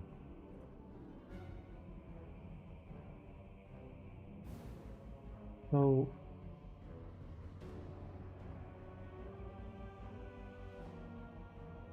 feature tags overriding. Any project setting can be overridden by creating a file named config. Okay. Therefore, make sure to also override this setting. Right, feature tags.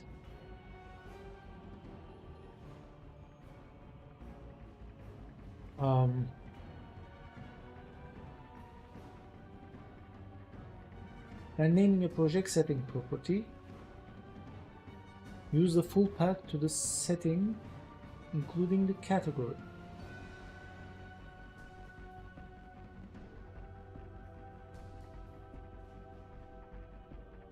Oh, okay, to access them.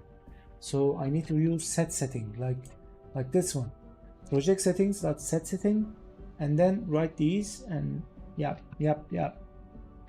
Okay, I get it. It should work like that. Settings, set, setting, and write it like this, and it should work. Yes, it does work. So height, width to 800. Okay, now I should try. Graphics. Come on.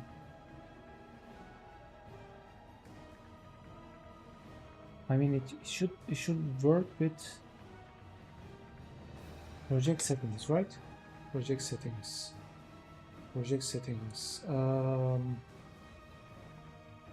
Not online docs. No. No, not that one. Search help. Project settings. Application config. Project settings override. Not override. I'm not looking for override. I'm looking for project settings. Set setting. Has setting. Get setting. Set setting should work properly. Yeah.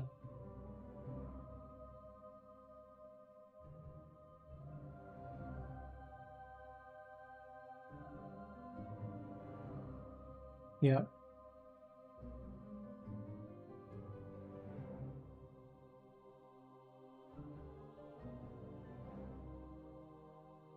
For the project name, category and can review. To access them.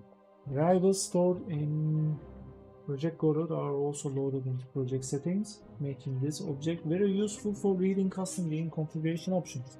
Okay, that's what I'm trying to do. Set setting. Let me check the set setting. Set setting, string, and value.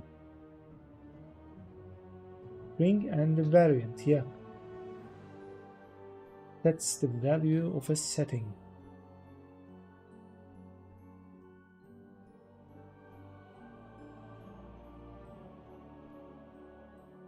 Change the setting value to null. Oops. Why I keep Blender open? Don't save. I also don't need this. Again, also don't need this one.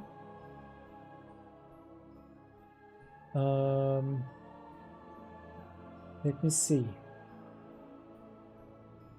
Project settings, set setting, display window size, viewport height. 800. Yes. Okay, if I make it 3 and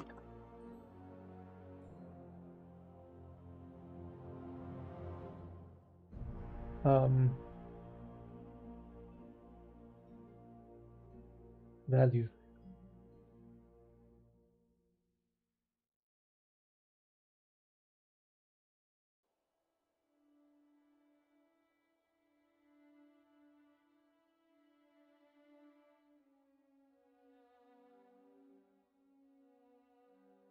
Okay, setting, graphics.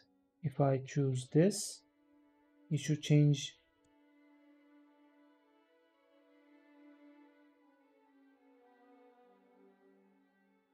I mean, it should still work with Godot 4.2.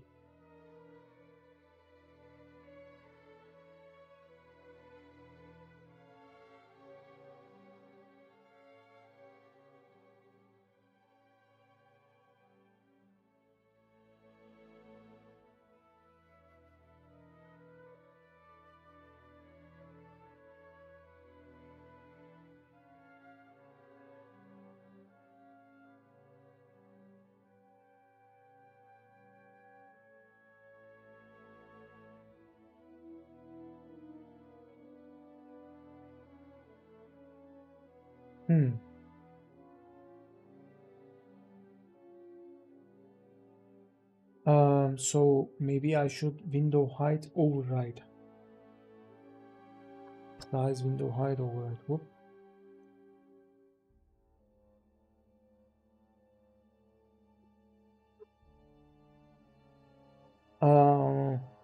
Yeah.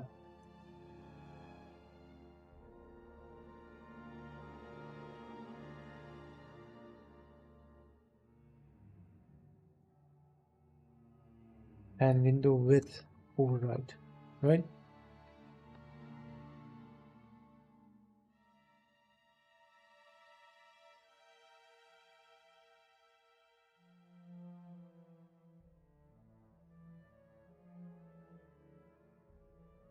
No, it doesn't work.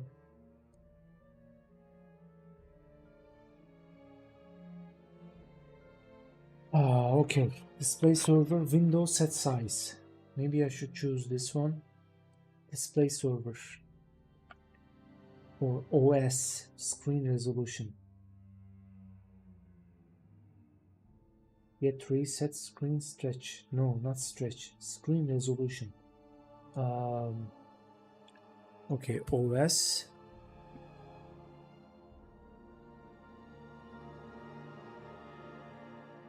Access to common operating system functionalities. Maybe because it is windowed. No, even if it's windowed, it should set the resolution. Is there a resolution setting? Resolution method? What was it? Set resolution? Screen resolution. Is there something like that? Set environment. Set use file. Shall open. Get version. Not get. Create close. I don't think this is the one. Process running. Restart on exit set.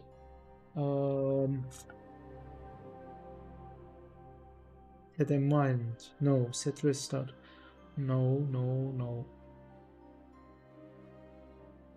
No, not OS. Let me search for display again.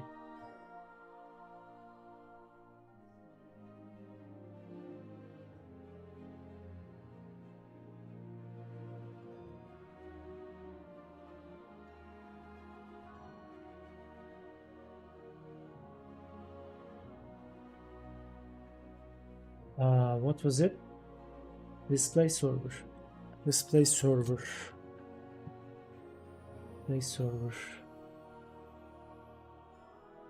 So display server handles everything. It's separated from OS as a single operating system may support multiple display servers. Headless mode. Starting engine with headless disables all rendering and window management functions. Okay, so display server dot window set size.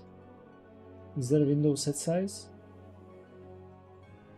Window set size. Yes, there is. Size int with window ID. Window ID equals 0, so it is default, so I don't need to write it, but I just need to write the size.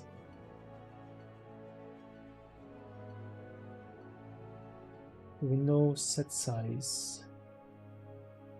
Yeah. I'm gonna copy this and put it here. That size vector 2i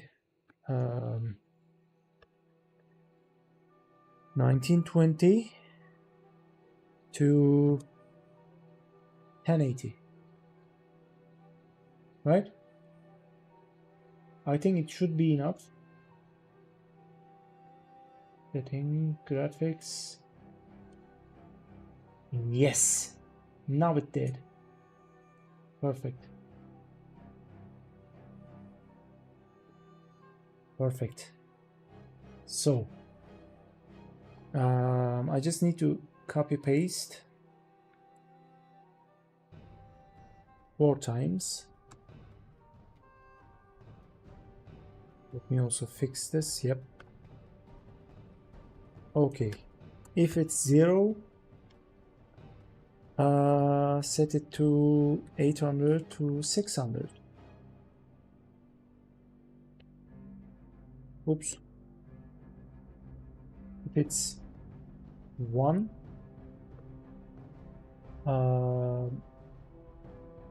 and 24, or to 768. 768. It's 2.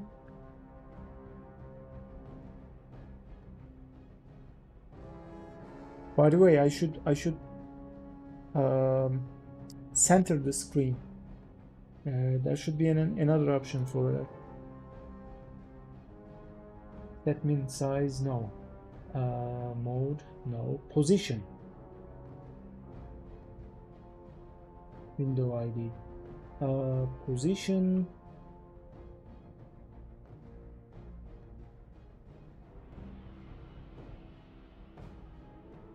That current screen, no. But window position there should be maximize, minimize, move to foreground. No, press attention.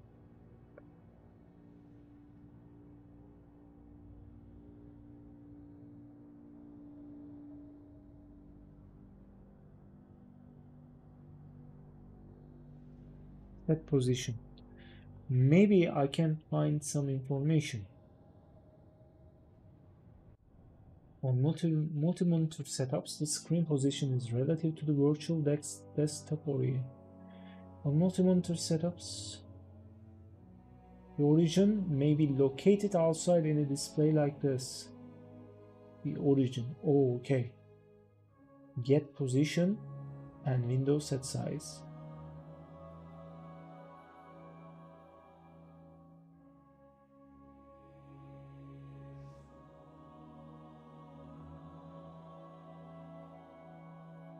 It is recommended to change value using window position instead.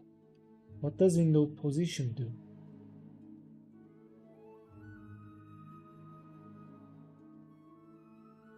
No.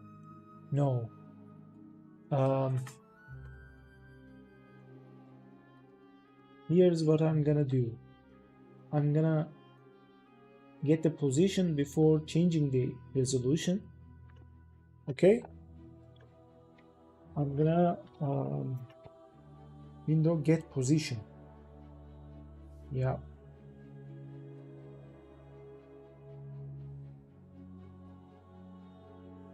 Like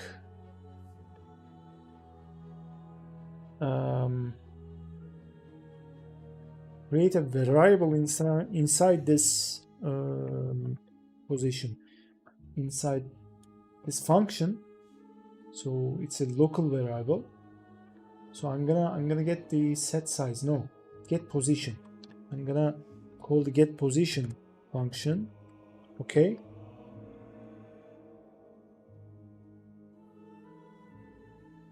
I'm gonna get position function and set it to position variable. Then I'm gonna set it window set position, use set position and put position inside it. Okay. Also change the resolution on this one.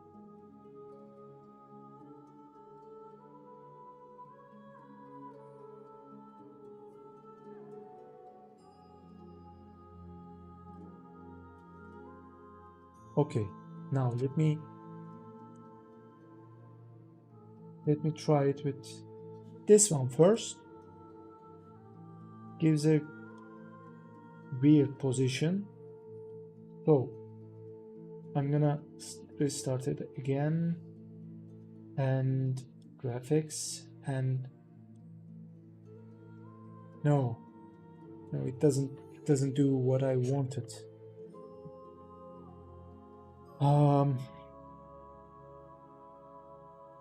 Let me see, project settings, initial position type, center of the primary screen, absolute, initial position, center of the current screen, center screen with the with mouse pointer. This is 0, 1, 2, 3, right? 3. Initial position type 3.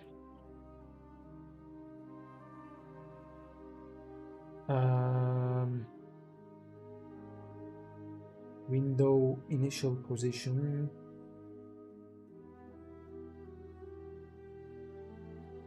Initial position.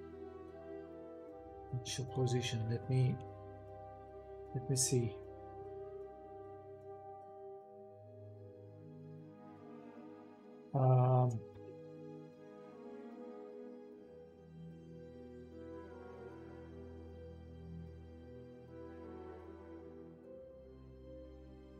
There should be something called initial position. Get position, get position. Current screen, no.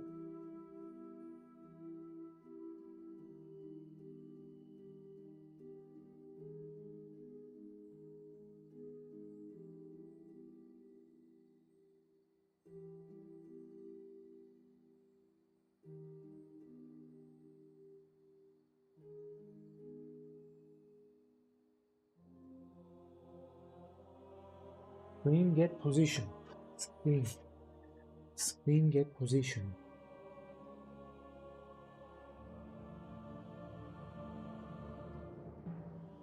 What does screen get position does? I mean, what is the difference between screen get position and window get position?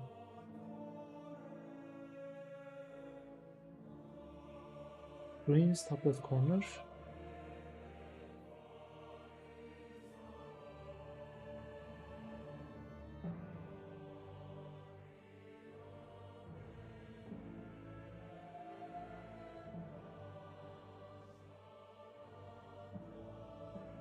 Global menu, get item,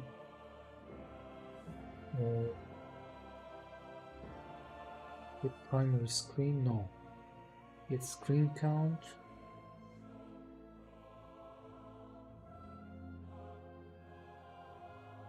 I mean, this is kind of a very fine detail.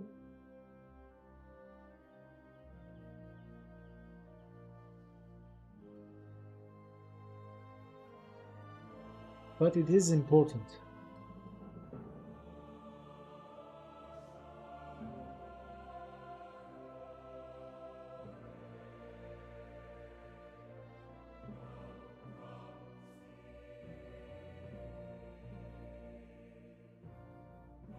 But it is important.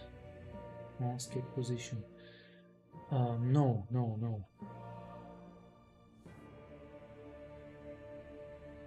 Maybe I should use the project settings thing.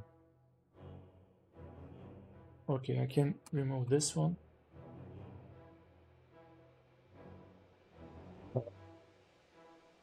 Project settings.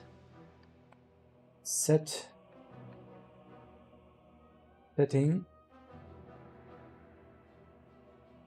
What was it? Initial position?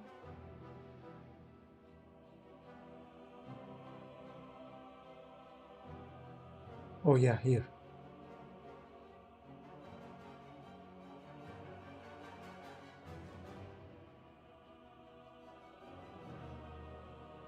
Okay, window. No, display window. Yeah, I need to find display window, not stretch, initial size.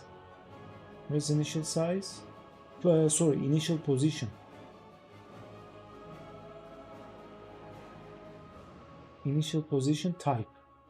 Yes. Other screen center.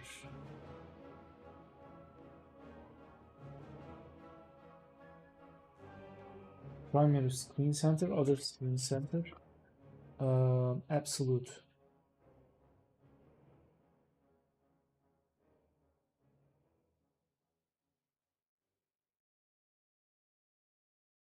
Initial position type. This should be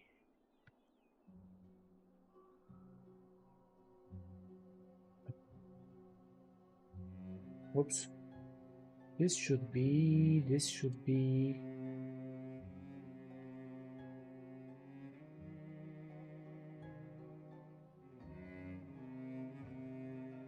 this should be 3.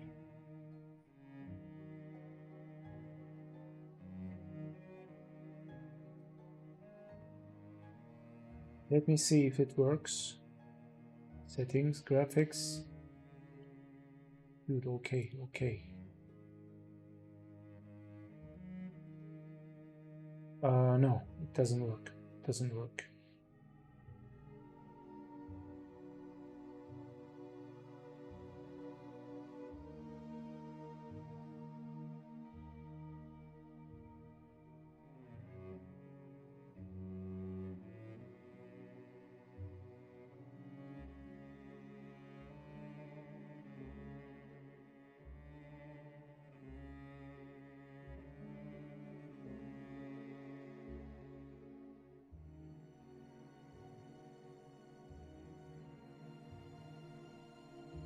So instead, I can do something like this. It's on the left side corner, right? On the left top left corner. The position starts from top left corner. It's 0 0, and then goes down. So I can use something like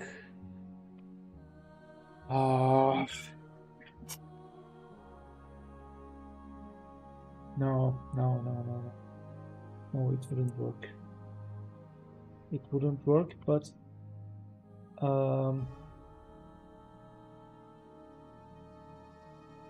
window position. Let me check it again. Let me set position. So it's recommended to change this value using window.position instead. What does that do?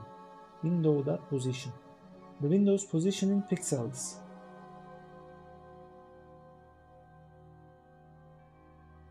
Absolute screen coordinates. Okay, this typically applies to editor plugins if the setting is true. This window's position, blah blah blah.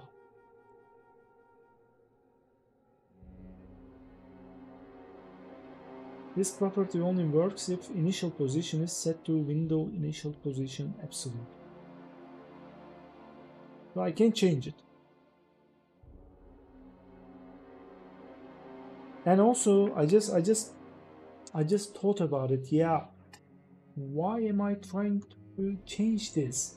I mean, this only makes sense if the screen is full screen already. I mean, if the game is on full screen mode. So if I go full screen, it doesn't go full screen though. So if the game is full screen, and let me change. Yeah. Okay, borderless. Yes. Windowed. No. Full screen. Okay. Now if I run the game, it will change the resolution, and now it doesn't do anything. Huh. This is bad. Window set size. So it's not window, it's screen set size. Right? Screen set size.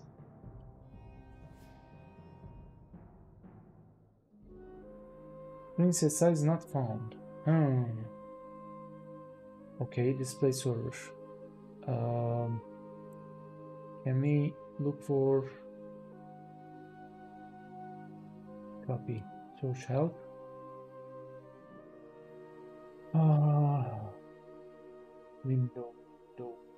window set size. Yeah, screen get size. There's screen get size, screen set keep on.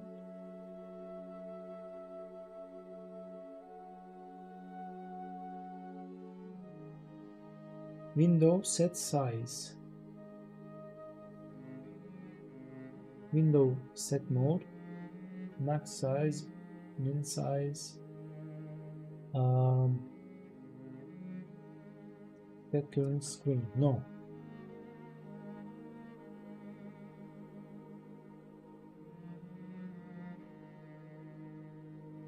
Window set size.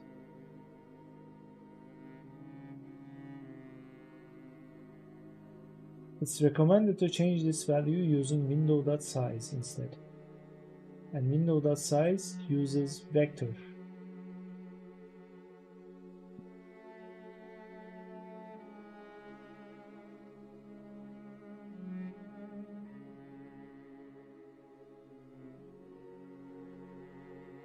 Window size. Window.size.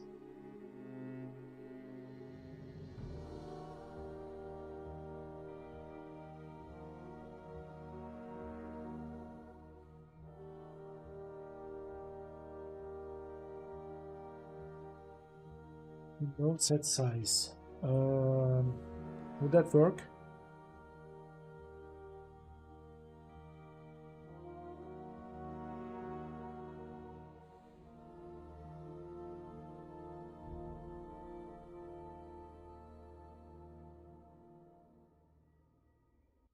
That work? Let me try. Let me try. Window dot size equals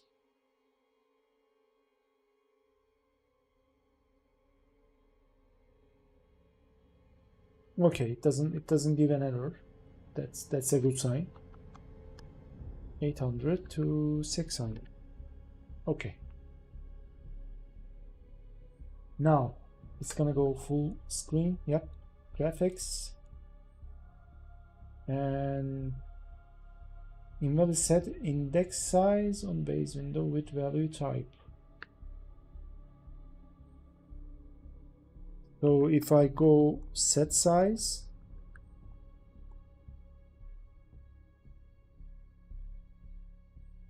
oops, did that work? Set size, next size on base window with value. So I should just go directly like this. Too many arguments.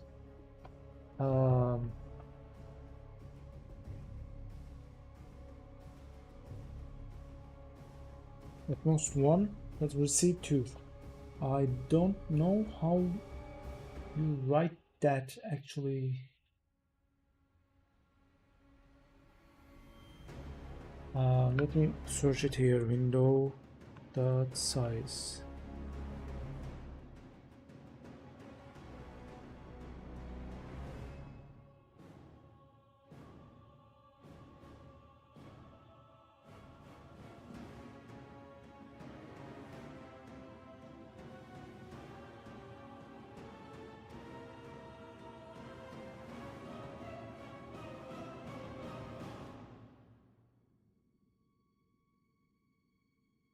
Window size. Okay.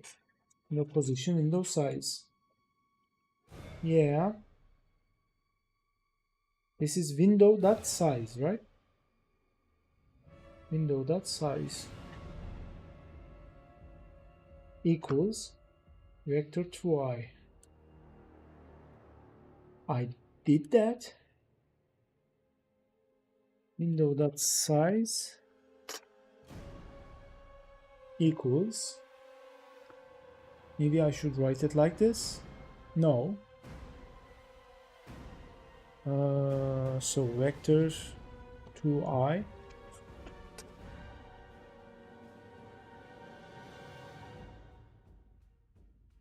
This should work.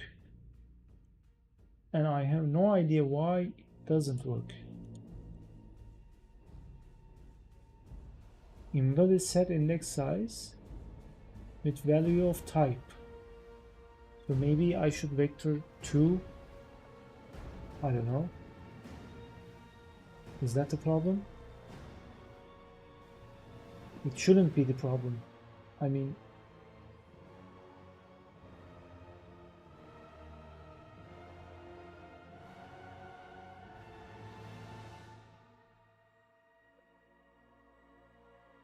oh.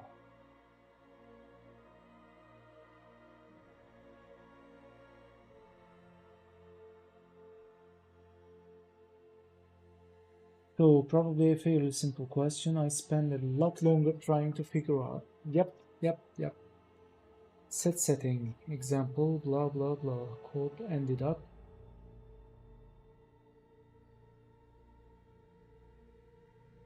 Okay. You had to use get raise set screen stretch. You can check this game settings GD quest. Basically, you have the same options that you have in the settings as parameters to that function. For example, set screen stretch, scene 3 stretch mode 2D, scene 3 stretch.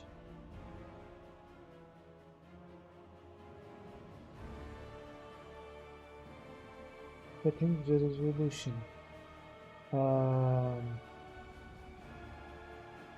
Set screen stretch.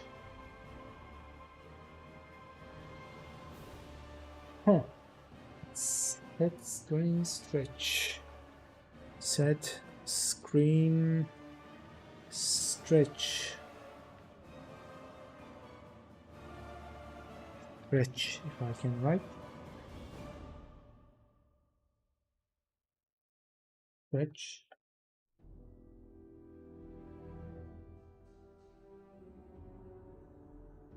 Okay, let me check. Get 3.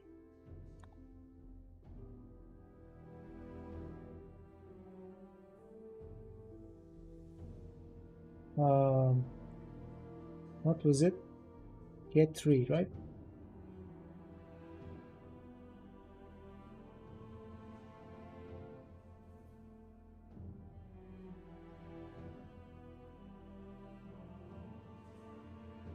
Okay, let me copy all of this. Okay.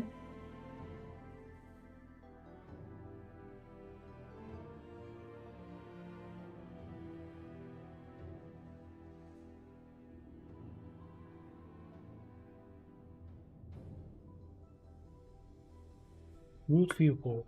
From a node it can obtain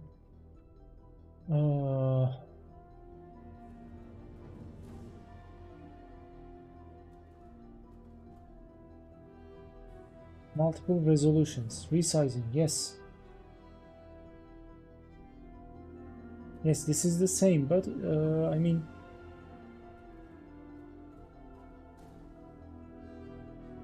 what aspect?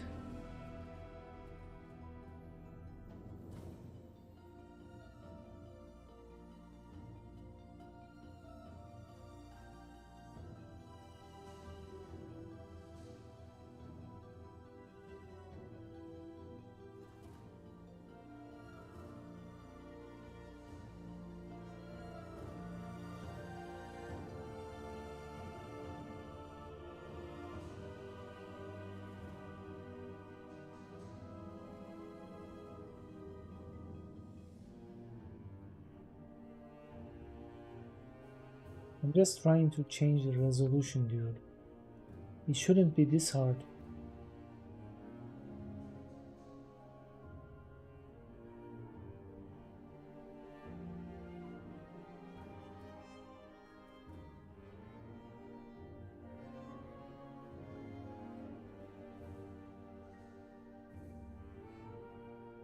That you have in settings. What options do I have in the settings?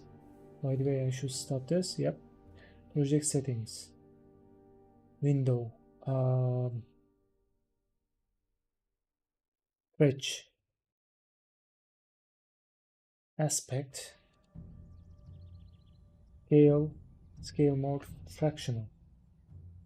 But I'm not looking for stretch options. I'm looking for size options. That's my problem. That's screen stretch. Stretch mode 2D. Stretch aspect keep. Stretch mode 2D. Stretch aspect keep. Scale 1. This is what he's talking about. Settings resolution.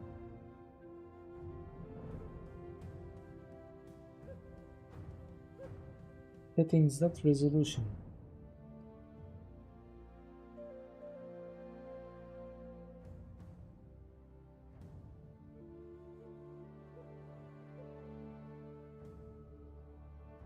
Oh.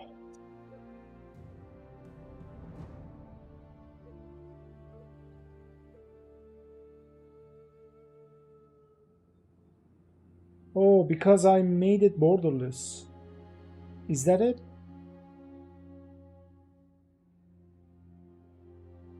Is that the reason? It is a reason, right? Because I made it borderless, so it keeps itself to the main screen resolution. Okay. Graphics. No.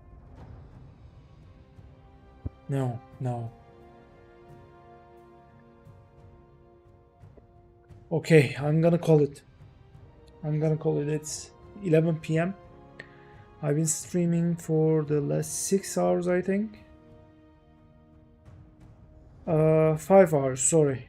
And I'm kind of tired. I'm gonna go to sleep after finishing this beer. So, thank you for watching, everyone. I'm gonna see you tomorrow. Yep, I'm gonna be working on this more tomorrow, and hopefully I'm gonna finish the menu options. I'm gonna finish everything and move on to Blender again, because I need to complete the left wall. Actually, I wanted to come back to Godot because it's been some time since I didn't work on Godot. I just kept, working on the models and stuff. So yeah, I'm gonna finish the menu options, at least on the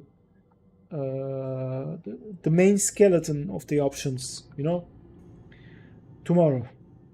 So thank you for watching. Good night. I will see you tomorrow. Bye.